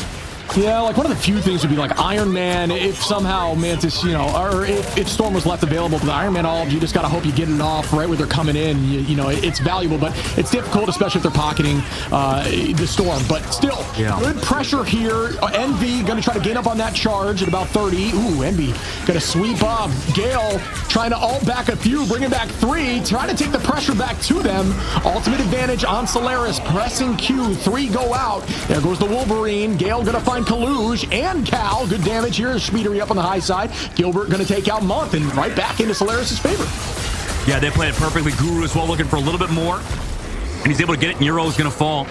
I mean, Gale with the res, Pizza Demon after the res. You usually see a Stratus ultimate set up to come back and go aggressive with the speed boost as well after that res comes through. But with no ultimates in this upcoming fight except the Galactic Legend. I'm curious how this plays out because guess what? Jeff NATO is online, Mr. Jib. Yeah, I've always been curious, as we haven't seen a lot of this tournament. We haven't seen much of the ban out of those two. I always thought, what's the trade-off? Why are they not so stressed about it? Because right now it seems like a ton of value, as we will see it again, running directly at everyone. Down goes Gilbert off the rip. Not going to get too much more, though, so we do see some good positioning there. Did potentially pop Wolverine. I'm not 100% sure. It seemed like it did. And we do see some follow-up. Bedtime going to take out Nero. Cal goes out from Gale. Bedtime on a second with Window, and Guru on Kaluge. Great sweep there. Solaris popping off here in Envy. Bedtime Story a couple patches ago was known as one of the best Moon Knight players. Today, he's looking like one of the best Star-Lord players. A lot of ultimates available, though, for Envy as they walk back to the point. As we kind of enter no man's land they can't even touch. We're entering next round on Hell's Heaven. Well played by Solaris here. If I was a betting man, I don't know if I would have started this way. I would have thought they could have come back, but really strong play, unique compositions, and just getting the job done. I mean, Envy trying to run that NATO. Unfortunately, it looks like they might be switching off, or Jeff's getting picked again. It might just be for the initial speed boost, but wow, really well done by Solaris. And look at Bedtime. Oh, yeah. He's been absolutely disgusting on the Star-Lord. Finding those eliminations, and it's so smart, too, how they played it, right? They put Gilbert Noodles to sort of anchor that point, was sort of a bait for the Shark, right? He was just like there, and then here comes Jeff NATO off the top ropes just to eat Gilbert, and unfortunately, poor little Gilbert Noodle gets eaten, but it doesn't really matter, right? For the rest of the team, they've all already gone away from the point. They used him as a distraction, sort of dispersed like a horror movie, right? Just left one person to die, but as long as you split up and maybe other people can live, right? Yeah, I mean, I'm with you. I think it goes to show you why they maybe don't run it, because it just wasn't getting that much value. Using 2 ultimates, we only saw 1 pick there on the second utilization. The first one was really clean, but, it's just a little too much of an overcommitment every time, maybe. That's the discussion, but they are going to be running again, so we'll run this back for a little bit of testing. Good sleep there. They are on point early. Envy, they try to get a pick there. Solaris trying to find somebody off, and then we do see the Popeye borderline. Immediately out goes that Eternal Bond. We see the Sonic. He does not manage to land on virtually anyone, as they're committing a lot here. Envy trying to find some more, and nobody goes down. Wolverine Guru up on the front line, just dealing an obscene amount of damage. A ton of overshield as it does pop. Oh, passive is pop. That's what I thought. And down goes one. Gale gonna res up. Window gonna take out Guru. Kaluge on a Gilbert. Month on a Pizza. Speedery on a Gale, as everybody finds some value there and sweeps out Solaris back to their spawn door. And Envy looking more like themselves on map 2. Yeah, that was a great last stand there from Cal. The only real potential for Solaris to come back there was Guru getting his very own off, but the sleep from Month shut that down. And right now, Solaris sitting with a massive edge towards this defense. It's always hard to kind of come into these points with those Adam Warlocks, and a grab comes through from Guru, though. Nice steal in the sleep, and the follow-up is there. Wow, and that's just terrifying to see. Even with Diamond up, you just don't expect the play. Good angle, good find. Gilbert gets tackled right back. Nero gonna drop Gilbert. Numbers are even down. Guru gonna make sure that Nero's no longer in. Gale gonna res that back up, and here comes the combination. Oh my goodness, Speedery finds 3, and this is why the Jeff NATO is in nightmares. Well done there, showing the power and holding on to point with 46% on. Jesus Christ, imagine the horror of respawning into an Adam Warlock res just to be eaten by Jeff in a tornado. That is just, that's some nightmare stuff right there, man. That was terrifying. Yeah, you know, I lose some sleep over that. There's just a few ultimates that when you get rezzed up, if you hear again, or if you hear Jeff making noises in a tornado, you just start sobbing. You just start crying. You know things are not going to go your way, but bedtime, here comes the Galactic Legend, finding a ton of value with this today so far, but a couple ults get popped there. I believe we saw Soul Resurgence from Month to hold on. Bedtime still trying to find one, unable to do so. Good counter ultimate as they retake as a team. A good movement to get away there from that Star-Lord as well. And that Star-Lord's ultimate was huge considering they're missing that in this upcoming fight. Bedtime's going to go down to, oh no, Nero with the pickup. He does have the self-res though. Yeah, Gilbert going to take out Speedery, trying to put this back in their favor. It's almost 100-0 so far, but alts are going to be swayed back towards Solaris here shortly. As I say that, I look over a collusion window, although they weren't necessarily there in that fight, are sitting on ultimate. So, oh my goodness, the tornado is coming back. The power of the tornado could be seen again. I was, I was considering saying, hey, they're not getting as much value based on last round, but I was wrong, as it's shown to be very successful here again, and we might see some sort of ban. Yeah, nice pickoff from Gale at the very least. You're right. Maybe something's going to come through later on. But regardless, I mean, like I said, there's no counterplay to this. The only counterplay is leave Gilbert to die. Everybody else run for your frickin' lives. We'll see if they can play around it. Grew with the last stand, was able to find eliminations last time. But Jeff NATO is up, and man, Chip, sure you're excited to see this one. There's a whole lot of cues here for Envy as we do try to see if we can get some people tranced up. Good tackle out of the sky there for Guru, trying to shut that down before the ultimate goes out. Kalush going to take out Bedtime. Speedery still finds one on Pizza Demon there, though. And this is going back in Envy's favor, so holding on to some ultimates. Cal with a nice last stand. Pizza going to res back up as we do see some reses coming through as Gilbert finds Cal. And it is back towards them in OT now. It's back towards them. I mean, Guru set that up, shutting down speedily in the ult. Kalush finds Pizza Demon, though. And they have everybody here. Cloak and Dagger coming back through. Speedily needs to build towards his ultimate to get that Jeff online with the Jeff NATO. There it is. Here comes the tornado. Here comes the hurricane as they come through on top of the ultimate. Not much you can do about it. One down goes Pizza. Do I see two? No. Emma's diamond form. Enough reduction there to keep them off. Guru gonna find Speedery and turn it back. And will Solaris be able to do this as they are still somehow turning this fight around through the hurricane?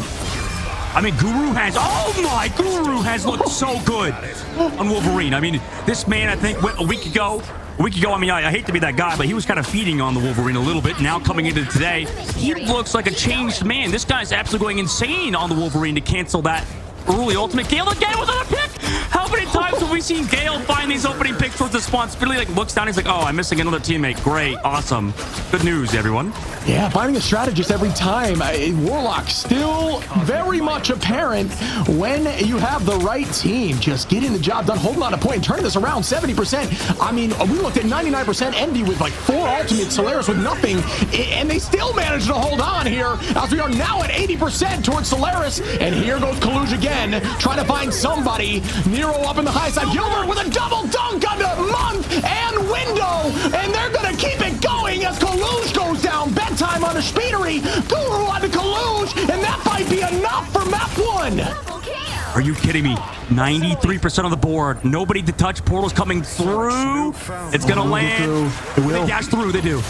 We're holding on now, brother. I mean, there's still, the retake is here. I didn't know if it was going to happen. Pizza in the trade. Kalush finds Guru. That's a huge pick early. Getting the wolf out of your face.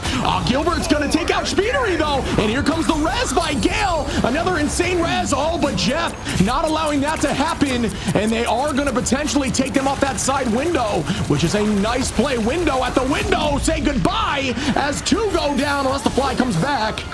Bedtime going to take out Kalush. Gilbert on a Month. This is so back and forth. Solaris, though, still looking like this is theirs unless this tornado can be enough. Wow, Cal tried, but it didn't work.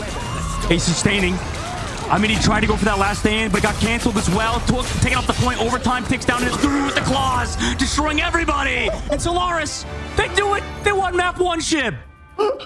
What an underdog story. They looked so good after the first few fights, man. I would have put money.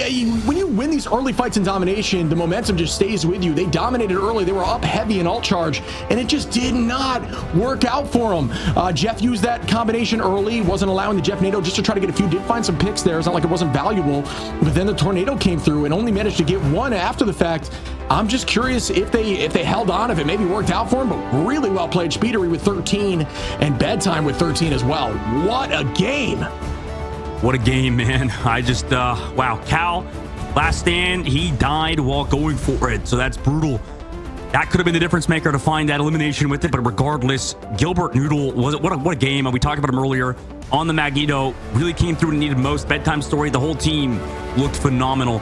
And it cannot be overstated, like that Envy was like one of our favorites to win this whole tournament. And they're now down a map to the stream team. Like I feel like that's crazy. That's actually just insane. Yeah, I mean, the power of belief. If you think you can get it done, you can get it done. The momentum, man, they lost it on that second map. I was like for sure convinced that NB had that, just being at 90% to 0, that they could retake a few fights and reset, but they just managed to, yeah, I mean, a ton of picks, like almost every endgame fight there by Gale. Finding a strategist off the rip like that is terrifying. And you talked about Guru, dude, tackling people out of the sky like it's his job, and it was just insane. Really well played across the whole board.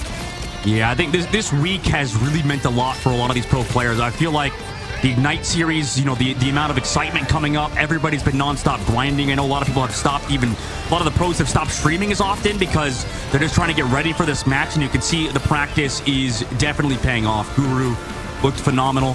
The whole Solaris team. This is why you damage boost as well your Adam Warlocks if you're on Mantis, just for those pick-off potentials like you saw with Gale. It's almost like in the neutral, sure, it's good to have Bedtime Story on the Star-Lord boosted, but it's also very important to have Gale just getting all that damage, finding those picks. They wouldn't have won this map if Gale didn't find 2 picks to slow down. Maybe built 20% on his own, like, right? And in baseball, we talk about wins over replacement. It feels like Gale, you know, I wonder what his war would potentially be because he popped off. And Solaris right now, a map over the favorites to win the North American region, man. Exciting stuff. Yeah, I mean, I got to show love to Gilbert there. Just watching that MVP, that double dunk on the back, dropping 2 strategists in the final fight, potentially game winning, and then everyone followed up and found some value. What a series so far. I mean, we're just early on in the domination. I'm already excited for this matchup. So back and forth. Really thought that Envy had that there, especially on map 2. A full switch around at roughly 90% is like, it's at this level of play is very difficult, but they just kept winning those neutrals. And even when they were down alts, they found a way to survive or lose maybe 1 or 2 to get KO'd and then turn the fight around and win it. So incredibly well played.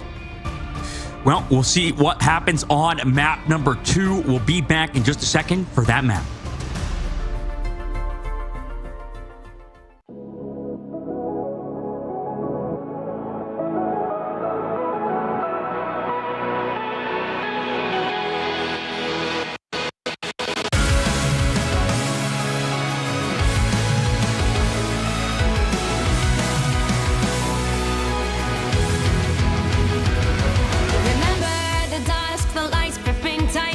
Trapping all those fighting souls, but yet across the world I see you standing in my way.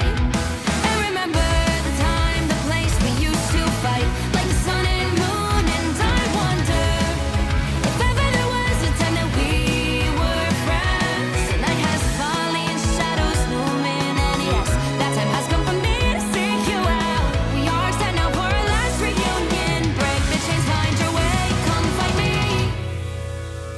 Do you remember who you really are? Show me that you are still the only one for me. I'll be waiting for you. Playing out, hoping your rise, raising up your fists and smashing through time walls. Before the rift splinters again, we are rebels till the end. Rise up, hoping your mind, hold on to your powers. No one can stop us. We are rivals till the end of time. We will clash, no matter where. We will fight, reaching across time and space. 'Cause you are my destiny to the end.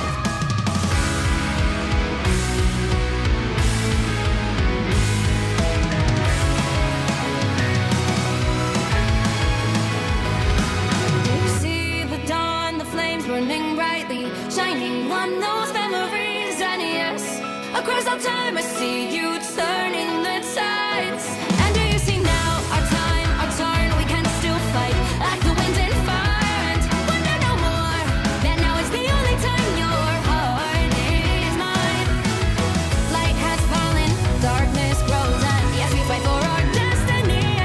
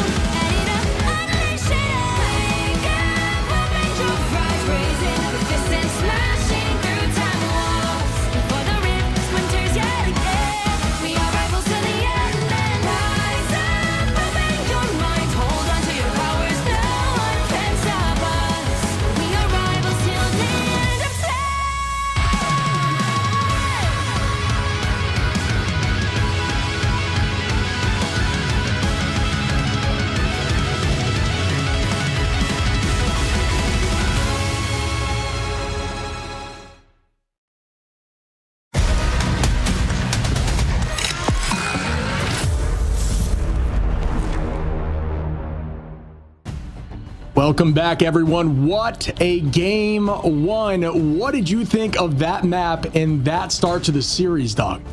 I mean, man, I know there's like some sort of ball spark going on right now. There's like a basketball involved or something, maybe some sort of finals. That pales in comparison to Jeff NATO on the battlefield, bro. Like, why did that not work out? Like, it was such a beautiful combination. It seemed so broken, but they just couldn't do anything with it. Yeah, so my thoughts on that, I think that Jeff NATO excels into a couple things. We saw some value into the Atom. Obviously, Atom Res, they're all grouped. It plays really well. I think it also counters heavily into things like Luna Ultimate, where teams have to be forced to fight on stacked alts, right? It's really good at clearing teams then. But on a Cloak Ultimate, it's a little different. The team was all over the place. They were scattered throughout the entire line. It gave them the ability to juke and maybe lose one or two, but for two ultimates, that's worth it. And they were turning those fights around after. So I truly do believe the fact that they were not just playing on something like a Luna where there's constantly groups, it didn't get as much value. So that's got to be it. Yeah, that's a great point. I think Luna Snow may be a catalyst to securing those kills with the Jeff NATO. In Solaris, they played it positioning wise, near perfect, right? The strategy was just run away, like you mentioned, Shib, running away from that Jeff NATO, only allowing one, because it feels like you just give up one, right? You sacrifice one, and maybe everybody else runs for their lives. Now going into map number 2, we're headed to Idjisil. Going into the ban fates again, we've talked about it before, but it's brand new with the Ignite series. So I got a little bit wrong. It's the fifth phase in which the synchronized ban comes through. So right now, both teams synchronize ban at the same time, and then the red team, Team Envy, gets that protect. But let's go into this now. Shib, protect coming through, bans as well for Ultron, Loki. We're ignoring Emma Frost yet again. Yeah, I mean, it looks like the exact same story we had last time, and this time they are going to lock in Luna for the side of Envy. They want to keep that Luna around, maybe find a more value against the Flyers, even with the hit scan in general, but similar bans off the rip, at least so far. Curious what Solaris is going to do. Definitely the most unique of, okay, so Emma is going to be taken off the field there against Envy, making Kalush pick something else, but he's not afraid of Strange, or Mag, and I think Strange plays really well at Yggdrasil. The tough part is, now that you protected Luna, did they ban Mag too? Can't you ban Mag because they haven't protected Luna? Surely. Yeah, they could. They absolutely could here. We'll see what they do in this moment. They already locked in to keep Mag, so they actually can't. But no. Solaris could ban Mag on the other side, right? Oh yeah, absolutely. Yeah, they could double tank him out. Phase. Right, now that you're moving two of the best tanks. Yeah, and that's exactly what they're going to do. Apparently, like I said, I do think if you're going to play Strange, I think he's definitely more meta this season, but I think Yggdrasil is a very strong Strange map with teleport and just teleport wall-offs. It does a lot to spawns. It does a lot to various chokes on point 2 and even on point 1. When they're teleporting back, you can find yourself canceling that out or shutting down lines, but either way, I do think Kalush is not afraid to play virtually any tank at this point, any Vanguard at this point. So we might see that Strange from him unless they manage to get that out too. But definitely the most unique banning setup we've seen in this series out of every series in this tournament so far. And it just goes to show this patch has been phenomenal, right? No more permanent Human Torch ban. That just felt like every time it's just always Human Torch ban. Right now, it's up in the air. I mean, it was Emma Frost all the time, but now not in this series, right? So super fun stuff to see that this patch has been treated in such a way. And I think people have talked about before, like the devs of this game. Bedtime Story DC, by the way, maybe hopefully comes back. But the devs of this game, like a lot of them actually are in top 500. Like they know, like people are like, oh my God, the devs don't know what they're doing. Light on Twitter, for example, FlyQuest. What are the devs doing? Get rid of this team up with Hawkeye and Luna Snow. It's OP. Nobody's even played Hawkeye Luna Snow, by the way, so far. I just want to point that out. So I just love the fact that our devs play this game, and actually know the high rank, the high elo. Yeah, I love that. I mean, we talk about how these guys are putting in overtime, man. The amount of updates. I mean, even that new mode, the Ultron, it's so fun. The chess mode, everything they do in this game, they just care about the player base. They care about the game. They're constantly shifting metas. This is what you want to see in a game that's going to this level of a pro scene. I mean, this kind of money on the line in the first tournament too, and it's so funny. You mentioned the Hawkeye thing, and Gale's floating Hawkeye now, but yes, it could actually come through. But either way, I love what you're saying. I couldn't agree more. The devs playing this game at such a high level, making correct decisions. It's just it's a really good flow. Yeah, it is so pat the map we're gonna head into, and it's a good point you mentioned earlier with the devs putting in overtime. They really do, actually. It's not a joke. Like they actually do. Like I came back from another NetEase event that happened in Hangzhou, China. Shout out to Fragpunk Global Invitational. It was awesome. And, you know, I was talking to one of the members, like, yeah, this is when I was like thanking them for an amazing trip and stuff. And then they were like, I was like, you guys must work it really hard. I'm like, yeah, this is Netties. We love this. We love these games. We put in 13-hour days, right? They are constantly putting in those updates, like you said, making sure the heroes get released, the new skins, right? There's so many things that comes out. Like we have the Vault that just came out, the new skins, like you said, Mr. Fantastic. And Invisible Woman. So a lot of stuff that we have content wise. We even have an entirely new game mode with the Ultron Protocol game mode. We haven't even talked about that shit. You know, like we haven't mentioned the new game mode at all, and it's like literally amazing. Pause, by the way. I mean, me and you can talk about that forever. I know you've been putting some hours on there. It's funny because I get off playing ranked and I sit there and I'm like, what do I want to play? I want to go play some chess with Ultron. I want to start dominating. I found myself sinking in an insane amount of hours. And, you know, you might be thinking, oh, the casters just, you know, overhype it. No. I literally am addicted to it and I'm constantly playing it. I would love if that became a permanent mode personally. But yeah, it's just a good break. It's a ton of fun. And I think a little more polished, that thing would be a next level experience. I think it already is so good. Yeah, I wouldn't be surprised if this game like adds like custom games and stuff eventually. Obviously, it's just speculation. We'll have to wait and see what the devs have in store. I'm sure they have so many ideas and stuff. But Pause, by the way, is going to be here, so we're waiting for bedtime story. Maybe he had mom aggro or something, you know?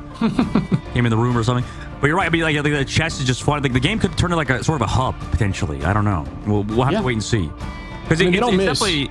No, they don't. I mean, the Ultron game mode was great. The Jeff White. I mean, to be fair, these other game modes were like definitely like big head mode. Maybe a little gimmicky, right? But the Ultron game was not really a gimmick. It's like just literally auto chess, right? Now we come back. Wait, the pause is done?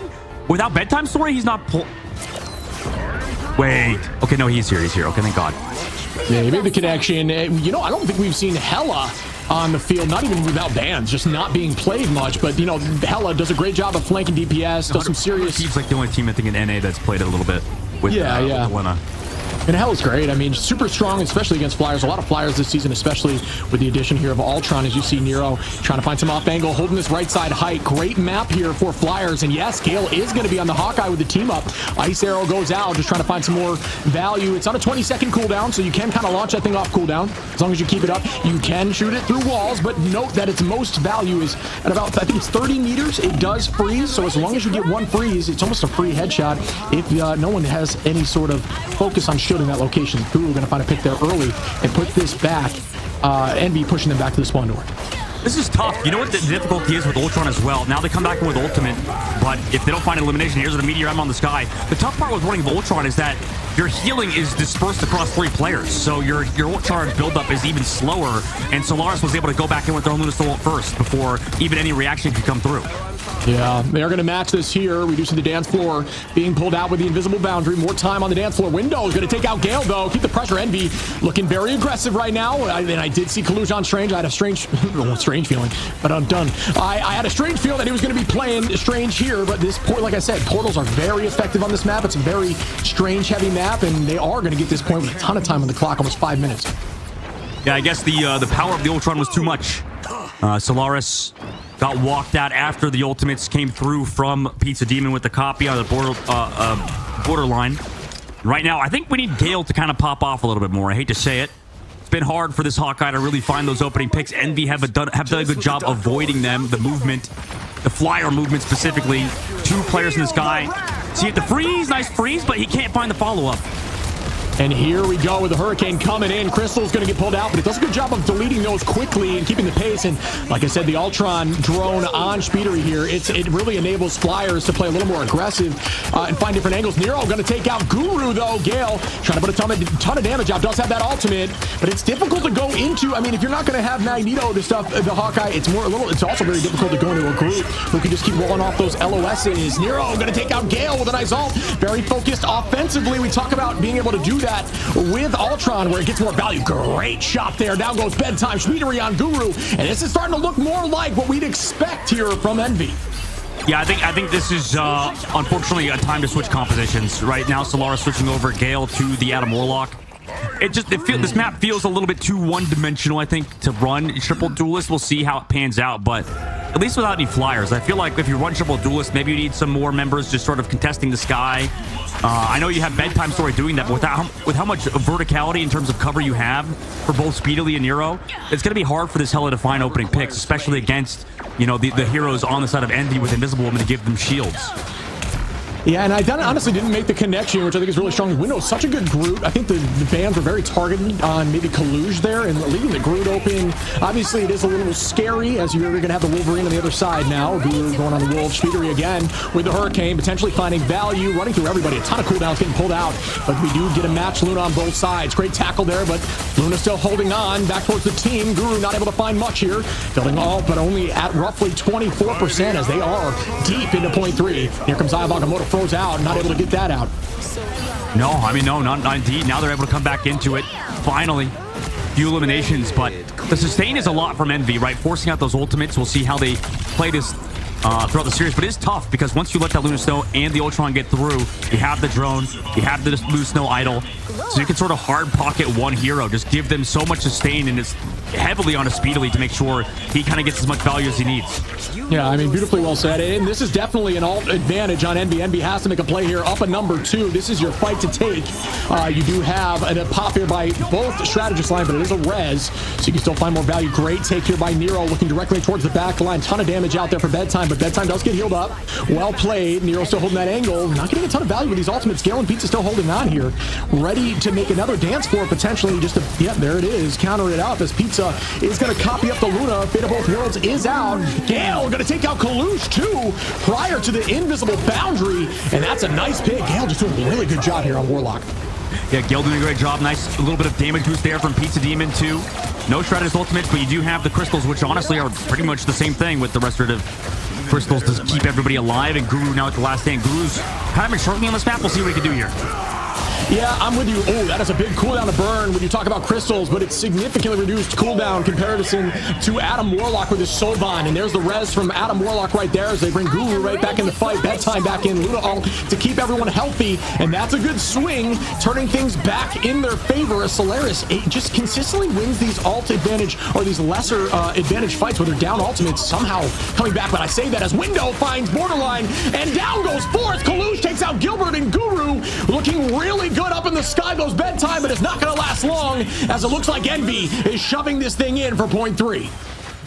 It's been a really rough map for Solaris. Walls as well. Make sure nobody could touch. Literally sent the Borderline to the gulag over there as we're finishing up on the map.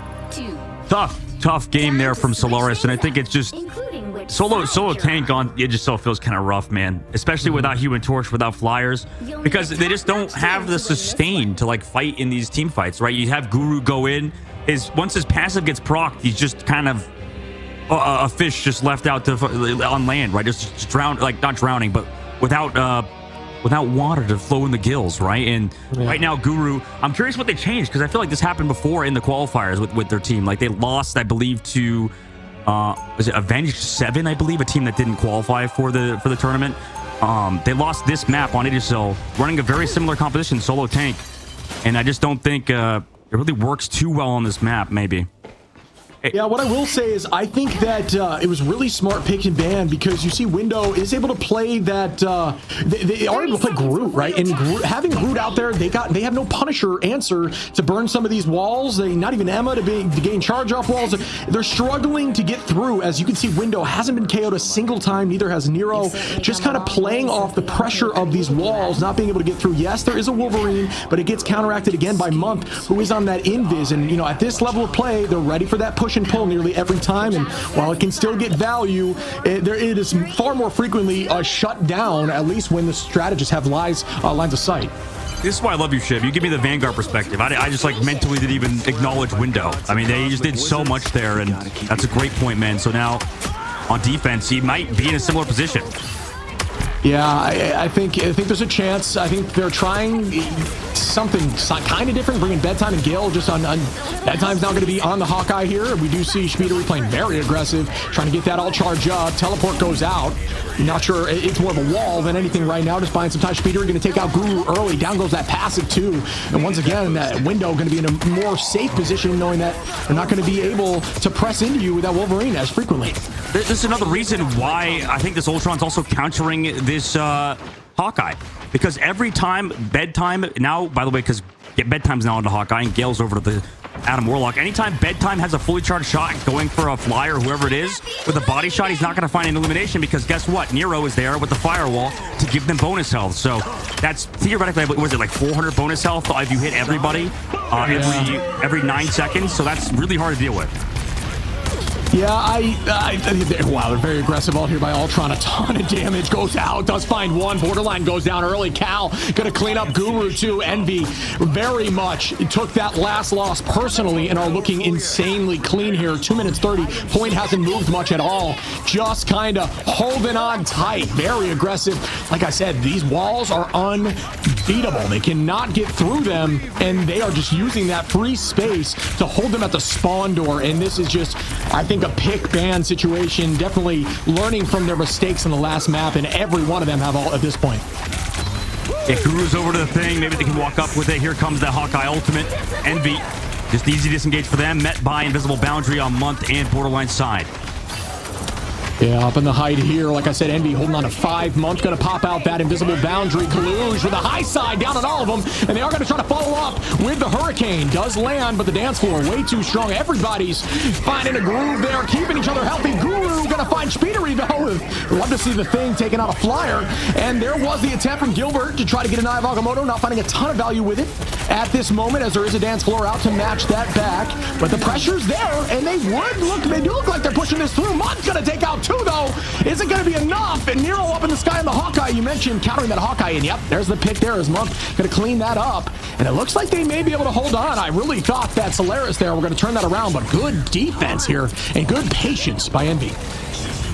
Yeah, right now their sustain is beautiful. Envy just able to play around that ultimate from window, that strangling prison. Now we're at 1 minute and 14 seconds left to go, which is kind of crazy. So Solaris, honestly, they've been getting a lot of fights, Shib, it feels like, for how many fights they've lost, right? It's definitely interesting that now they're still in like 2 or 3 fight territory. They still have a chance here.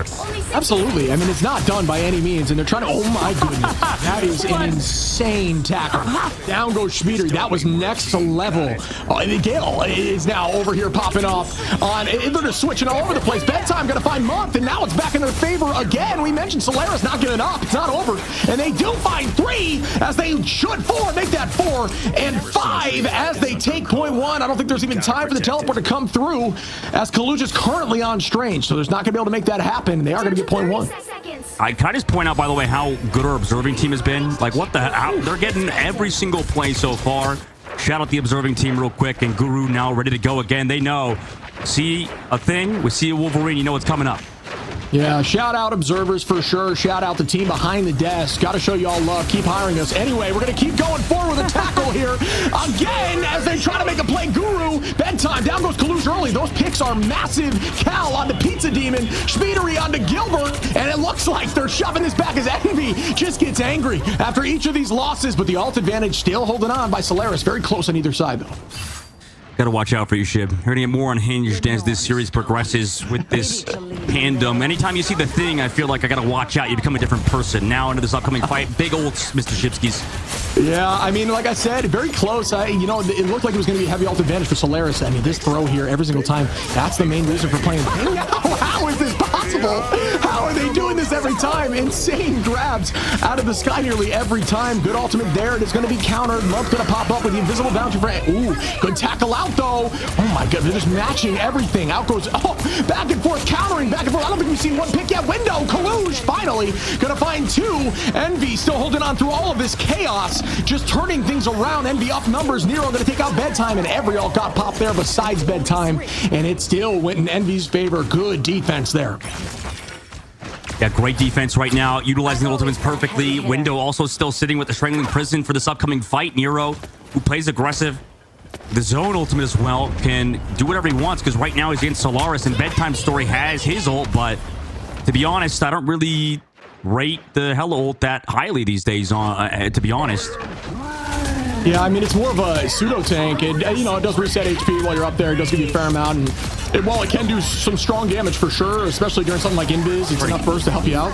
Oh, good tackle there, right onto Groot. Still holding on though, back and forth. Borderline going to go down early, and that's still in Envy's favor. Alt advantage now, kind of neutral. Nobody going to be ahead here. Looks like Envy might be slightly ahead. They're doing a good job on this defense. It's 48 seconds. They're definitely going to have more than another touch at this should they lose these fights. So looking heavily in Envy's favor here on map 2, and we might be going to a game 3. Let's find out together. And we might be going to that game 3. Ultimate's ready to go. I mean, Envy, last time they were in a situation like this, they didn't get anything. Oh my god, Gale again in the sky, grabs that storm, but every time the pocket's there with the last aim, they get the kill. No, they don't. Kaluge on the backside with a huge Eye of Agamotto finding both supports. Yeah, Kaluge with another 2-piece and cleaned up there. Speedery window and Kaluge finding some more. Yeah, Envy's finding their footing here, and they are going to potentially portal wall off. I believe they were trying to, but too many got out. He canceled that. A smart decision. I like the idea of it, just a little too late. That's what I'm talking about. Strange on this map is really strong. A lot of portal shutdowns here for Strange. Can they touch? No, they cannot. Well done there by Envy to even the numbers, and we are going to a game 3 just like we wanted. I love to see it. What a match there by Envy. Yeah, what a match indeed. And, you know, chat probably saying C9 or whatever the hell they're saying about that potential plays. Or we don't have like a Marvel Rivals team that doesn't touch the payload a ton, so we don't really have references as C9 has sort of lasted throughout esports. And right now we're entering map number 3. And that, you like you said, Shib, like we kind of saw the writing on the wall. That was just a tough map from Solaris there, right? They just couldn't do much with that triple duelist composition. And then, I mean, but by the time they swapped, right, it just felt a little too late. Look at Guru, man. He just was having a rough time on that Wolverine at first, going 8 and 13, man. Yeah, I mean, we talked about the pop-off there of Groot and how much value. I mean, 11 final hits there is really showcasing how strong that Groot was against that composition. There really wasn't much to burn those walls. They tried to, you know, you have to put too much focus on, especially as you're going in with like a Hella. You know, Wolverine can help, but into a good Invisible Woman, it's very difficult to make that happen, especially if they're all over focusing on one objective, and that's just keeping your Groot up. So Groot with 11 there. You see Speedery on the Storm as well. And the whole line of that team, 30 plus with very few getting KOs against them. It's really well played there by Envy. Looked a lot more like what we'd expect. Yeah, that backline is disgusting. I mean, they did so much sustain with the Luna Snow, with the Invisible Woman, like you said, and then also with Nero, who's honestly so far looking like one of the best Ultrons we have in the game. So look at this. Every time Speedily got grabbed, he's got a drone on him. I mean, sure, in that fight he died, but look how long he lived. You pop the firewall, you pop the Luna Snow like shift or like the clap, and you know, it's hard to actually get elimination even if you find that grab, right? That just goes to show how much sustain right now can be in this game if you allow it, right? Wolverine, one of the highest damage dealing characters in that full berserk mode, and it's not even enough to get a single kill if you're dealing with a drone and Luna Snow. Yeah, I mean, I'm with you. You're right. Wolverine is a menace, and they just did a good job dancing around it. Like you said, Ultron with some really good focus on replacement of that drone, keeping the team up, the Invis, keeping the push off. It seems like actually Wolverine was trying to get Storm more than Groot because the eyes were on Groot at all times.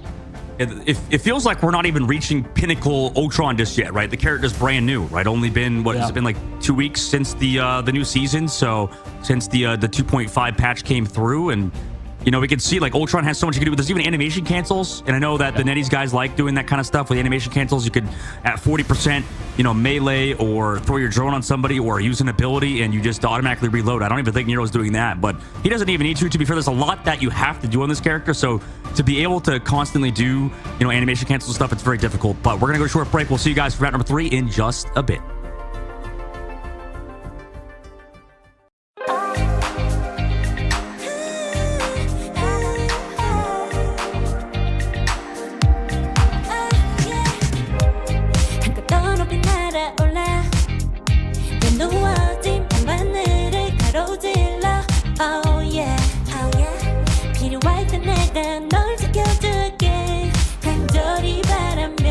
이루어지는 마법인 거야. 운명의 소리 들려 여기서 저기서 날 찾으며 달빛이 날 비춰와 시작해야 let's go. I don't know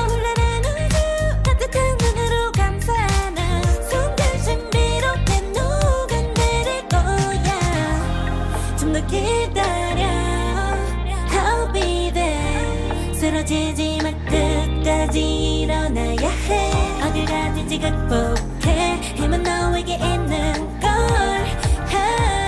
소리 높여 노래를 불러 작은 걱정 따윈 던지고 최선을 다해 작품을 쳐봐 어둠이 떠 날 때까지 아름다운 꿈을 밝혀봐 우리에게 달려서 그 세계 운명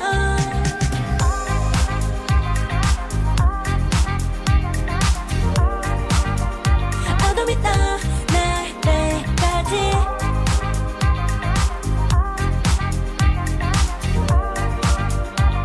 세계 운명 오랜 시간 간직해온 열망 까만 밤의 빛처럼 빛나 네 눈앞에 바로 왔던 나 탑을 딱 봐도 superstar 딱 보면 모두 나널 지킬 나란 걸 지켜볼수록 점점 빠져들어 카리스마 넘쳐 흘러 oh yeah 운명의 소리 들려 여기서 저기서 날 찾으면 달빛이 날 비춰와 시작이야 let's go 어둡고 흘러난 우주 따뜻한 눈으로 감싸나 순간 신비롭게 녹아내릴 거야 좀 더 기다려 I'll be there 쓰러지지만 끝까지 일어나야 해 어딜 가든지 극복해 힘은 너에게 있는 걸 소리 높여 노래를 불러 작은 걱정 따윈 던지고 최선을 다해 작품을 쳐봐 어둠이 떠 날 때까지 아름다운 꿈을 밝혀봐 우리에게 달려서 그 세계 운명 눈이 부신 모든 순간들 지켜내야 해 내게 좋아지려면 꿈꿨던 너와 나 그래 그래서 네 운명에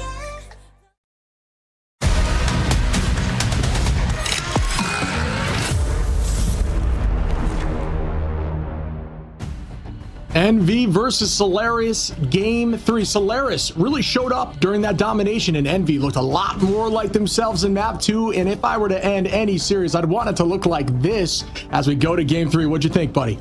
Oh yeah, what a game, what a series it's been. And I feel like just things have been kind of ramping up throughout the Ignite series, through the Ignite tournament so far, right in the MEA. They had some fantastic matches towards the very end. Same thing happening today. I think this just bodes well. Obviously, the result of this match, one of these teams getting sent to the lower bracket, so they still have a chance to kind of come back. But both of these teams trying to fight for that second round. And I think tomorrow's matches, man, are going to be a banger, just like this one is going to be. Map number 3 coming up, man, between Solaris and Envy. And tough map for Solaris, but I mean, do you think they could bounce back here with the bans that you talked about earlier? Yeah, I think we're going to see a shift, right? I feel like that game may have been lost in the ban phase, so we might see something different here coming up shortly. But I'm a newfound believer in Solaris. I think they're really strong. I mean, Envy is, we've talked about it, a contender to win this whole thing. So showing that kind of performance on Domination, which is a very team fight heavy mode, and really showcasing what they can get done, good patience, good comms, because you can tell from the separation during some of those ultimates. Just well played, man. I'm excited for Game 3 here as we go into Central Park Convergence, which is a choice of Solaris. Ultron ban up both sides. It seems like the opinion is that this character's pretty good, despite people in lower tiers being very mad whenever Ultron's played. They always blame the Ultron player. Guys, stop doing that. You might be a little insane. Maybe look at yourself, right? If you don't have enough healing in your team, maybe that's your positioning, no? Like, maybe you just don't take so much damage? All right, just had to get that off my chest. Well, why did I feel attacked there? It does seem to make sense to me, but I'm going to tune it out for my own mental.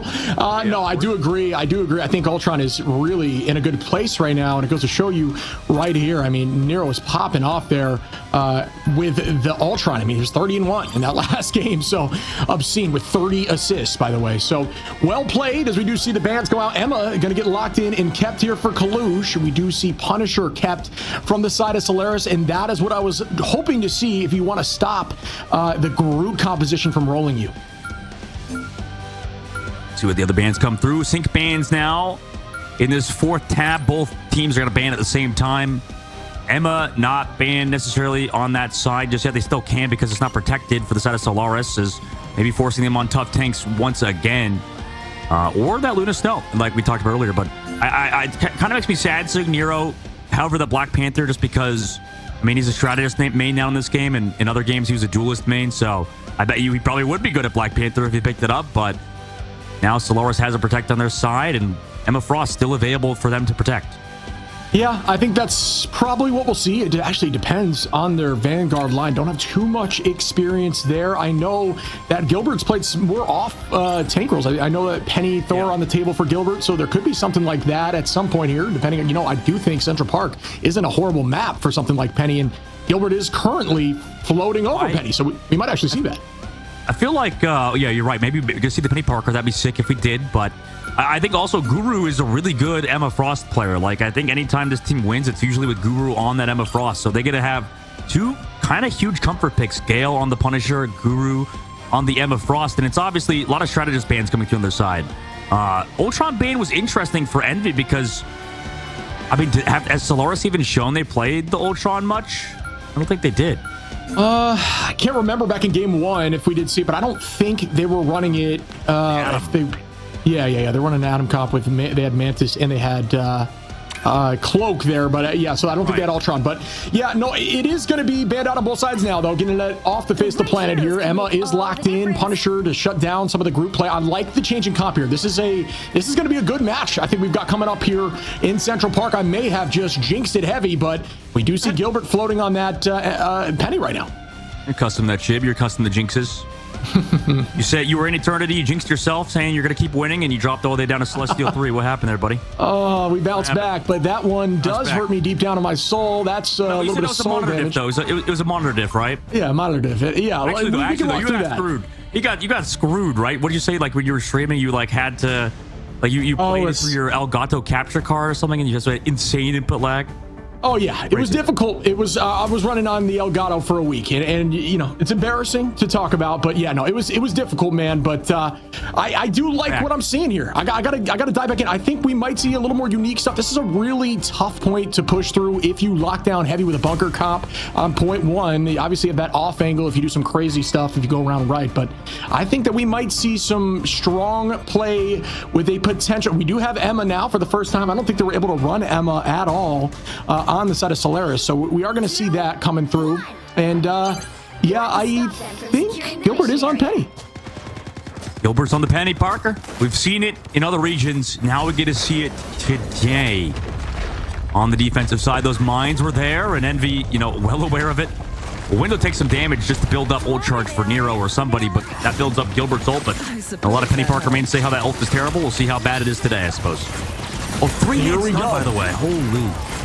Yeah, I mean, off the start here, great placement of these mines here, and yeah, just doing a ton of damage. Good potential, but they are locking back. Yeah, no, this is tough. I mean, their position is way far back. Good shots there by Bedtime at range, trying to stop down on the Hawkeye off the right. Hawkeye gonna have to retreat. Bedtime doing I was gonna say a good job keeping them at bay. Cal gonna watch that freeze and falls up. So well done by Cal, and that's what you want to see there with that combination, showcasing how strong that could be. The freeze into the immediate headshot. So well done by Cal and the Hawkeye. Yeah, I mean, I thought they were just going to play slow for support ults, which they eventually did because, with Penny Parker, you're just going to take a lot of free damage from the mines. Portal play, by the way, going to be an act from Guru. Is he even going to get here in time? He is.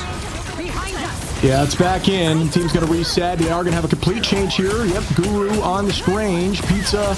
Yeah, they're going to keep this. Gilbert now on the Wolverine. Good shots there by Gale to find Window coming in with the... Oh, what a play! Down goes 2. Will they find 3? No, not going to last on. Cal with a great shot again onto Gale. Big body there for Punisher. A little more vulnerable to some of these projectiles. And that's going to be some more damage for Speedery, driving them back in. Envy looking really good here on taking point 1. Good off angle from Bedtime. Just essentially rotating spawn, but it's not going to be enough as they do take point 1.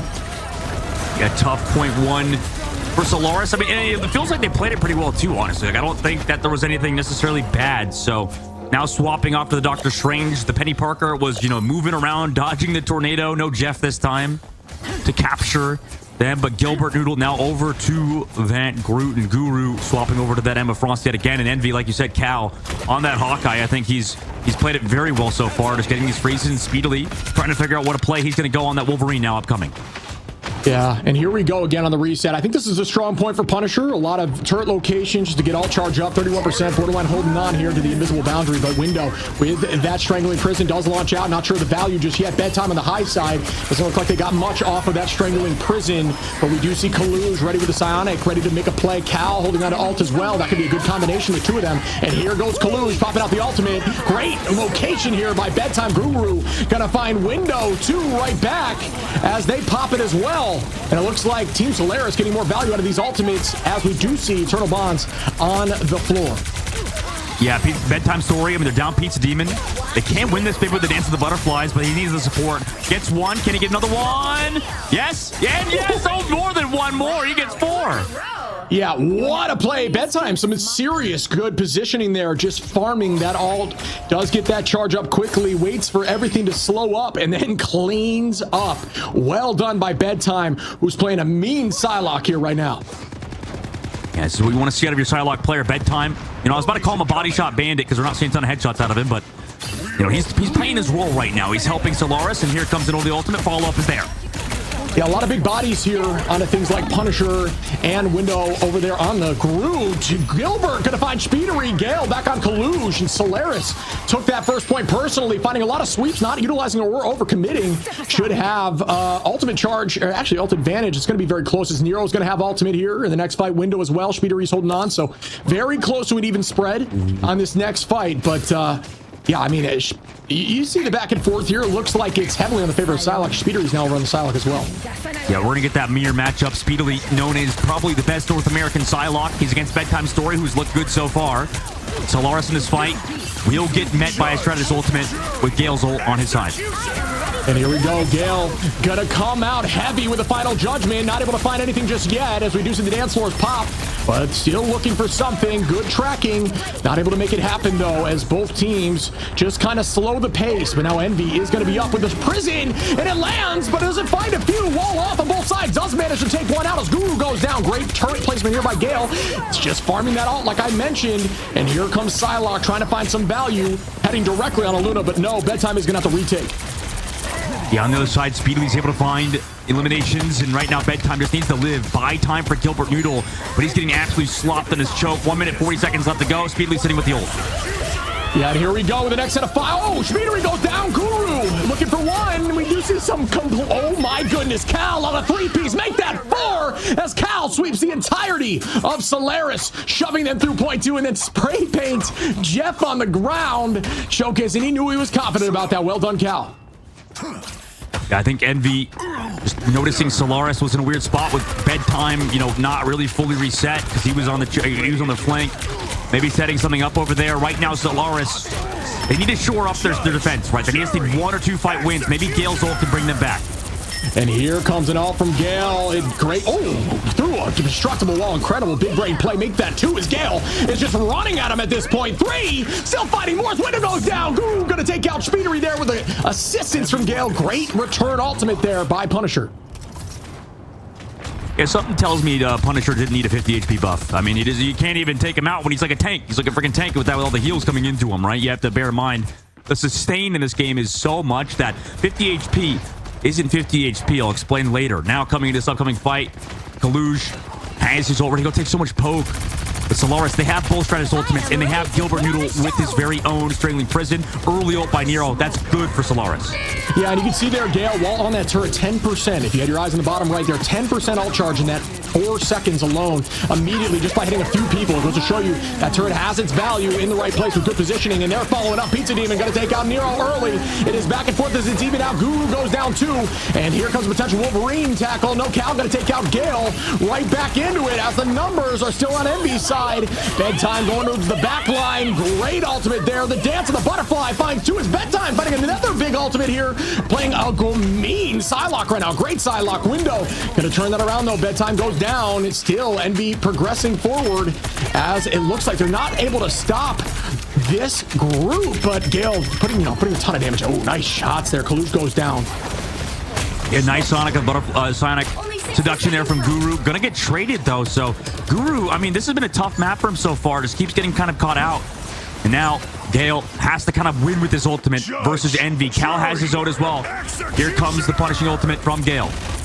Okay, here we go again. Gale had a lot of value last time. That's one. Do I hear two? Finding, it's going to be returned right back at him. Who's going to make this happen? Cal says, not in my house. Turns this right back and takes him out. Now Cal keeping the pressure forward, just destroying these walls. The power of Punisher gets two. Guru goes down two. Cal really popping off in the moment of need. Window going to take out Bedtime, and that could be enough here. They're shoving right onto the point. Three goes down. Speedery finds two more. Pizza falls, and that's enough for them to push through. Point three. I feel so bad for Guru. I mean, he just like, I hate to say it. As much as I love Guru, prime subbage. Make sure you give him a prime sub to come back from that. He fed. He just fed. I hate to say it. Like, he got a little smoked. He got a little rolled and smoked. My doggies, shout out XQC. Like, it just felt like he just kind of walked forward a little bit too many times. And you saw, like, Gale, Sonic Seduction came out from Guru. They got an elimination. Gale's like, okay, I don't need to use my ult, right? Surely? And then Guru goes down, just going a little bit too far forward because, I don't know, there's a lot of things kind of resulted in Solaris' loss there, and it felt like they could have really stopped Envy, right, in that third phase. So tough situation to be in. I feel like it's a similar story we've been seeing with them. They do a great job, even when they're down ultimates, just kiting and playing smart and waiting some time out, but I don't know, man. During some of these alt fights, it always just seems to go towards Envy when they're roughly even on alts. But for some reason, they're winning when they're down on alts. I don't know how it's happening, but it is. I mean, it's a strange situation. I think it's got to go back to just like an understanding of these delayed and strong team fights, understanding who has their alts ready, maybe doing a better job of calculating that. But either way, man, I think they're putting on a pretty good show. They just kind of crumbled there on point three. Yeah, no, absolutely. Guru is typically a great player too. I mean, he opened it up. They wouldn't have been in that last fight anyways if he got the Silent Seduction off. So we'll see if they can come back. It's so hard on this map though. On Central Park, entering this last third map, Solaris has pushed Envy to the brink in this best out of three upper bracket matchup at the very beginning of the North American Ignite series. Yeah, we're seeing much more of a traditional comp here on both sides now. You are going to see the Groot Emma, you are going to see that Psylocke, Punisher, and with the strategist bands, you've got your pick of the litter here. You happen to go with Cloak and Luna, and here comes the turret just to try to gain ult charge. Keep your eyes on the bottom right. But unfortunately gets walled off, not able to get a ton there. But it is a threat. Just burning these walls out of the way. Good idea. Ooh, good pressure as they're shoving them back into this corner already. Guru gets two. Gilbert finds another. Well played. That was the fastest take I have ever seen. I love that. They just walked on him speedily. I mean, they had Portal. Goes invisible. Knows he can go for a one-shot here on the backside. So they have another shot. Solaris as well lost one. So Gilbert falls so low. No, he falls. Yeah, Speedery is going to put some damage on Kalush. Collapses and gets two there. And they take this back. Great teleport there by Window to help them retake. Kalush finding two after that. But still, that's 2/3 of the point captured there. It's just one more fight. Solaris, they just have to get ults and make something happen. Month holding on there is going to be ready to use that Eternal Bond, but it can actually, Gale can counter it with some good shots. So it's all dependent on where that flow goes. And, obviously Cloaks at this level are not going to be walking directly through the enemy. Instead, they're going to try to play around this natural cover. Here goes Gale off the rip. They're all tackled into a corner. Cal goes down. Great shots here. Finding potentially two. Great shielding and good rotation. Oh my goodness, not able to find more, but was very close. Kalush going to take out Guru though. Speedery trying to make some plays happen onto the Hella. Hella was very low, but decides to refocus here onto Gilbert. And there goes the dance. They are out right now. Pete's on the high side trying to escape, but Psylocke saying, not in my house. Speedery going to get in another pick in milliseconds this month. Cleans up Borderline. Well done, Envy on the retake again. Speedily looking well versed on that Psylocke. Bedtime Story also going to get found on the back left corner. And this is the problem, right? The chance for Solaris really did feel at the very beginning of the game when Gilbert found that first elimination on the Groot. And now, this the tough part is that Envy sort of has found their footing, right? Cal's coming up with an ultimate. You've got Window as well with his own Eye of Agamotto. Solaris maybe gonna have to do something with his turret, with the portal play coming through, but it's going to be a slow play from them. I kind of love it. This is a little bit of ingenuity here. I do think the turret portal play has potential. It just seems like slightly off from where the placement of the turret was. It doesn't have a great LOS, but it is helping with the pressure on the high side. A nice pick as Guru finds Cal, so it does have value. He's going to jump in. You just got to count to 20. Do not make sure you miss that teleport. Ooh, trying to escape, but the building says, not in my house. Literally my house. It's Bedtime. Still finds Speedery on the back. Nope, not able to get that. Oh my goodness, what a turn and an immediate deletion of Bedtime Story. The Eye of Yeah, Speedily, another one. Gale goes down. I mean, they found the opening KOs, but it was not enough against Speedily, who just kind of doesn't make mistakes, right? He's always finding an opening pick on a duelist or a strategist, and he's right there with the follow-up every single time. Now coming into this last one, 40 seconds left to go. Speedily's time on the Psylocke has really given them so much extra diff potential here as he's waiting now for Bedtime Story yet again. He's kind of probably going to be terrified. Yeah, I mean, just some really solid pressure here again. I mean, Envy just not backing down, playing hyper aggro Cal. Pushing into Speeder again. Down goes Bedtime. Speederly doing a great job with these. Oh, wow. And immediately going to get that bond back in towards everybody right out of the point. They've got 11 seconds to touch 10. Will they be held 0.1 in this final game of the series? Or will they be able to retake as we do see the bond taken right back at them onto the point? Here comes Gilbert with an ultimate. Hits a few. Will they find value? Yes, they do take out Month, and there goes that bond off the ground. This could give them enough to take this point as Gilbert puts a ton of pressure out. The dance floor is out right now, and it's holding up, but it's no longer there. But look at this. They're still able to walk through them. Incredible team play as Speedily takes out Gale. Bedtime onto Cal. It's back and forth again. Will it be enough? They did cap. Are you kidding me? Oh, my God. That's so. They knew Speedily was just absolutely tunneled on finding the back line. Had members, Gilbert Noodle specifically towards the point with that Eye of Agamotto earlier, carrying the fight with that Eye of Agamotto and then blocking off the heals. And now coming through, just securing the objective. I mean, Speedily smelled blood in the water, but unfortunately it's led to him getting punched in the nose. Right now, Envy, 2 minutes left to go. Need to hold Solaris in the Streets phase. What a shark reference. I gotta love it. And here we go again. I love to see it. So we do have Bedtime. Yes. There we go. The Galactic Legend goes off. Oh, I thought I was going to find an immediate pick there. Great positioning. Still gets one. And down goes Month. This could be enough to shove them through point 2 quickly. Oh, Cal is 1 HP. Oh, not able to finish the KO. Good flight pattern there. Speedily. Oh, my goodness. Gale goes down. Kalu's going to take out Gilbert. I really thought that initiation there was going to be enough by Solaris. Great positioning there by Bedtime on the flank, but not able to make it happen, playing off these cooldowns and these health packs. I think I just need to see him back on a Psylocke. I know you don't have it like Luna Snow, so you don't get the Snowflake. It's not as easy to get things done on Psylocke, but at first I thought because of Psylocke nerfs the character would be terrible, but specifically when you play with this Emma Frost, it feels like that Psylocke is a must pick. Yeah, I mean, the clone is huge, right? It's just enough damage to make these rotations a rotation KO. So they are going to shove in Cal, going to take out Bedtime, even though we see the ult here from Gale. Cal still finding more value, just had a different angle here. Gale tried, and here comes Cal returning this right back, but Visible Boundary gets popped. It's all about intuition now. Do you just know where they're at? Do you believe? But no, not able to get anyone up there yet, but still driving them back just by kind of fanning the hammer here, going left and right, still pushing them back towards their spawn door with 45 on the clock. Ult advantage towards Envy. It feels like at this point we'd see a lot of top teams pivot to Human Torch even with the Invisible Woman team up, right? You have so much high ground to kind of play around, but it seems like Bedtime Story is really focused on either Hela or Star-Lord right now. Good again engagement here by the internal bond. Speedily on the hide side. Ooh, and here comes the Eye of Agamotto. Gilbert trying to find some, but once again, these strategist ultimates are out on the floor. Kalu's going to turn that on borderline window, getting a 2-piece on a Pizza Guru, and then Gilbert. Oh man, 11 seconds on. It's all about the TP now. Can they get there? Whoever spawns in's got to do this fast. It may not be enough time unless they can find this touch. As Speedily's holding on to an ultimate here, the only one on Envy, but I don't think it happens, and that will be the game and the series as Envy takes it home. It's just tough. I just feel like the Hello just was not good, unfortunately. Bedtime Story, like he tried. I don't even think it was his fault. I just feel like it's just literally comp diff. I mean, maybe just honestly, that's the only takeaway I have. Like they had a chance in the series if he maybe went back to the Psylocke because he was doing well on Psylocke earlier on their defense, or just play Human Torch like a lot of teams would, right, with the team up and with how strong Human Torch still is. So Envy winning 2-1, get themselves into that semifinal of their group, putting them only one series away from qualifying into the playoffs.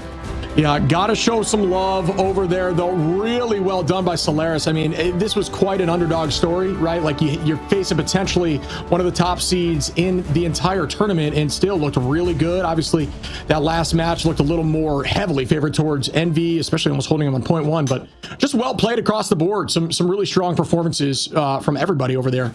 So yeah, just well played. Well played indeed. Right now, Envy still a team that is favored to go far, but after that series, I don't know, Ship. I mean, there's some question marks for sure. We'll have to talk to them, obviously, when we get to the interview segment. But man, what a day we've had so far today. Obviously, we'll wrap things up in a little bit after that interview. Envy finished off Solaris, like you said. There's a good shot. Solaris do well. They make waves in the lower bracket, right? And it's hard. This is the toughest group, right, for a lot of people. Everybody says that Group A is the group of death, and it's looking like that still is the case, as every team that's not even those top teams still looks pretty amazing, too. Yeah, I mean, I'm with you. Group A, obviously, a ton of talent, and I am some teams that I, maybe didn't think were going to stay up to par with some of this talent are doing the job. So it makes for an exciting next few days. I think that the games over the next few days, we're going to see far more pushing to Game 3 like we did on this final set here. Is this the only game that shoved to 3 at this point? I can't even. My brain is mush. But what a series here. Yeah, I think it's the only game out of this whole America region that has pushed to that point. Yeah, right now it's been sort of sweeps. Today it's been like closer sweeps, I would say. So, 2-0s across the board until this one leads to believe that tomorrow should be, those banger matchups, like you said, should be absolutely insane, as well as we have those teams that are win or go home. A lot on the line right now, specifically for first place, 70K. So you have to qualify for this playoffs. So all these teams competing for that end up prize pool. And like you said, Solaris, They put on a show, right? I'm sure everybody's proud of them for doing well, and I think this is a good meta for them too, right? You have characters like Emma Frost being Guru's, I would argue, best character, right? He's super good at that character, maybe also the Doctor Strange, and then also same thing for Gale. Gale is amazing at the Punisher. That's why I would say even into that matchup again, Cal is a great Punisher, but honestly, I would say the better of him. But the problem is, I don't think it matters as much how good you are at Punisher. It matters if you have a difference maker on Psylocke, like we saw with Speedily. Yeah, I think you're right. I think the Psylocke was getting a ton of value. The Switch, I'm sure they have their reasons, right? So they have their decision making as to why they wanted to do that. But I mean, just an absolute insane series to end the night for us. We saw some upsets today. We saw FlyQuest, Ego. FlyQuest getting taken out by Ego. As we dive into the group stages here, you can see 100 Thieves versus Jobless Bums going to be what you witness coming up here over the next 2 days. Envy is going to be facing Ego Death. So this is just going. I mean, Group A is absolutely insane. LG versus Shikigami, Solaris and FlyQuest are now going to be the next series. And we saw how strong Solaris is. Can they get the job done and put the nail in the coffin on FlyQuest, who is an incredibly talented team?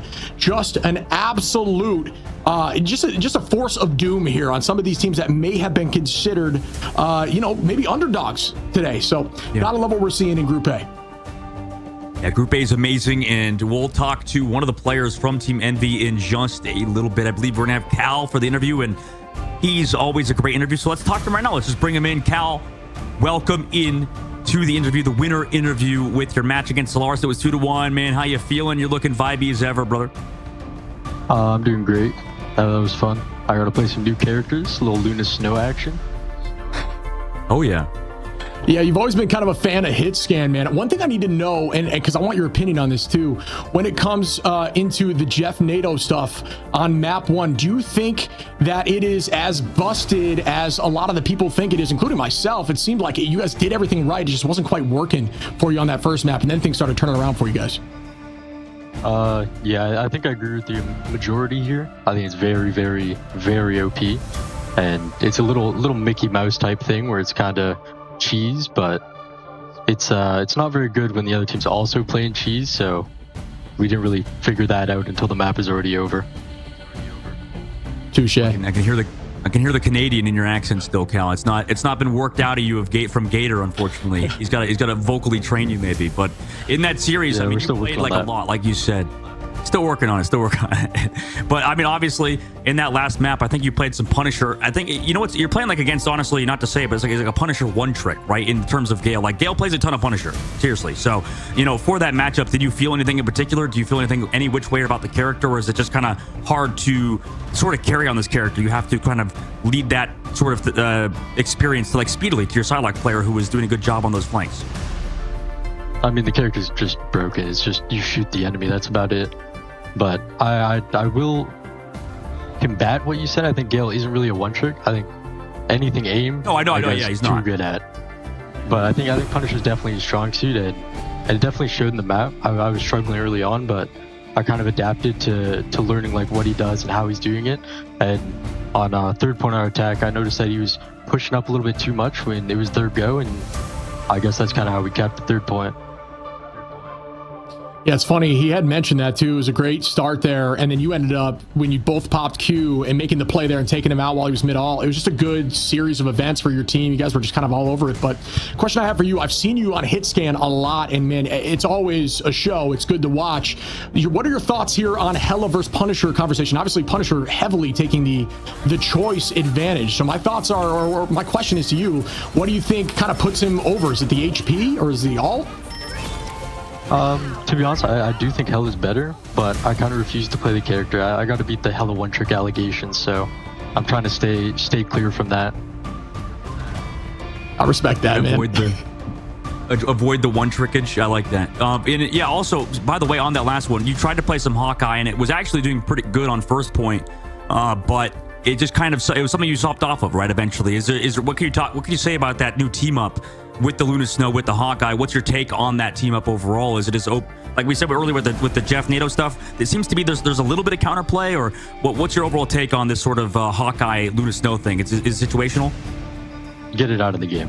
That's about it. Get it out of the game. Like there's infinite range. You can instantly one shot somebody from across the map. It's a little too good. It's very fun though. I love playing it. I've been spamming ranked games playing it almost every game I can. Oh. So why do you guys swap off of it then? Why is it not just a perma pick all the time? What's the problem?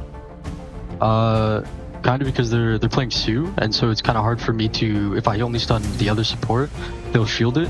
And then, like I said, with the third point thing, is on their goes, they were kind of overextending a little bit and playing the fight faster than I'd want to on Hawkeye. And so I decided just take the mirror, see what we can do, and I guess it just worked out. Yeah, we saw that utilization of the team up with the freeze into an immediate headshot. It was clean off the rip. It helped you guys get a ton of space. So I like what I was seeing there. I guess the final thing we've got, and something I want to bring up to you, and just your question is, do you got any major shout outs, anyone you want to call out? Is there any team that you think you are worried about? Because you guys have been on a tear recently, looking really good. But I think this team, it showed some potential, especially on the domination off the rip. I guess I'm thankful for my team for trusting me on characters that I don't normally play, and I guess for the team part, Ego Death, I think that they've been playing really well, and they definitely showed it today. I think their players are very strong individually, and they're finally bringing it together. And I hope to see Solaris actually knock out FlyQuest. I'm very excited to see that. Love it, man. Appreciate you. Well, thank you so much as always, Cal. You're always like a pleasure to talk to, and thanks for the feedback and just the thoughts on some of these different team ups and such. Thanks for having me. Absolutely. See you, buddy. Sir Cal, man. Sir Cal. He's just him. He's Timothy. He's just so good. Yeah. Flexible. We've seen him He even defended Gale. He says he's not a one trick. He just came out swinging. I'm like, all right. What? I love it. Man, Switzerland out there. You know what I mean? But honestly, unless it comes to FlyQuest, I guess. But no, honestly. Well, no, it makes sense for him because he wants FlyQuest to be gone now, because if FlyQuest is out of the tournament already, you don't have to worry about them if they're such a good team, right? True. No, I like that strategy. I mean, like I said, it's a lot about momentum and who's showing up on the day. Each one of these teams has had these moments where, they seem unbeatable. There's compositions when they squeak through the ban phase that they are super comfortable with, and you get to see it. So I do think that Cal's definitely a jack of all trades. Seems to be playing a bunch of different heroes, but what an insane experience as we dive into the bracket, heading our way towards day 3 coming up here shortly. Day number 3 will be coming up tomorrow at 4 p.m. PST. But before then, looking back at Group B Shib, we had Sentinels beat out Alani Wind. Finishing up this upper bracket right now, the gloves are off. The kitty gloves are off. If you lose in this lower bracket, you are going home. Well, you're already home, I guess, because it's an online tournament. But maybe things are going to get offline here pretty soon. So it's super exciting, as this tournament is obviously going to lead to international play. Looking at today's matches, though, it was so good. I mean, top to bottom, it was 2-0s, but super close 2-0s, right? Shroud Techie was a fun one. FlyQuest Ego Death was a 2-0, but for Ego Death. Yeah. So, incredible day around the board. Yeah, I mean, technically upsets on 1 and 2, right? According to the seeding. So really well done, Nemesis and Ego. Ego surprised us all, I think, just with how clean they played as a unit. Obviously, we had a conversation with them, and they just seemed confident and secure in what they can do. Some crazy plays with things like Black Panther and Venom still getting a shining moment there. Just a lot more dive on that team. So very unique and awesome to see. It was a ton of fun today, man. Great casting with you. Oh yeah, absolutely. At this rate, people are getting tired of us, like, giving each other praise because it just happens too much, honestly. Let's take a look at tomorrow. Maybe we'll start hating each other's shit. That's what we should do. Open up tomorrow to start, or on Sunday, just absolutely frying each other. Obviously, tomorrow, Vicky, Kitty, and Cozy will be leading you off in the NA region. Tomorrow's match is going to be starting off with 100 Thieves and Jobless Bums, who I am excited to watch, considering they have a very interesting player coming back from vacation, known as Infamy. Meanwhile, Sentinels and Citadel Gaming playing against each other. Envy, Ego, Death, that matchup we get to see. Cal gave them some credit in Team Nemesis versus Shroud X to end the day. X Ishikigami versus Shroud X. Gonna be a fun one, man. Tomorrow's gonna be so exciting. Yeah, those are insane matches, dude. I'm excited to see Jobless up against a team like 100 Thieves. They really showcase what they could do day one, and that is the ultimate test here. Some of the past champion couldn't be more of a test. So Sentinel's gonna be up there with Citadel too, Envy, Ego. That's gonna be an insane one. Cal obviously had that conversation. So man, I like what I'm seeing coming up here tomorrow. It's gonna be a ton of fun. You mentioned Vicky and Cozy going to be here. Great casters, awesome team. So it should be a blast to watch. You got to tune in here tomorrow, 7 p.m. EST, and catch the Americas region on day 3. What a series. What a bunch of games today, man. Oh yeah, super fun. And you know what? This channel is also going to be live in just a little bit with I believe it's Oceanic region first, right? Before the Asia region, I believe, in the Ignite series. So we'll see what happens. Make sure you come back if you want to watch those regions. There's some crazy stuff that happens in Oceanic. There's Mr. Fantastic being played and stuff. Crazy stuff. But tomorrow, like we said, we'll be back here at 4 p.m. PST, 7 p.m. EST with Vicky, Kitty, and Cozy. So make sure to come back tomorrow or later tonight. Catch you guys later. Thanks for being here, everybody.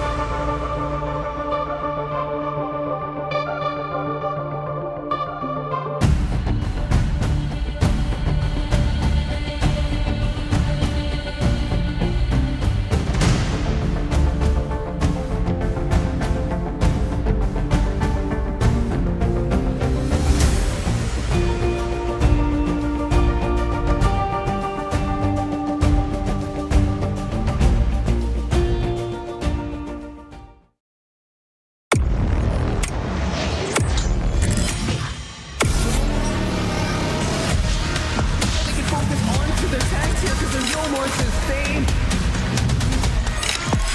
Now the feed is filled with versus throw. The bears